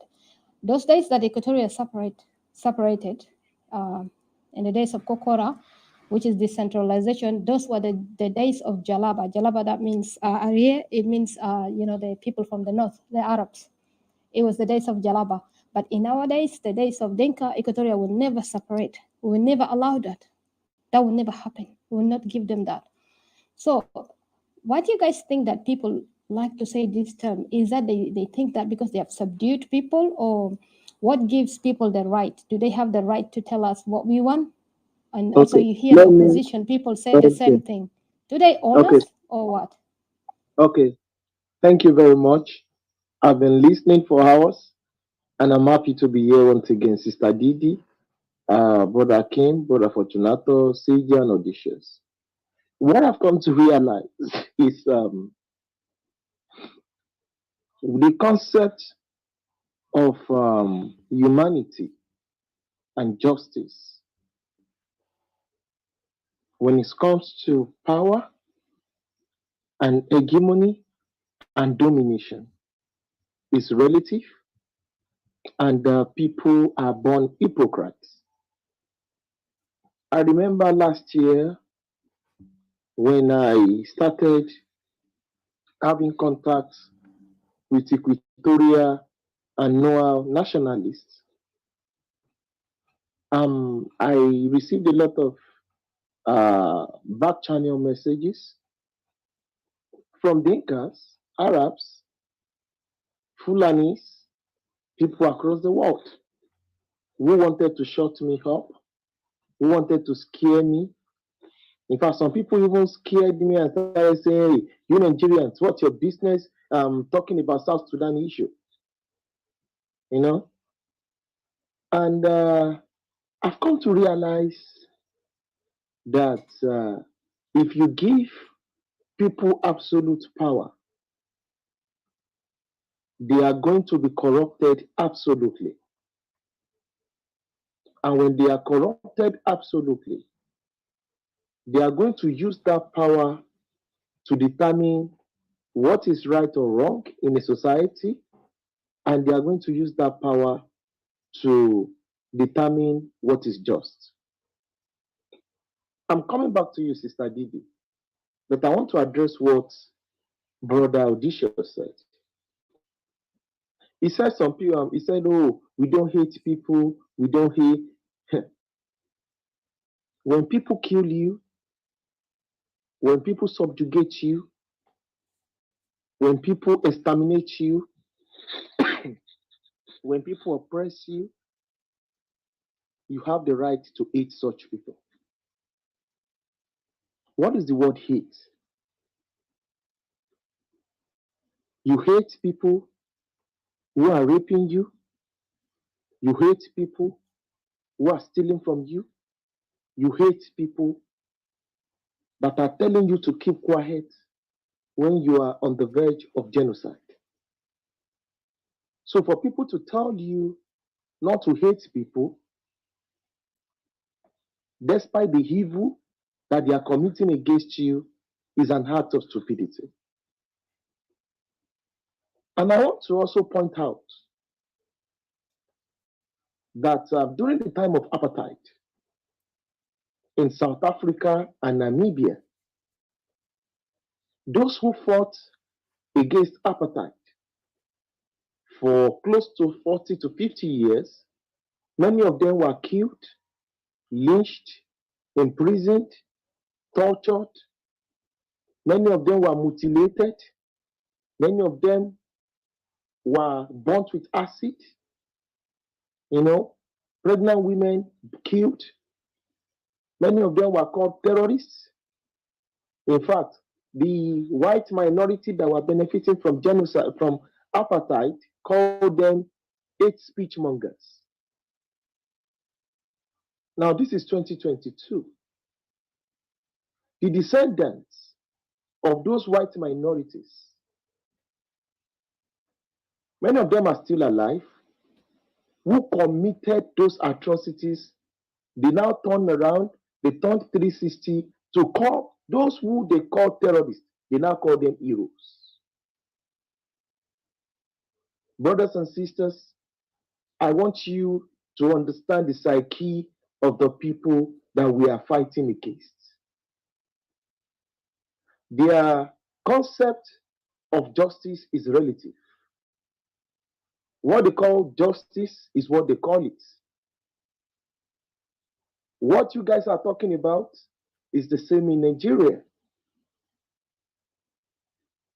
You see Fulani militias going into a village, wiping out thousands of people in weeks, in months, and you are going to see government supporters,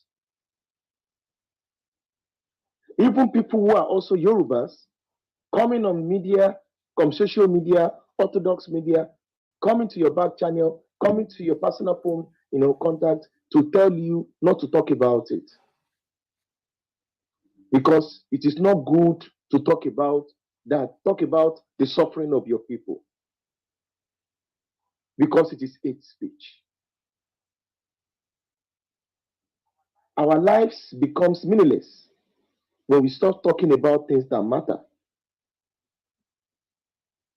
So, Brother Odysseus, and anybody listening to me, I have told people, if you want to call me an hate monger because I call out an ethnic group that is using genocide for land grabbing, be my guest. If the native Indians in America and South America and Australia, if they fought harder, if the Nubians have fought harder in North Sudan, if the Berbers have fought harder in North Africa, and they didn't fall for the propaganda of the invaders, of the Europeans and the Arabs, maybe they could still control their land to this current moment. When you lose your land, you lose the reason for you to exist as a person, as a people. And I've come to realize that when people have power and any ethnic nationality have power and they have the history and the culture of expansionism, they will destroy you, and in the next 100 and 200 years, they will do as if and even deny the existence of such destruction. If not that many people talk about history, how many people are going to openly say that the Arabs are not indigenous to Africa? If the Equatorians are wiped out today, the Dinkas will move on as if nothing happened. From what I've seen on this clubhouse, I've seen the way that some of them behave. If a war breaks out in Equatoria today, and the whole of Equatoria is occupied, those Equatorians that are politicians will not think twice to come and seek asylum in America, in Canada, and still be speaking from both sides of their mouths without defending the defenseless people in Equatoria. These people, they have no principle. They have no form of self-preservation. And let me tell you something, they are wicked. You should not even tolerate their ideology on your platform because you want them to talk. You need to be intentional about your survival. The preservation of your land, the preservation of your people should not be something that should be discussed on the table. It is unnegotiable. It is madness for anybody to even justify any form of land grabbing. You should let them know that with any means necessary. because I've been listening for a long time and there's been a lot of things I need to also clarify. Brother Audacious, many of us have come to realize that all the United Nations and all these international societies, many of these societies, organizations, are not meant for justice for people of color. They are not coming to help us. And even if they come to help us, if the Dinka have succeeded, or any ethnic nationality have succeeded in taking 70% of your land, if by the time they intervene, they are going to intervene at that level of conflict. So when you see any ethnic group currently using violence to expand their agenda, they want to grab as many resources as possible, as many lands as possible. They want to take the initiative as possible, so that in the nearest future, you guys will not be able to escape that hegemony as a united, as a homogeneous, and as a normal people, without being damaged, without your land being balkanized. Look at what the Arabs did to the Dinkas. Abiy is gone. And they did everything necessary to grab as many lands as possible from that contraption called South Sudan before the referendum was done. Still the same agenda. Let me tell you something, Sister Didi. When people think they have the monopoly of violence, they will think they hold you. When people practice slavery, some people said slavery will be for eternity. That was the reason why Willie Lynch, his concept was to keep African Americans as slaves forever in the American continent. Those who came to colonize Africa, the colonial powers felt they would colonize Africa and administer it for eternity.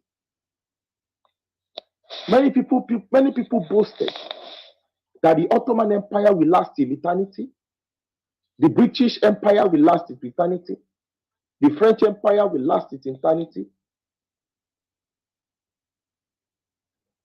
Many people boasted, like you said, that Sudan is indefeasible, is unnegotiable.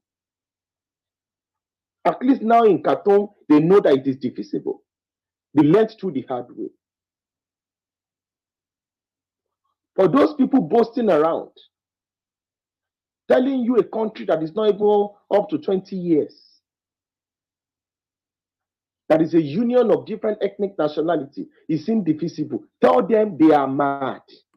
No apologies. I'm not going to miss word.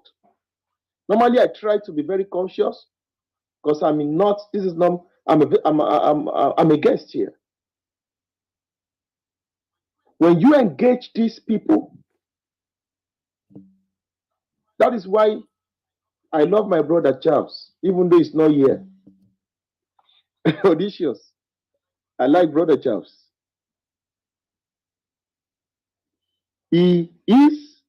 His rhetoric is the kind of rhetoric you need at this moment. Sometimes to charge the narrative of the Equatorians to be more vocal. The Yorubas have finally realized that until we help ourselves, the United Nations is not going to do jack. These superpower countries are more interested in how their multinational corporations are going to get oil contracts, exploit mineral resources for their own selfish reasons. And don't you think the Dinkas are ready to do that? The government in Juba are ready to do that? They don't care. It is until we mobilize and organize ourselves that is where we can negotiate from the position of power. If the Tigray never defended themselves, the Amaras would have wiped them out. And the world will move on and nothing will happen. The Azerbaijanis invaded Nagorno-Karabakh with the help of Turkey, and they took Nagorno-Karabakh back 2 years ago and nothing happened. The map of the world was changed of the current order. United Nations did nothing. That is why we ourselves, we need to do what we need to do to survive unapologetically. It is when people feel they can kill, they can loot and get away with it, they can rape and get away with it, they can destroy and get away with it, they can manipulate and get away with it, they can exploit and get away with it, they can steal land and get away with it, they can practice, they can use power to oppress other people and get away with it. That is why they are going to tell you that South Sudan is unnegotiable. Because when they say South Sudan, they know it means them, not you. And they do not believe in the equality of human rights. Because you have no right, because the right they have is the right of the power of the gods that they've been able to accumulate to themselves via deceit. Now, let me now say this. The greatest mistake our elders, I mean the Yorubas, we made during the negotiation for the independence of Nigeria was to ever join Nigeria. That is, we still tell our forefathers, we tell our elders, you put us into this slavery. Because when you talk about Nigeria, Nigeria is a Fulani-dominated hegemony, while the minority rule the majority. It is not different from what the Arabs were doing on South Sudan. That is what the Hausa Fulani North is doing on the rest of us. Don't listen to what anybody tells you apart from what I'm telling you. So, we in this generation must not make the mistakes of our fathers. Because the coming generation might not have the opportunity to get free. Because as you can observe, the children of those who are benefiting from the wickedness of their fathers are defending the injustice that their fathers are meting out on every one of us. So we need to do the needful. Mobilize and organize. I'm going to end with this. And I want you guys to understand what I'm saying. I'm going to end with this quote. It's a popular quote. Brother Odysseus, Sister Didi, Brother Fortunato, Akin, CJ, and everybody in the audience. A bully only respects a bigger bully. A bully only respects a bigger bully. Any means necessary to get free. There's a difference between morality and legality. Apartheid was legal. Slavery was legal. At a point in time, colonialism was legal. Imperialism was legal. Racism was legal. Jim Crow was legal. But to fight against slavery, fighting against colonialism, fighting against imperialism was moral. To get any means necessary to defend the people of Equatoria is moral and just. If anybody tells you about legality, tell them to get the hell out of your indigenous land. A bully only respects a bigger bully. Thank you very much.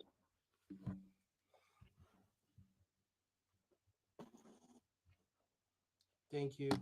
Thank you. Oh, sorry. Go ahead, Didi. Anybody who has any other answer, we cannot hear James saying this story, but we share. When I hear you saying these things, we share common things. You know, some things that you have narrated, and this is the same thing that we sometimes back has spoken of. Some of our people that have done a very bad deal. You know, like we often say that politics is like a business. You know, either you choose a good deal for your people or a bad deal for your people. And our people time and time brought a bad deal to us. And this is why we as the nationalists, the separation teams from every platform, we are fighting hard this time to free ourselves. So really, thank you. I'm really impressed by the answer. So I look forward to we look forward to hear from different sides. Thank you. Thanks, Odysseus, for giving me the time. All right. Thank you. Brother Arye, I appreciate what you said. And one thing I want to remind you, just points, and I agree with you. I don't think I see disagreement there, but maybe one thing I'll say, there is river and there is rain, right? But all they make impact. At least the river, they know their channel, and they continually come strong in their channel. But when you talk about rain, when it drips slowly, but the impact is devastating. Or it can be also impactful. I could put it impact because the impact is more strong. What I mean is that, yes, some people might see what I'm talking about, will look at it as lenient. I prefer to be angry more than put my hate on it. But I respect what you said, and we all fight for our people. Uh, and trust me, there is a lot of things that I have in my heart I want to do and say, but let it be in action. Because what I'm talking here in particular is that, yes, there is some things criminal have been committed against us, and I don't want anybody to be lenient. And this is one message for my Equatorians. I don't want them to be lenient. I want them to be very angry. I want them to rise up with their whole mind, soul, and body and react upon it. But one thing that disappoints me, which I see some of our Equatorians still trying to hold on the old stick and act like they're not, see the thing that we're seeing because they're afraid. So they let their fear control them more than their anger. If I wasn't angry, I would not be here and speak for my people. I would be sitting with them there, those who are holding the other stick and say, let's come together. We are one people. No, we are not. Equatoria have proven themselves time and time again that they are one people. But when I see South Sudan, there is no one people. So I won't go far, but I say, just look at me, my brother, as the rain that drip by drip, but it makes an impact. So one day you see what I'm talking about. I hope you understood me because I don't want to say much, but I really appreciate it. And your word is very strong and inspiring. And I hope our people have the conscience to listen because what you said, I totally agree with you. We don't have to tolerate nonsense because, like you said, power respect power. Bully respect bigger bully. Because if power is strong, you have to have a greater power to diffuse the power that is weaker than them. And that's what Equatoria must do. Thank you. And I hope for those Equatorians who are standing on the side of, calling themselves opposition, let them stand on the base of power, not on the base of persuasion as they are doing to them. If they politically are not strong to analyze and comprehend what's going on beside them, let them focus on the military strategy. Let them devastate the whole country so they can gain the momentum. Even I give respect to Aguelec and respect to the Kid Guang, because at least when they stand, they fight. They focus all their base on fighting. They don't waste time. I know the only thing now they put themselves is in this negotiation. But we Equatorian, we will never negotiate. We Equatorian nationalists, let it be reminded to anyone, especially those opposition who think we're going to negotiate to bring us in their side. We will never, never, never, never negotiate. Let me repeat again. We will never negotiate to anything because our land is not negotiable. Our people are not negotiable. Our freedom is not negotiable. So you guys want to negotiate? That proved to me you're not my ally. But we respect, each other on that mutual respect that we have um, understanding on the point that I can agree, disagree with you respectfully. Thank you. So I'll give a chance to Mr. Hakim. Hakim, are you there? Because I know your time too. I want to give you a chance to speak and put your final thoughts. Thank you. And if you have anything to comment also to respond to, answer a question of Didi, please go ahead. And anybody have question too, please feel free. You can ask my fellow brothers and sisters. Thank you. And I really want to give great thanks and honor to my brother Arye, who is from Yoruba, who's fighting for self-determination. And let every Equatorian brothers and sisters remember this our real brother because he stands with us on this case and he speaks from his heart when he talks to us like that. Let's take it like the salt that can cure us because it helps when we learn our mistakes. And I really appreciate you, brother. Mr. Hakim, please go ahead. Take your time. Mr. Hakim, are you there? You guys can hear me? Oh, okay. Okay. Because I thought I was cut off or something because I didn't see you guys. All right. Hakim, is he here? Okay, I don't see him. Oh, yeah. Dr. Hakim, I think you need to unmute yourself. Oops, what happened to me? Yeah. I think you need to unmute yourself. If not, let me try. Yes, Mr. Fortunato, welcome. You want to say something? Go ahead. You can go ahead and speak until Mr. Hakim fixes his mic or something. Yeah. Commenting while waiting for Dr. Hakim, and let me just say something about this. Arie had said everything. It is what is in the mind of every one of us. This is an African issue, as I said before.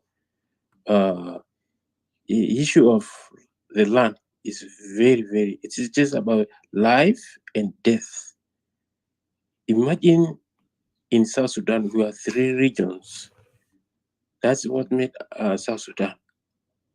But for all these 70 something plus years, people run to Equatorial region.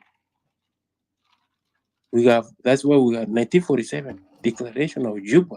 So in Equatoria, everyone were invited to come there as Africans by then. That's what we see, that's what people see from Equatoria. We are Africans. We try to respect you, brothers and sisters. But at the end of the day, okay, Hakim is already here. I think I can. Hi guys, sorry, I've been struggling to find unmute. No problem, no problem. Yes. And just a note to my brother Arye, there is a lot of our brothers and sisters from down there in Facebook, in StreamYard, and in YouTube. They really appreciate you a lot. They say thank you, brother, for your solidarity with sons and daughters of Greater Equatoria. This is the message they want to give it to you, my brother Arye. So we really appreciate you. Thank you so much. Go ahead, Mr. Hakim. Thank you. To as well take this opportunity to thank Brother Ariel for his great words of wisdom, support, and solidarity. I believe not just that these are temporal words. These are words which will ring over many generations to come. The contest is always there between might and right, and I think he has alluded to that and really captured what is the essence of the contest that's going on in our country. I remember he said from the start that those people who say you have no right, you will not be able to, we're not going to let you separate. They're projecting themselves. They're projecting themselves from the position of might, that they are might, that might makes right. So I think these are, um, formations of our, sort of like different groups, the political formations that we have in the country, and the contest that's going on between these political formations. But more importantly for us as Equatorians, those who feel that they're mighty, they might have that confidence of being well organized, of being possessive of the instruments of violence, which gives them confidence. But might through violence alone won't always be successful. Let's remember that always. What's important is for us as Equatorians to come together and work together. And I think we have demonstrated um, between ourselves here, showing a model of how we can do that. Equatorians can come together.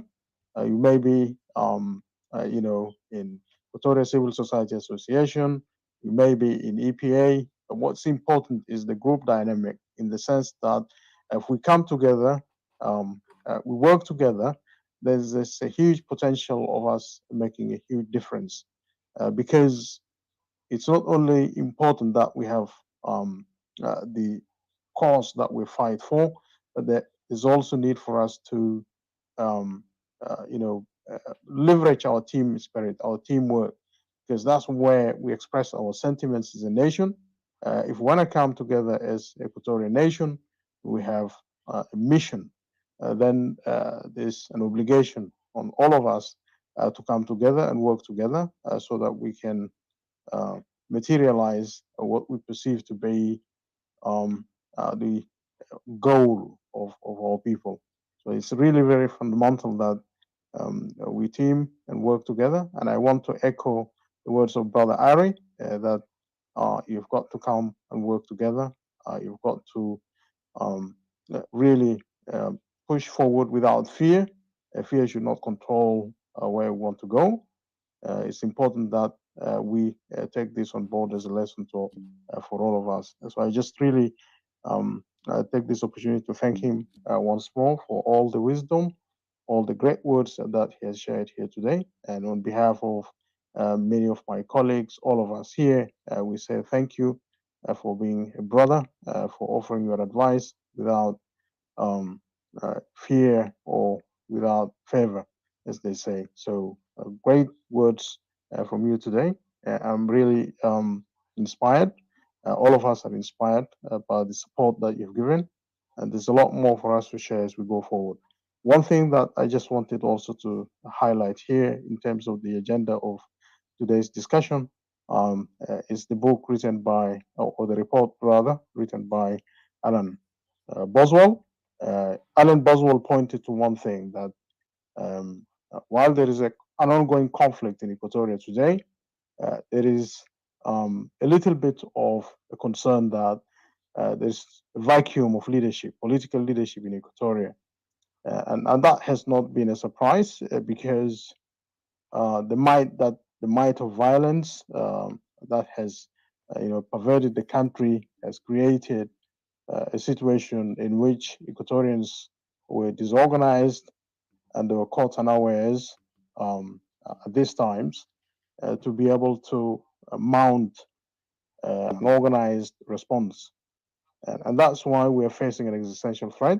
And this existential threat is real. The fact that, the largest exodus of refugees in Africa since the 1994 Rwanda genocide occurred in Equatoria is instructive enough. I think people as Equatorians that we are, I think we take these historical developments in our land seriously, and we should not sit back and watch. We've got to come out with confidence and respond to this situation. And we can only do that collectively and do it successfully. So it's very important that us as Equatorians, we know where we're headed. And it's really, really very clear that the agenda is now on us either to be or not to be. So Equatoria has to rise up. Equatoria has to organize itself and assert its sovereignty. The people are sovereign, and we have repeatedly made this, time and again, that the people of Equatoria are sovereign people. The people of Upper Nile are a sovereign people. The people of Bahr Ghazal are a sovereign people. So no one should tell you that you cannot achieve your aspirations as a people.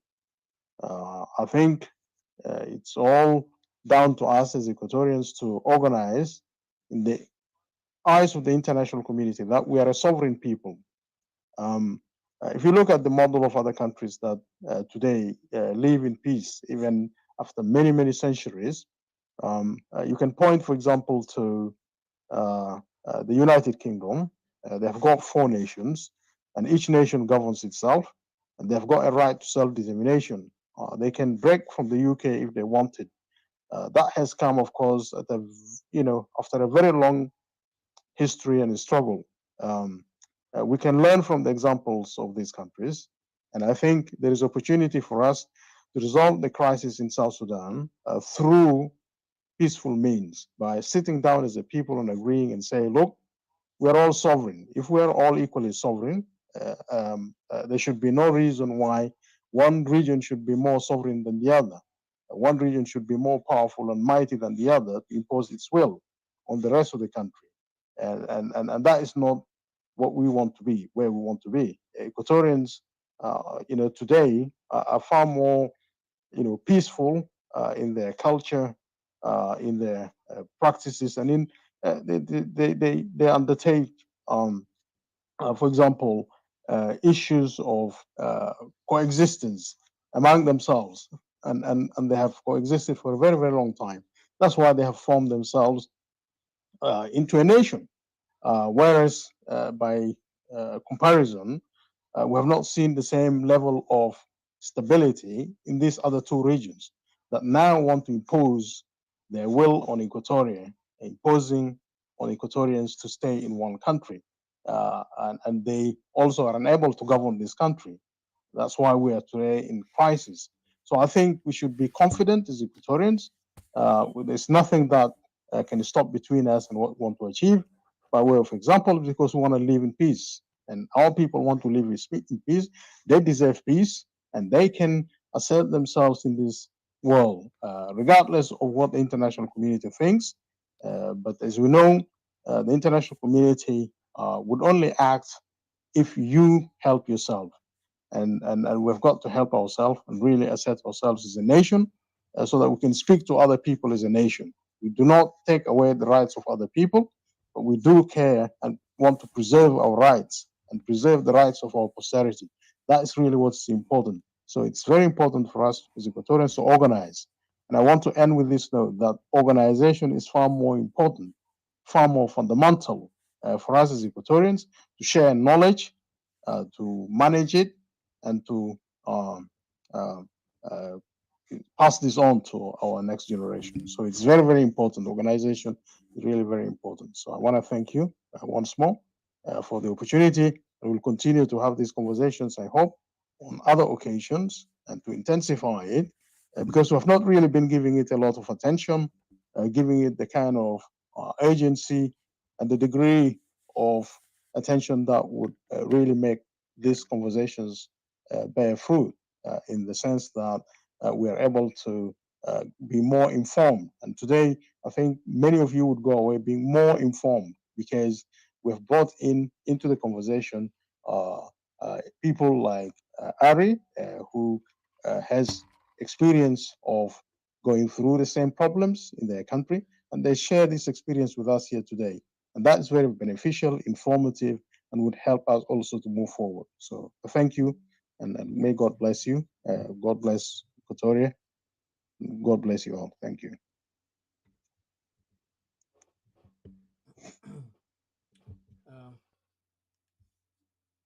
Sorry, guys. Sorry, I have to.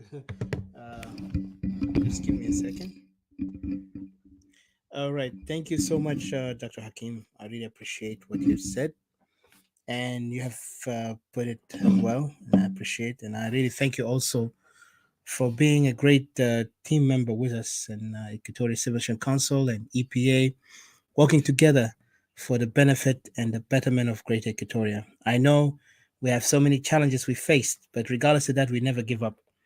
I know there is some distraction happens sometime, but we don't even allow that distraction to stop us from what we are working on. And then you have mentioned something very important here on these guys are forcing themselves against us. That's dangerous. Yesterday, when I was listening in the way how they are mocking the voices of Equatorian nationalists who are calling for self-determination in the room that they call themselves or define themselves opposition, it clearly prove our standpoint where we stand in front of all South Sudanese, and we tell them as Equatorian nationalists that we do not have trust in no one right now. And let it be clear, let's not hate. I mean, again, I know my brother have mentioned, it would be a foolish for a person to say, when they abuse you and hurt you, and you will not hate them. Yes, I understand that. That's clear logic there. But also, my ideal says I stand on something that I'm looking to a way that I cannot be the same as the aggressor. I understand.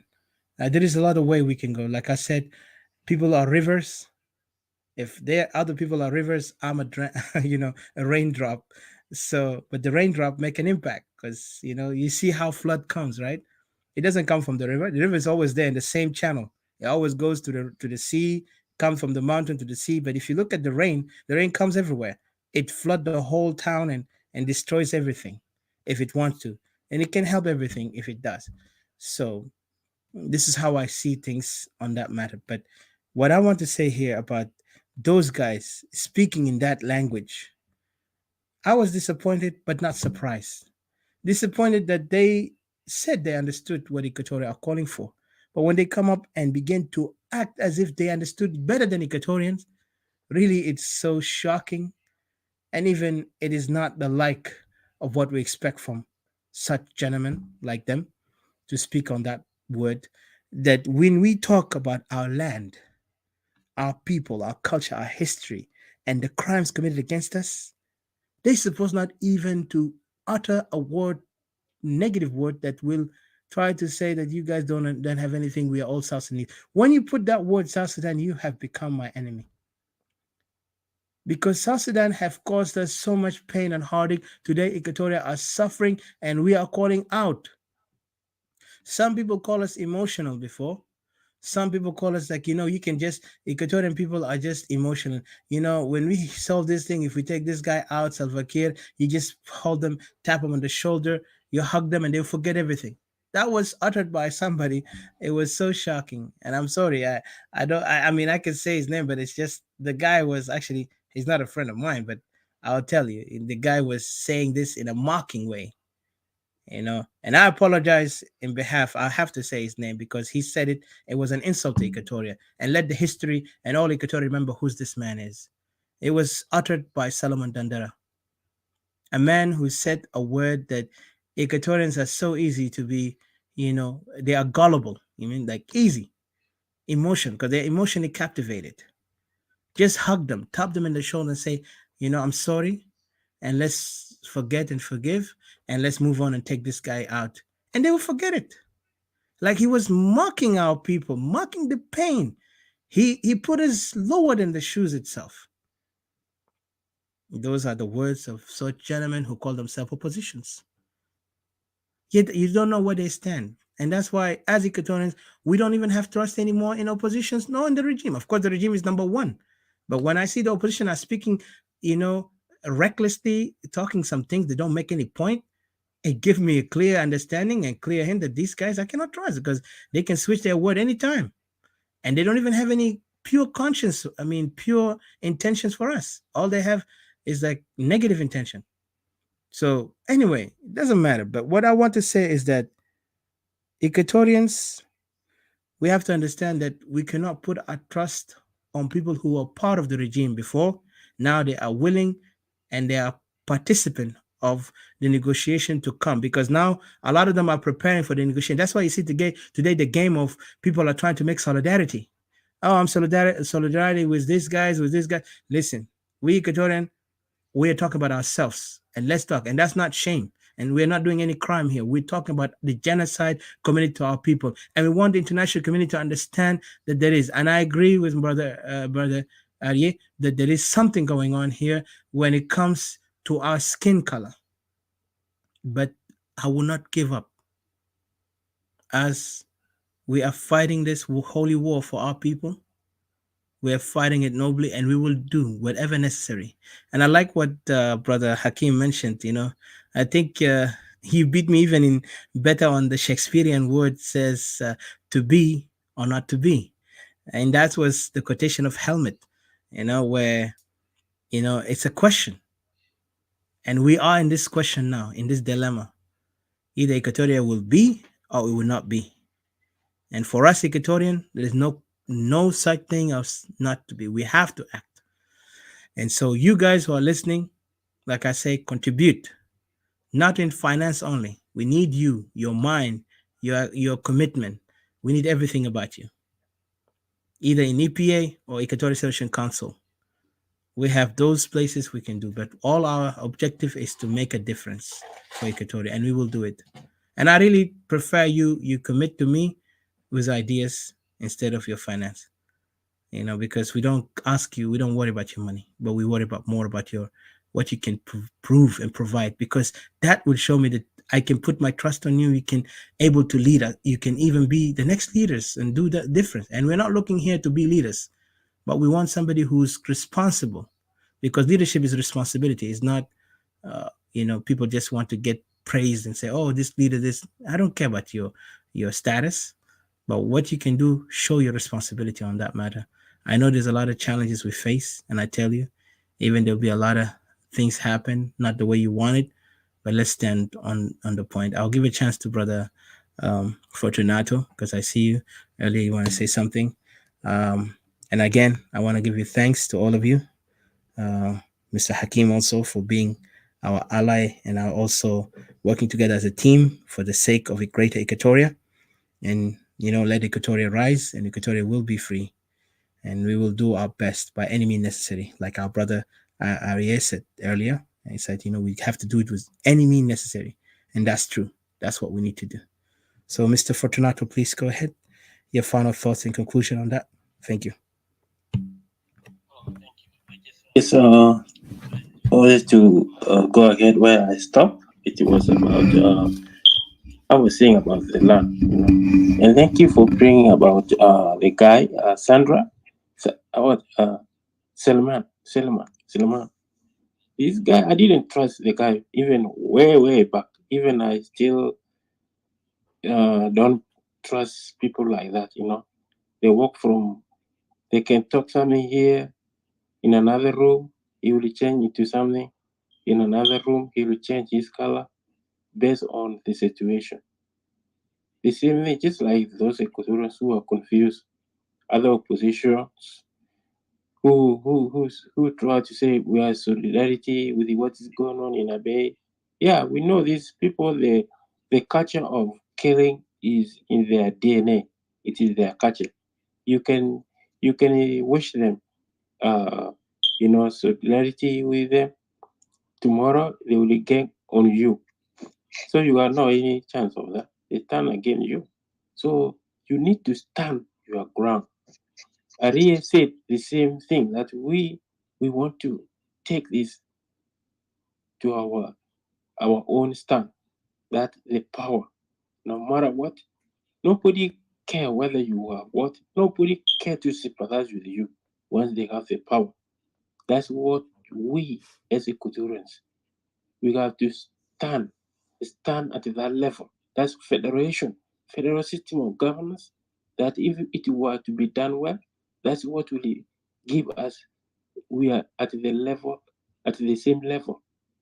We stand at nobody will belittle you. Nobody will undermine you. We'll stand together in the middle. Anything that we do at the higher ground.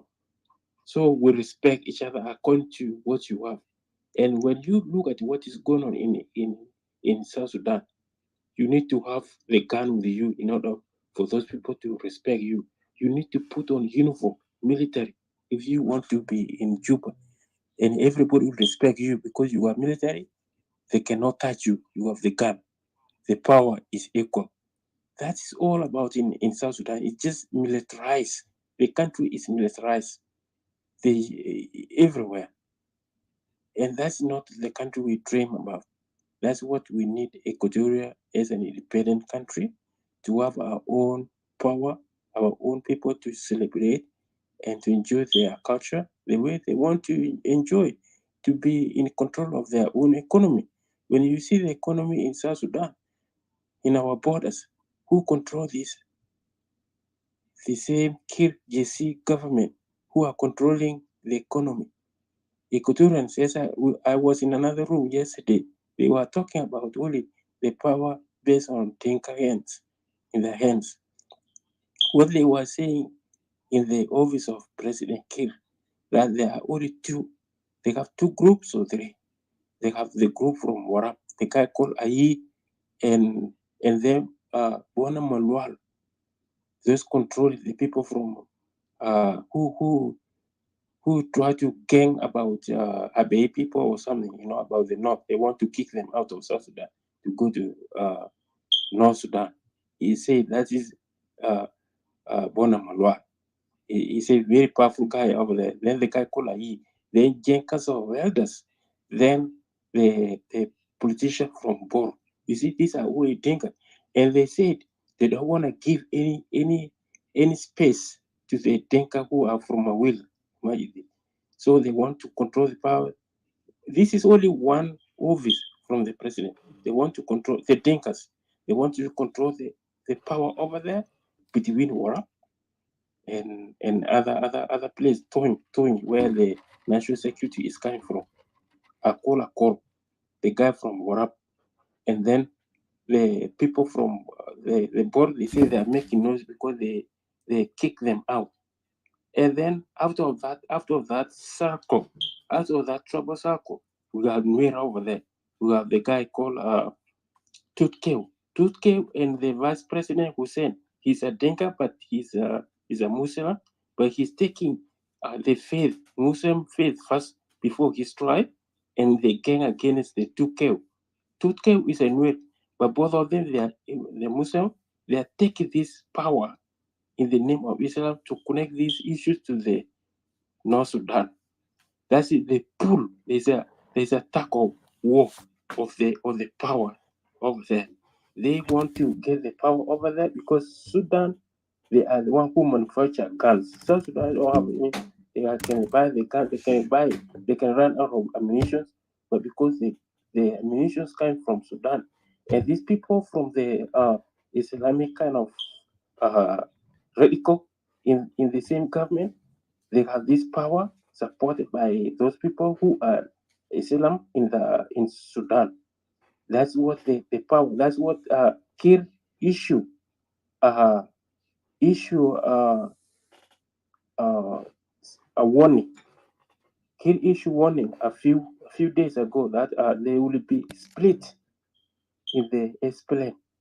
It is because of this group, Islamic, and within the Dinka alone, and then Nuer, and then come outside that group, we have Taban and we have Riak. Okay, they were asking about how about Equatorian leaders. Okay, Equatorian leaders, they say these people are used for writing papers because they have the sharp mind. They're the one who writing the papers behind. Okay, Equatorians are writing the paper contract for the Dinkas because these people, they've been in the bush. Some of them not educated, but they have the money. So the Equatorians are to hire. They have been hired. They say how about Elia Lomoro?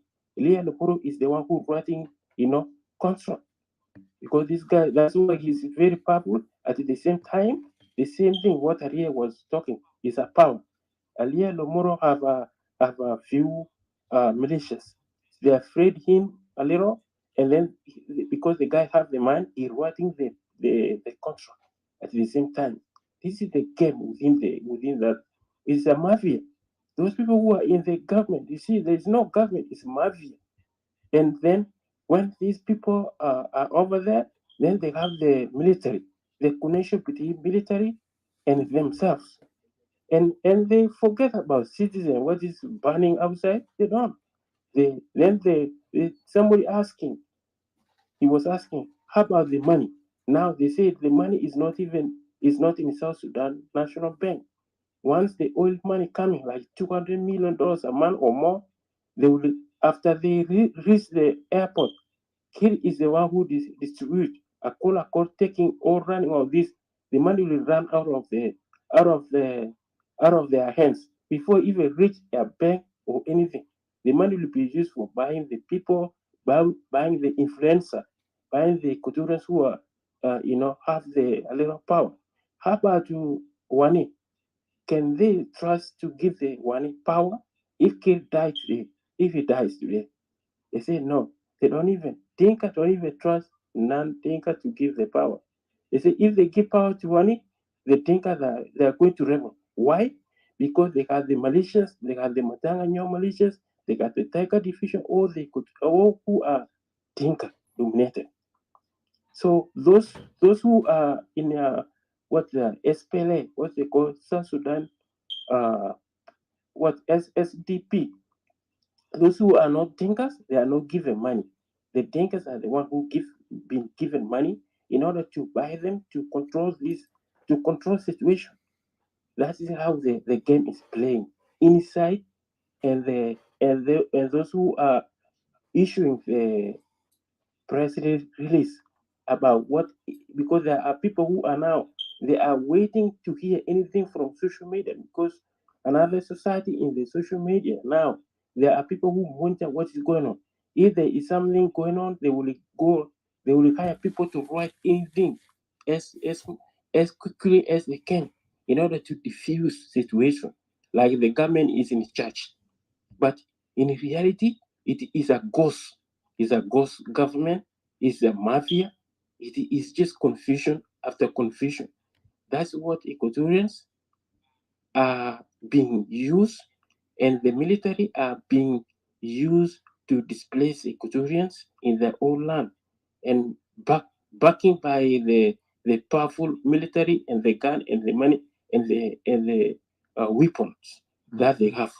And then they were asking about the Dinka people making noise, all this. They say they don't even allow this guy called Monyang. They don't allow him to go in, but they allowed in another ring. There's another ring. They allowed him over there, but they cannot allow him inside, deep inside, because of the situation. They have a problem. They cannot even live together. The war existing in their own minds between them and themselves. This is all involved. It's like the country belongs to the Dinka. They don't even think about diversity. You see, that is where the problem will be. That's what the United Nations understand everything.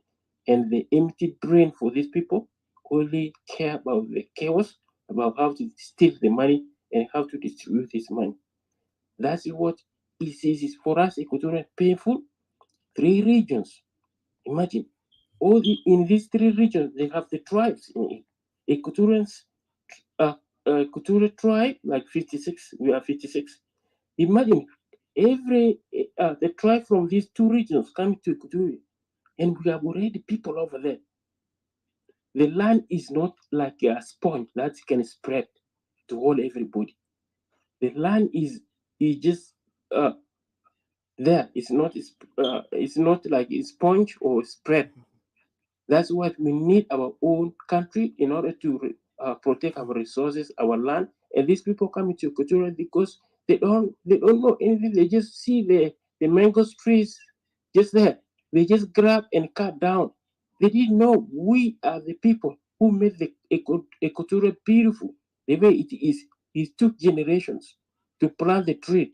It's a 1,000 years, and they cut it down. These trees, like they just don't. I don't know the reason or not. So I stop here, and I would like to thank you all for being here, for being patient, those who are listening over there, and Audacious, Hakim, Aria, CJ, Didi, and the rest of the people over there. Thank you for your contribution. It's all about ideas, how we can come together, and how we can use your ideas. How can we inform our people to understand the reality? Because what I said before, the the media, house media, all these controlled by these people, mafia in Juba, and they try to push their own tribe, their own way, culture in the minds of people by controlling the TV, and people will watch their politics, their own tribes. And when you go inside the country, you see diversity. You don't see what you see on social media, on in their TVs. So thank you very much. I appreciate.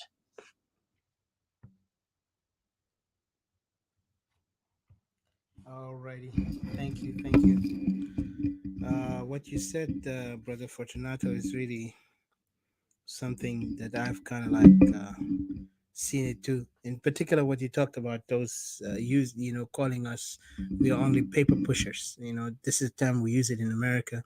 I remember when I was in the military, but this is funny because paper pushers is people they just only expert on writing things, signing things, and organizing things based on the legal documents. And to mock us to that term, well, I'm not surprised. These things would be said to us because as much as we're being nice to them, they did not understand what we're doing. We're taking things responsible, but they don't do that. And that's why I remember, like, if you remember the thing that happened with this guy Lomoro. Lomoro was right now sanctioned. I think his sanction still active, sanctioned by international community for his crime. By calling him that he's actually the man who's funding. Imagine, because he signed papers a lot. I don't know what they give him there. He's funding Dinka militia to go and attack the Nuer. And imagine they focus on the Nuer instead of the Equatorian. That's what they said. And they said he is actually arming those tribes of Dinka, and he's not Dinka, he's Equatorian. And that by itself, it shows you what we're facing. And yes, there's some Equatorian, sadly, and I'm ashamed to say, some Equatorian who sold themselves so cheap to the regime that will go to that extent to go and sign papers, even though they know that paper will actually get them into the court of law in the future. Say, oh, you guys are the one who signed, so you are, technically involved in this. Regardless, you say no, you're willing to sign paper that actually says give money to arm these militia to go and kill other tribe. So, and we say that Lomoro and Waniga, those are the one elements who we know them, we call them the 1% or the 1%ers. I mean, they don't represent Equatorians. They are there for themselves, and they've done their wrong and damage. And we, Equatorian ourselves, we want to prosecute them for their crime against Equatoria. Not to forget that they have done crime against others, but Equatoria, they have done more damage to us. And that's why today Equatoria is in this condition because of them. And we never call them leaders. And like my brother Hakim earlier mentioned, we have a vacuum, leadership vacuum. And why? Because the people who are, and I don't think, maybe this thing is debatable too, on that point of leadership vacuum. Because the one thing about our people did not realize, leaders are not born or they come from places that expected. Leaders come from just normal people like us. They participate, they work, they mobilize, and then they make it happen. So leaders are made mostly. And when they're made, they have to go through sheer hardness. Sometimes they have to harden their hearts and, accept the negative outcome from others and the positive, but let them not dwell on the positive, nor on the negative. Let them dwell on the objective that they're looking for. That's what leaders, they have to do. And one, I want to also remind our brothers and sisters of Greater Equatoria, what we are doing here right now, don't think we're giving our ideas out publicly. No. Because we have things, we know what we're doing. But I want you guys to wake up. Please wake up, especially in diaspora, because we need your assistance. We need assistance in participating with us, because you more participate, and instead of dwelling around and being confused by others who throw you some good slogan word, some beautiful, you know, words that makes you feel like, yeah, this is the guy. No, like there is an example. I was reading it last time. You said there is some people, they will be like their shadows is bigger than them. You will see they think that they are really strong and mighty, and then when you look at them, they're tinier than the shadow. The shadow give them an image. That's why you see they can actually persuade people in this fascinating, because they've been also, they brag that they've been there for many years. A lot of them, they always say, I've been here for social media talking about South Sudan for many years. Really, it's not about talking for so many years. It's about what are you making as an impact. Right now, Equatorian, they don't want to listen to those rhetoric that makes you feel good. We're not here to make you feel good. We're here to listen to all sides, and we're here to make sure that the discomfort must be so people can see the reality of it. If you put a Also, yes, sir. sorry, Yeah, go ahead, bro. sorry to Sorry, yeah, yeah, yeah. yeah. I think maybe there's time, maybe there's time, space to discuss some of these issues like leadership. And leadership is not necessarily an individual. Leadership is a different way of doing things. It tends to be, for example, you might come with an idea which is different that can attract people, mobilize people to achieve a certain objective. It doesn't necessarily have to be, one person. It can be a thought, an idea, and if you take by comparison, for example, organizations like Microsoft, like Apple, like others, they come up with ideas, right? And they come up with ideas, new ideas, and these ideas could appeal, could change society, could provide, alternative ways of doing things. That is what we mean by leadership. And if you apply that to the political realm, it's again, it's about, us Equatorians not being effective, us not taking initiative to do certain things. So we need to change that. But how do you change that? You change that by bringing new ideas, mobilizing better, organizing better, and then you're achieving certain results. So that is what we call leadership.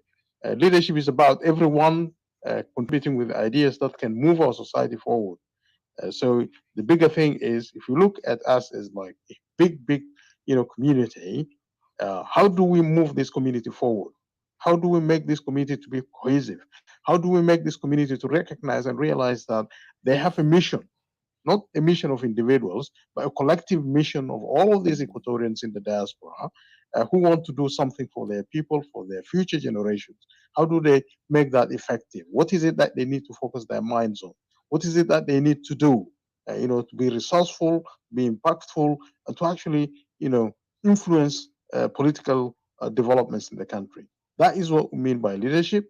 And it is not like, okay, a general here has appeared, or Hakim, or maybe the SS have come and they are leaders. No, the leadership is in ideas. Okay, leadership is in ideas, ideas that make progress possible within society. And that's really where we need to focus, where we need to have discussions about how we collectively as Equatorians can put our hands together in order to offer leadership for our society, for people to move forward. So yeah, I just wanted to chip in on that. Mhm. Yes, sir. Thank you. Thank you. Exactly. And one thing I want to tell our Equatorian again, let's continue petition. And I know we have to act more than focus on petitions. What I mean is, um, we will do our part. You do your part. As a citizen, as an Equatorian citizen, as an Equatorian nationalist, if you believe you're an Equatorian nationalist, an Equatorian citizen, and you believe in the independence of Equatoria, now it's time for you to act. That's all I ask you, to act. Act on action. I know you don't agree with me. It's okay. You don't like my rhetoric. You don't like how I sound or how I think. That's not a problem. But what we want is our land, our people, our freedom. That's all it matters. We want to be independent. Let's work together. And you might be the next leader. I don't care about what you think of me, because I'm really, actually, this is just a volunteer job we're doing, because nobody paying us here. Nobody actually give us, you know, a mandate, like some people say, who gave you the mandate? Listen, I'm an Equatorian. I am feeling the pain. I'm feeling the sorrow of my people. I took arm, like anybody. When they take arm, can you tell somebody who's in the rebel to tell them, like, who gave you the mandate to go and take arm for me? They don't. You can't talk to them if you, because you know they got the gun and you're scared. But imagine me, a person who's trying to give you the understanding and trying to awaken your conscience to understand what is your right and what you need to do. Because you know today, why is the difference between us, Africa and Europe? Europeans, they know their responsibility as a citizen. Compared to us Africans, we want to just leave our homeland and go to Europe. We always run around and say, "Yo, Africa is bad." Yeah, what? And then European will go to Africa and try to go and what they do? What the word? I forgot. Sorry. Being bilingual is too much. Exploit us. They go and exploit our people. They go and use even the misery of our Africa today. Like you see, even the migration of Africans to Europe, they begin to make it business. Can you imagine what they're doing? United Nations is making money. uh, Media is making money on that. They go and make a documentary talking about the Africans running from Africa to Libya, and then the oppression in Libya, the slavery. Then go to Europe. Some of them die in the sea. So all these things have been planned to tell us that because these guys understand what's in stake for them. But for us Africans, we don't even take honor and privilege that this is our homeland. This is our homeland, our ancestral land. That's why we Equatorians were fighting for this. I know some people will not even support us, but it's okay. But what makes us strong is when they say if there is a will, there is a way. If we push ourselves, we'll be even stronger. We have all the capability. We have all the resources. We have all the possibility to be a nation. Nothing is difficult for us. Those who try to make it difficult say, "Oh, we cannot say this, we cannot do this because these people would listen." That means you're scared. And like my brother earlier mentioned, if you're angry or you see the bully trying to do something and you act based on your anger and put that hate, because definition of hate is many, but just to say you hate the enemy, because the enemy, when he do wrong to you, you don't love him anymore. There's no love between you and him. There's no love relationship between you and him or her. You're only going to act upon to what you're feeling, your emotion, right? And it's natural. That's logic. You cannot even disconnect it. You will act on that. So right now, what you need to do is to act on your real natural instinct. Don't act because you want to be polite or you're scared.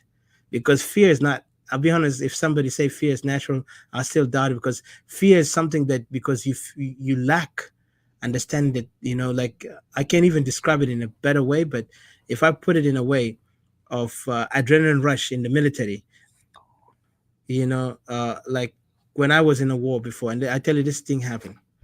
You get shot at, the enemy will become very aggressive. You see grenade, thrown on your side, and RPG, especially RPG is the most scariest one. One thing you will know in yourself, when that RPG comes, somebody's gonna die, because there is a lot of explosion. And if you fear gets hold of you in that moment, you're gonna die. But what you do is like you react. And your reaction is even stronger than your fear, because your fear is all about your mind, your imagination, your thoughts. If I do this, something happened. But once you see things and you get so provoked, you react upon it, there's no more question on what is wrong and right. All you do is you want your right, your own survival, your own destiny. You don't want to die in this place. You don't want to, and this is exactly happened to us in war. You see people, if they're shooting at you, you will react and you start shooting. You forget about everything that you thought about, politics, religion. You don't even think about you're a good guy or bad guy. You just think about when I'm going to, because this guy's trying to kill me, so I have to survive. You have to shoot him back. You have to blow him up, whatever it does, just make it. And then when you come back home, you feel safe. And then if your conscience begin to make you guilt trip, whatever, then you begin to feel the pain. But if you're not, you just say, "Hey, I did my best because I did not do anything wrong. He did it." So, but what I'm saying is that we Equatorians, we need to stand up. Right now, our land is more important. Our people is more important. Like I said, if you have a wife is being raped and you have your neighbor's wife also being raped, who are you going to rescue first? If you go rescue your wife, do you think that will make you guilty? You are guilty because you didn't help your neighbor? You need to focus on your people, your home, your bloodline, the people that you connect with first. I mean, everybody have their own house. That's why we are human being. We have everywhere go. So I don't want to translate things. You know better than me. So just understand this, that human being, we have our duties. When it comes to danger, we know exactly what we do. Protect my family first, then go to my next neighbor. I can't protect my neighbor and then go and then say I go back home so I can show myself I'm a good guy. And that's exactly what those other Equatorians who are confused on the idea that we are one people. And I'm sorry to say it because they are confused. Why you want to go and save somebody when they don't even respect you? They don't even acknowledge you. Yesterday when we heard this language mocking us and they try to force themselves on us by saying that you Equatorian have no right because you are a threat to South Sudan if you call for self-determination. They begin to compare us with those tribalists of Jin Council that we are period. Even there is a lady from the north mocking us, calling us insects, calling us cartel, calling us that we got support from some international communities. I don't know what is that. She tried to make it a conspiracy theory. And this is a joke. And this woman, I used to give her respect on the idea that she's actually a nationalist from the north. She stands for what she believes in, but she turned out to be somebody else that I was shocked. But it's okay. Things happen. I don't hate her. I'll be honest with you, because I will look at her like a person who's confused, who's not knowledgeable about what's going on with us Equatorians. You know, just because some fellow brothers of theirs in the north support our separation doesn't mean that I'm going to be an enemy to her, because she don't even know what my condition is. Because there is some people in the north are calling for separation. So she felt offended that those guys are supporting us. So she came in and began to kind of like mock us and insult us in a way. And then she said we are insulting. Just because some of our brothers and sisters speaking in their own mind, in the way how they feel better, comfortable to say, you automatically mock us, say that you don't know what we're fighting for. Have you ever sat down with those Equatorian nationalists? And really, I'll be honest, we don't need anyone to worry about what Equatorian nationalists are going to do. But the last thing we're going to do, we're just doing our first and last points, but then later our action will be clear. But at least, so when justice comes to condemn or judge, it will see who's right and who's wrong at that moment. But at this moment, there is nothing going on in this world. Only we see people, sometimes they stay with the strong. Like my brother Aye mentioned, the strong respect the strong, not the weak. The weak are always ignored. And like earlier, my brother Fortunato have mentioned, there's people are undermining Equatorial and say, oh, you're just paper pushers. You're cowards. You just go and sign our paper and we are the men. We do the job. Imagine, this is what we have been humiliated and treated in our homeland, in our father's land, Greater Equatoria, in Juba, and in the other territories within Equatoria. So I don't want to go far. I'll give a chance to Mr. CJ if you want to put your final thoughts, or Ms. Didi, and then from there we close our point. But it's really heartbreaking because there's a lot of things. Sometimes when I sit here and talk to you guys, there's a lot in my mind goes on. But one thing I'll tell you, things will work in the way we know best. So I don't want to go far. Mr. CJ, please go ahead. Are you there? Mr. CJ?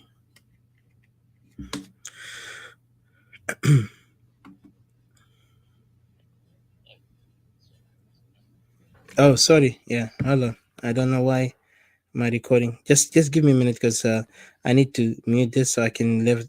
You can speak on your phone because I'm recording it here also in Facebook. Thank you. Go ahead, Mr. CJ, please.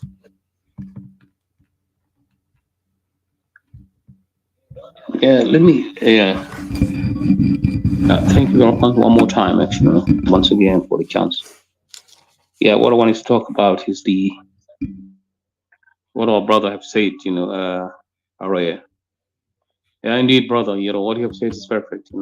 It's said. What is taken by force has to be. You have to acquire it by force as well. Yeah, that's why as Equatorian civil associations, we have yet put it clear, that everything's on the table. We have some kind of issues that we're just proceeding with it. Of course, this is today's talk through the media is part, of course, partial part of that. when it comes to our issue, it's indeed a very serious matter. As you have said, the United Nations will come at the end, the last time, the zero time. Then we will honor what is on the table. Start insisting that it has to remain as it is. Yeah. So that is what Equatoria people should, of course, be aware of. That let us not give chance to those people at this particular point of time, because the more we give them chance to keep on moving, then we will be the losers at the end of the day. So I appreciate, your sacrifice as well. Despite all those who have been bombarding you, trying to get you out of the lines, why are you aligning with the Equatorians? We appreciate your roles, and we're very proud of you guys. Because at the end of the day, as African, we need to push hard. The more we do that, a day will come when every one of us will get relief and get his right. So, as well, United Nations, guys, the purpose of United Nations is there. The two world war had put it clear. When it comes to to the organizations, how it goes. If you go through it step by step, their formations and all that, and the way how it's standing today is something that is sometimes questionable. Remember Kofi Annan, God rest him in peace. The time he came up, he was trying to put things in order. The way how people like Obama are trying to put things in order in the US. It is unfortunate. He went through some hard time, difficult times. So we know what that organization is, though we respect it. Respect their roles, there are things that, we appreciate, but others we don't appreciate it. For instance,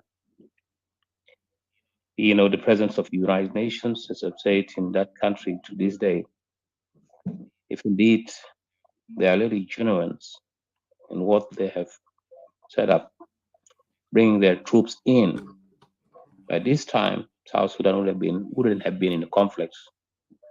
Remember that Equatoria was one of the peaceful areas by the time when this Dinka and Nuer war broke, involving the Ugandan and all that, troops. As we're talking today, we have two troops in the country, foreign troops. So the Ugandan troops as well as the Sudan troops. It's unfortunate. How comes within a short period of time Sudan would get involved, when Sudan was the one who gave you the independence, recognized you as an independent country? Do you think they are going to play that easy ways? No. So for Equatoria, like I've said, we have to do all our best, whatever it takes, to show the world who we are. With all these over 2 million refugees outside the country, remember, countries like in Pakistan, India, time when those of Bangladesh and all that, when they decide to become an independent country, there are 2,000 were being thrown out, over millions of their people, yet they managed to get to the country. So for us Africans, our challenges are more. Our weaknesses have been there for a period of times. Don't expect that somebody who get out of you, whom you push him out, will come one day and do something good for you. No, you don't expect that. So I have to leave it there anyhow. But the issue of the elections, whether or not these elections will take place. Now, in both sides, if elections were to take place, the advantages and disadvantages or not, if election will take place or not. So as you can see, this scenario has been going on since 2015 to this day. Every year, this consecutively we have two every 3 months, 3 years. They say, oh, okay. In 2018, we're expecting another elections. Unfortunately, again, 2021. Then it goes on and on. So that's the scenario that's going on. What we need to do is to remove the plug from those bad guys.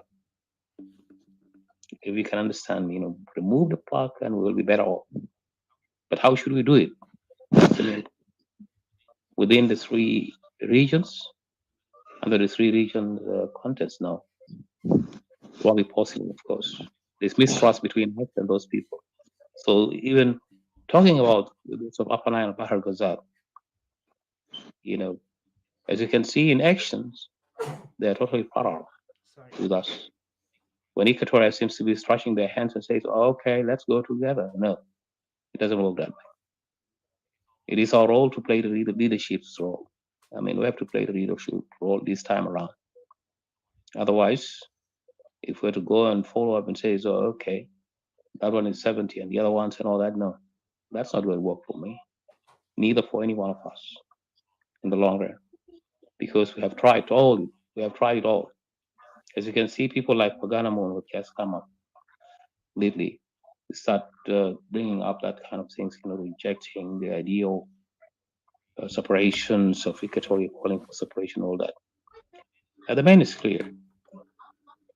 But look at his history or political backgrounds, recently when he became an opposition, aligning with those of NAS, even inside there, imagine, as a prisoner, when he get out, he was given a share. When he was part of the SPLA itself, that was a violation in itself. It's unfortunate nobody cares about that. At the time of, what I'm talking about is the 2015 peace deal of Kir and Mashar that took place, where Equatoria only 5 shares out of 100. It was ridiculous. So Pagan, although Pagan and his colleagues, what so-called former Dinkanese, came up with 5 shares. And Dinka, has, Dinka has 63, 53, and Nuer have 33. So what are we looking at? We're looking at a tribal country where Dinka are now pushing to take over the entire country. So this is a serious matter. So Fagan has nothing. Fagan, by the time when they joined those of Soma, let us look to what he did. Beside what Brother Hakim have said about him, the embezzlement and all that. Now you'll find Soma, the way how Pagan played during that period of time, during the summer, it was, of course, there was a struggle of he wanted to be a chairman as well as Paul Malone and all that. And those times, those people when we went through, when they got discovered that, later, one of them, of course, is most wanted, all, let's say, wanted individuals for crime against humanity, his colleagues, and then you come up when Pagan himself was struggling also to get. You mean Paul Malone? Paul Malone is the one who committed crime against humanity, and he's even sanctioned, and yet, respectfully, Mr. Pagan joined alliance with him. Even Soma before that. Sorry, just to cut you. So because I want to also remind you guys, I have limited time, so make sure. But yeah, Soma made the first mistake. Most of them before they kind of like took two different part. They allowed what is called this guy Paul Malone to join in, while Paul Malone is wanted. And I remember there was a time, there is a video with Mr. Ajawin. We spoke, and I even criticized the idea that why Paul Malone is joining them, because Paul Malone is a criminal, and the way how they responded was kind of like wasn't logical to me, nor to anybody who understands somebody. You cannot associate yourself with somebody who commit crime against humanity, because once you join this guy, even if that was an alliance, I better have, if this is alliance, I better not have an alliance in that kind of side. But anyway, this is just something that I want to say. Paul Malone is the one that, the one you're talking about. But go ahead, sir. Thank you. What was about to coming into. Yeah, the guy got associates, the associations with a criminal, one most wanted. Now, this tells you that, By the time when we criticize those people time and time again, then we come to their sense. You could see people like Pagana Mons, when they got into a conflict with those of Cirilo, who were calling for liberation of means salvations of South Sudanese people, of means unity. Now you could see people like Pagan, have find himself being discovered, been, his tactics being discovered, and there was no way out, he can do then other than, to disassociates, dissociate himself from, means get out of the Soma as a means of how to distract the organizations itself. So that's one of the way. Now today they are playing also a role of what? Of having a chance of being allowed to go and talk in in Rome, in that Rome negotiations. Now it might the other one being a Dinka and all being from Bahar Gaza up high. These tell us that this guy is not honest, leave alone his claim for also called South Sudan. I mean, a real SPLM. What do you mean to say here? That's a question mark. Real SPLM. What do you mean? To be real, you would have been. You have. There's one way or another. If you're real, you have to stand. The guy has never been. So he's now criticizing us. It is all legal rights, to separate, because after all, we have been used by both sides. Say it up and Ghazal. We've been used by those people. That's why there's mistrust. If at all we're to sit on the table and join, come together, like I've said, each of us has to be represented by region. Should be region representatives. Of a means, we shouldn't come collectively and say, oh, okay, all of us together is one South Sudan. No, there's nothing of that. So that's the only way, if indeed, they are called for the removal of the government. But I doubt, because after all, they are part of the government. How should they be able to do that? That is the question.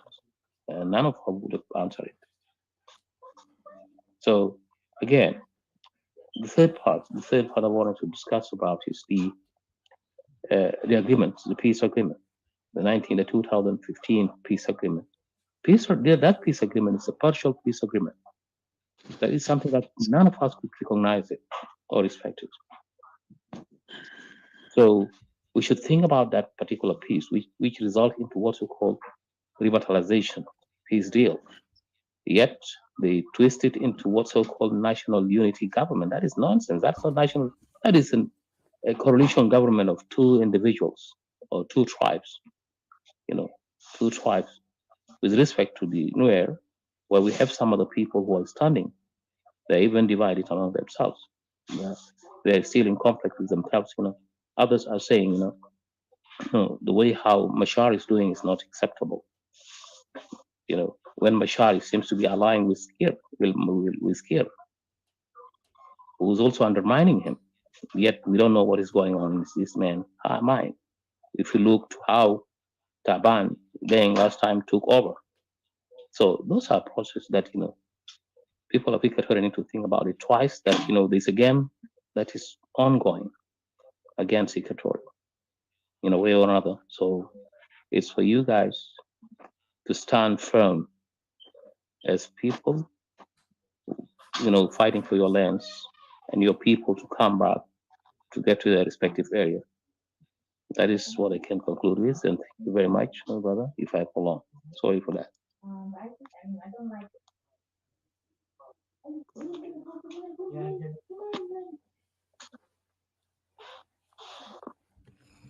Thank you. All right, thank you, CJ. Thank you, CJ, Mr. CJ. Didi, I will give you the task to close, or maybe because I'm gonna close the Facebook in a minute because I have some other stuff to do. But I just want to say thank you, and there's a lot of things, unfortunately, most of the time. But just want to say something here. What you spoke is true. The opposition really they are not clear with their point. And we're not going to focus on them, because to focus on them, we're just wasting our time here. What we're focused on is Equatorial genocide. These genocide is happening to our people are not even acknowledged, just to tell you the truth.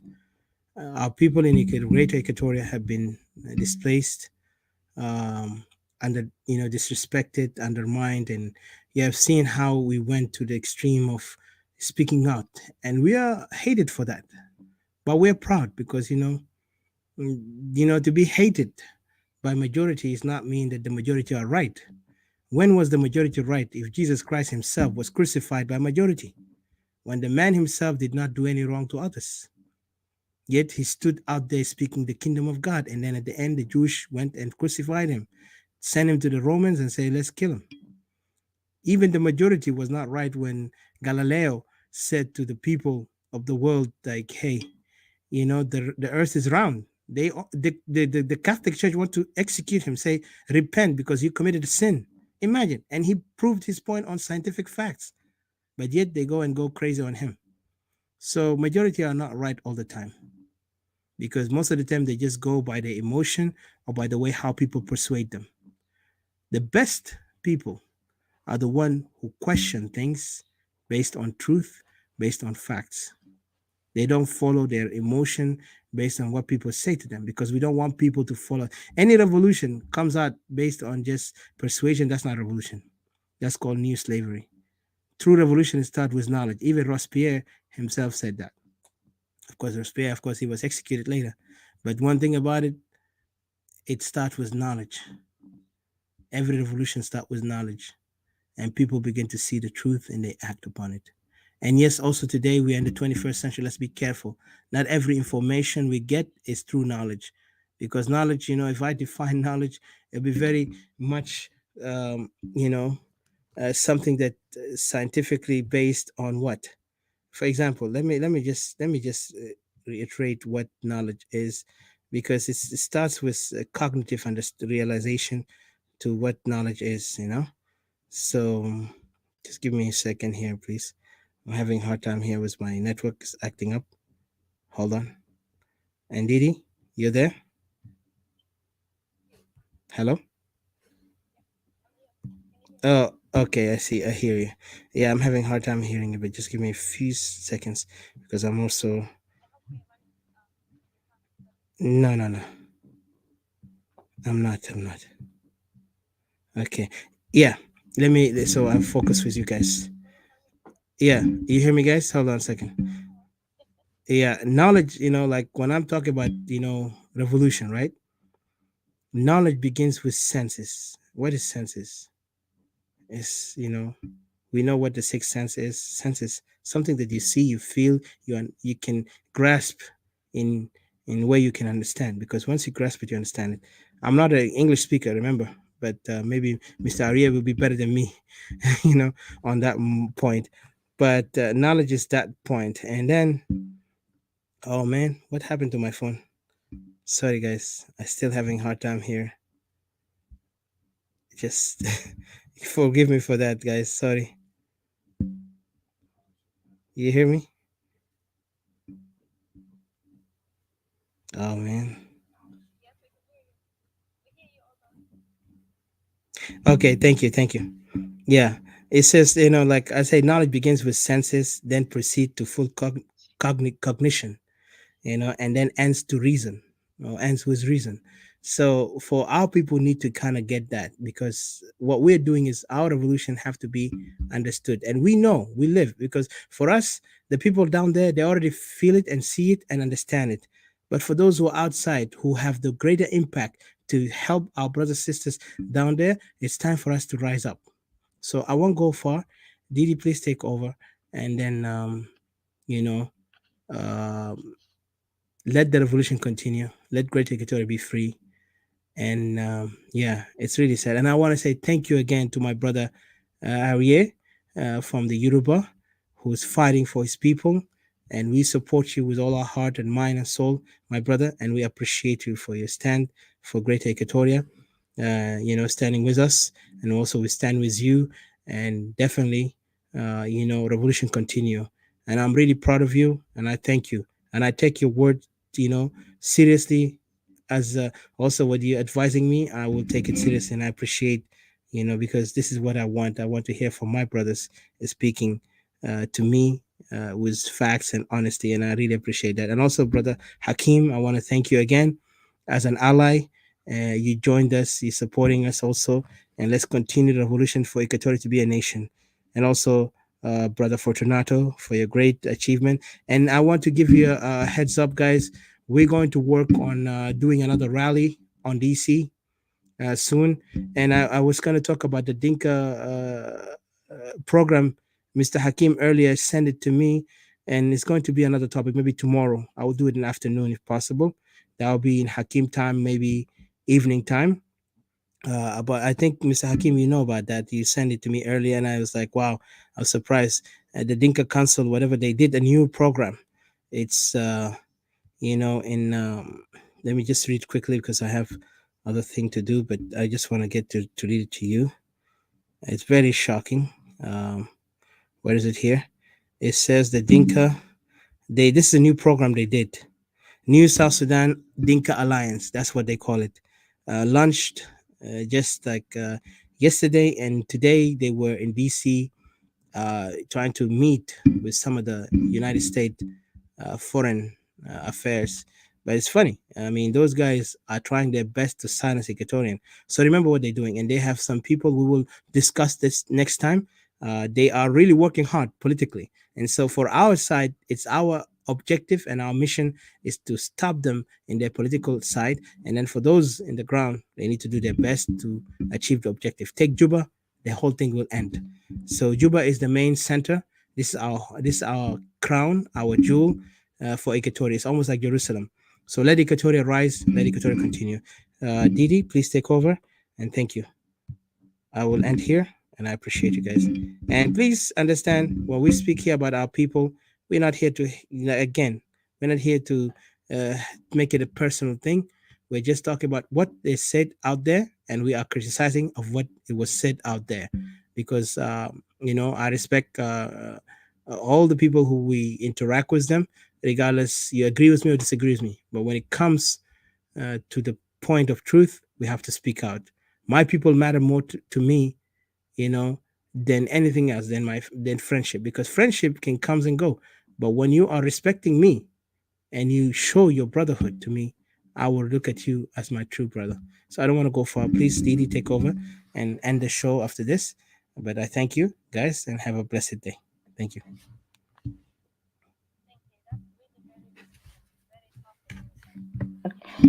My people come first, not our friendship.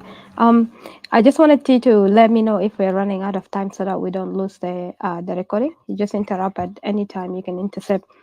Yeah, thank you so much. I'm really so pumped and so excited of all the input that we have. Like what usually people say, it's not about the quantity, but it's about the quality. You explore the maximum of what you want to hear, how we want to influence each other, how we debunk things and dissect the issues that are happening to us and from, various sides. Like we hear from Array, his words are really good. They're not the words that are really tickling our ears or tickling anybody's ears, sweet words that, what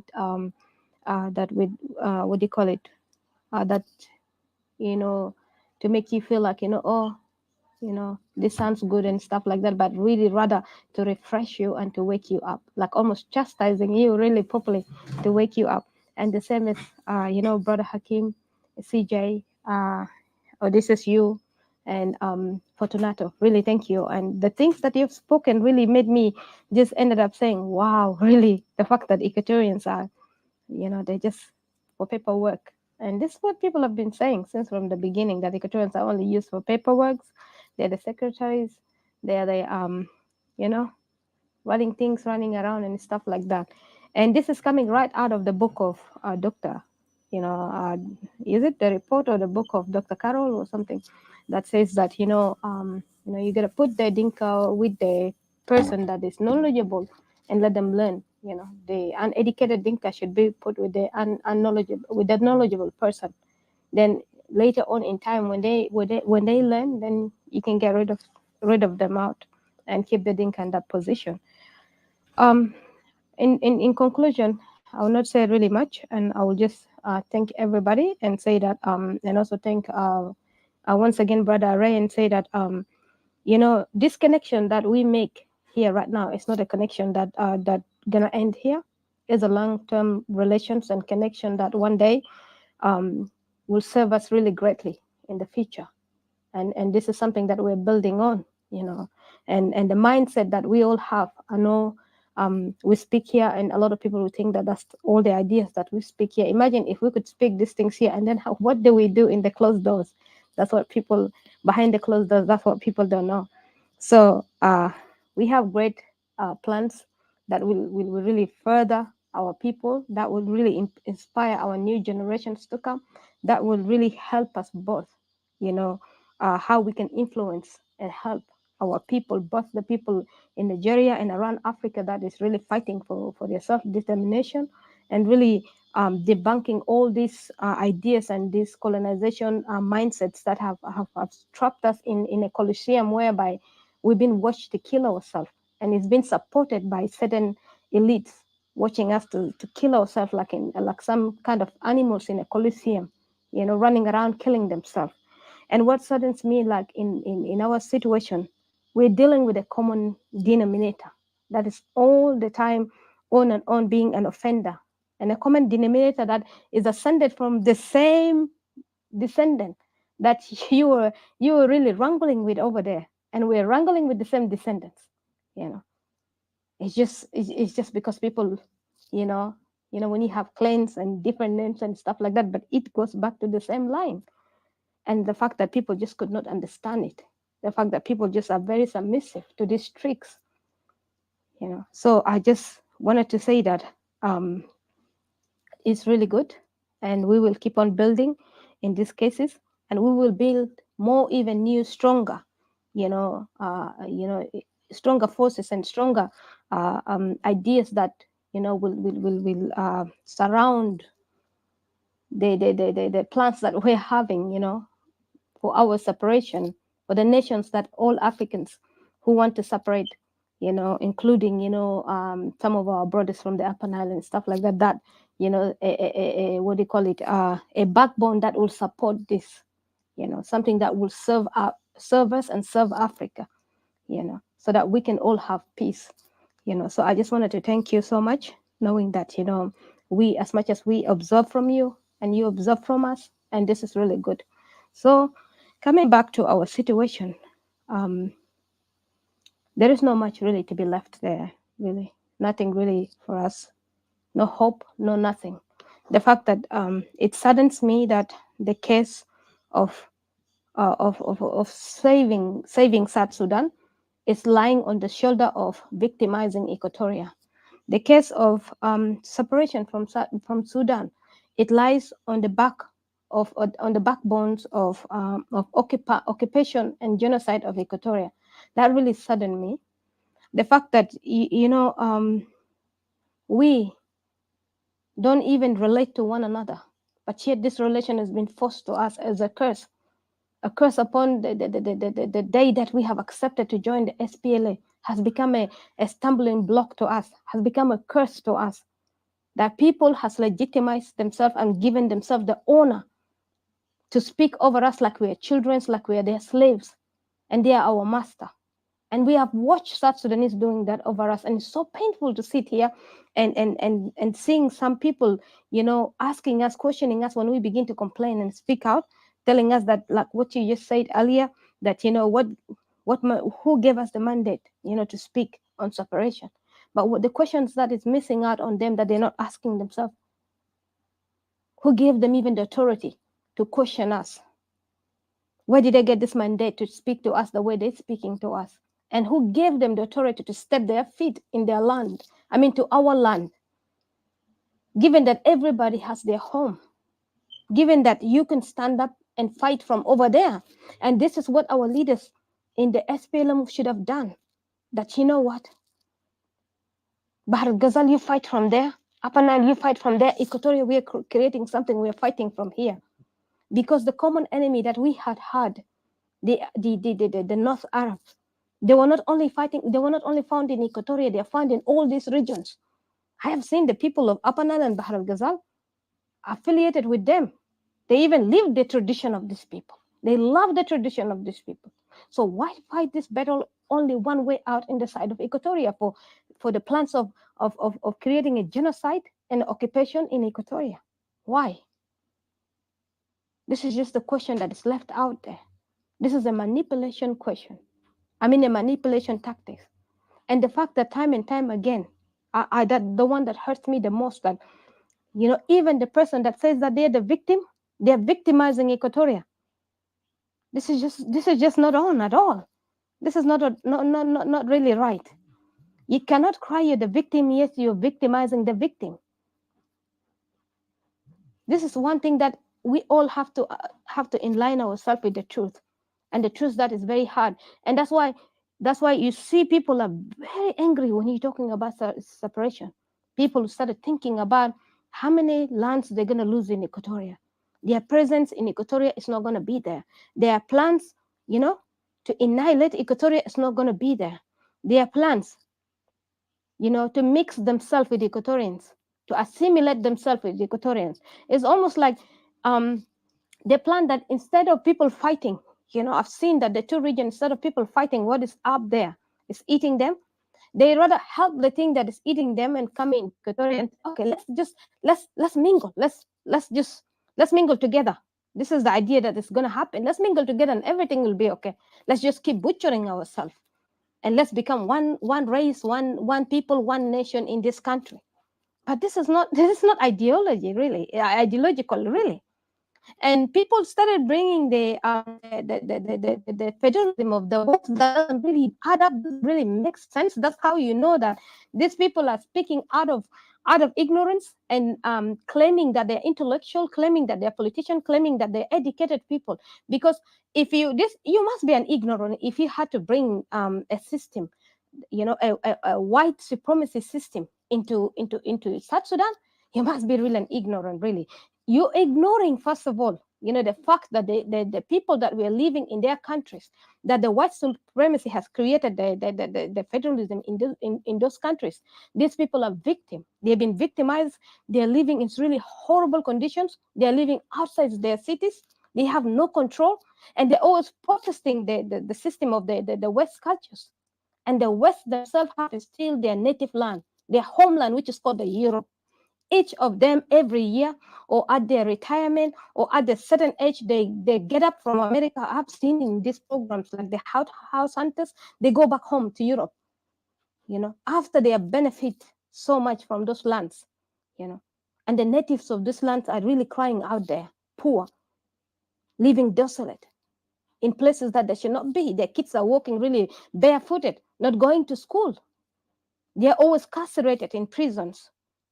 And then you're telling me you're bringing this system to me, which you already played part of this system in my land. You have displaced my people.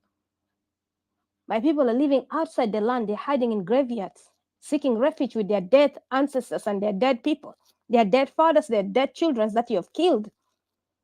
You're occupying their homes. You're acquiring more lands in my land.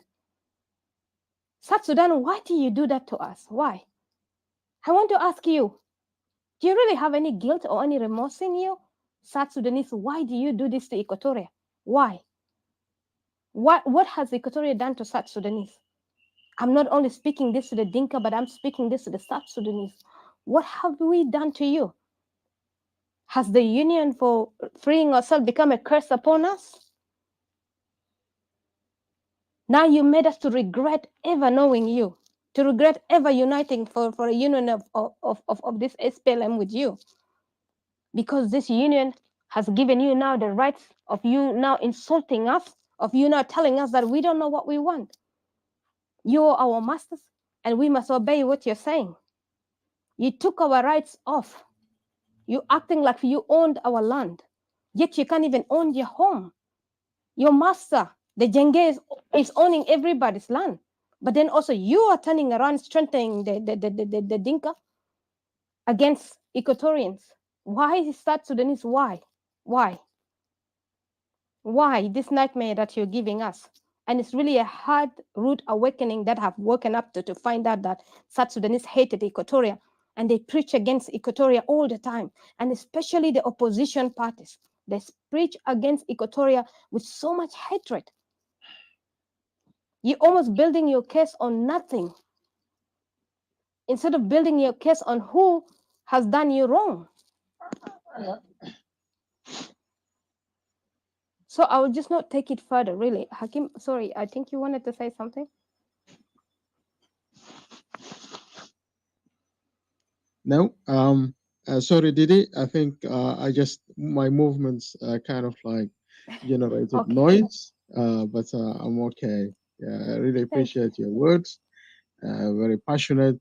Your voice is always very clear to our people, and that's really very important. So I think I'll leave you to make the concluding remarks. Thank you. Thank you so much, and it's really so. I'm so glad to have you here today. So You're welcome. I will just in my conclusion, I will just say this. As a daughter of Equatorian, as a woman of Equatorian, as a wife to an Equatorian person, I will never allow somebody to leave their places and come and disrespect my people, to disrespect my brothers, my fathers, my family, my sisters, our children. I will never allow that and be silent. I will never.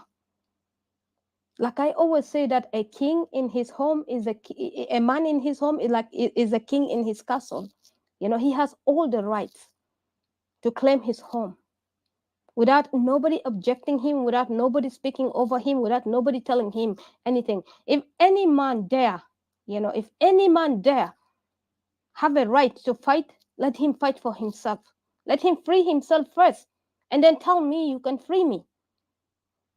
And I will direct this directly to any opposition or to anybody that is against Equatoria. If any man dare to free himself, please, to say that you want to free people and you want to oppress me, Equatorian, free yourself first. Free your people first. If you're a nation, free your people. If you're a kingdom, free yourself. Free your kingdom first. And then you shall come and talk about Equatoria, then we can come on table. In this day and this time, anything that we do in nowadays, Equatorians, we are going to go straight forward to the core. And I wish that this partly people of our Equatorians that are really working with this opposition, that make sure that you draw your lines really clear with these people. And I just wanted to conclude it and say that, anybody that bring a system in Equatoria that does not favor us, anybody that thinks that they can force themselves in Equatoria, we have a shocking rude awakening for you that you will never believe it. The day that anybody would claim that they bring federalism in Equatoria, there's a rude awakening for you that you will never believe it. We have seen the neighboring countries have fought for their land with never giving up. Nigeria is fighting. Somalia, the Eritrean, the Oromo. We will also show our side. But right now, we are really peacefully going. But tomorrow, the rude awakening will come. So I just wanted to leave it here and thank everybody that has been here. And I just wanted to urge that, please, check yourself first. Forget about Equatoria. Fight for your land. Fight for yourself, for your own dignity. Stop allying with words, allying with the regime just against Equatoria. Stop affiliating yourself in places that does not even suit you. Repair your dignity first before you attack somebody else. Equatoria is at a critical moment and it's very vulnerable. Do not legitimize you to go and acquire lands in Equatoria. So I'll leave it here and thank you so much. God bless you.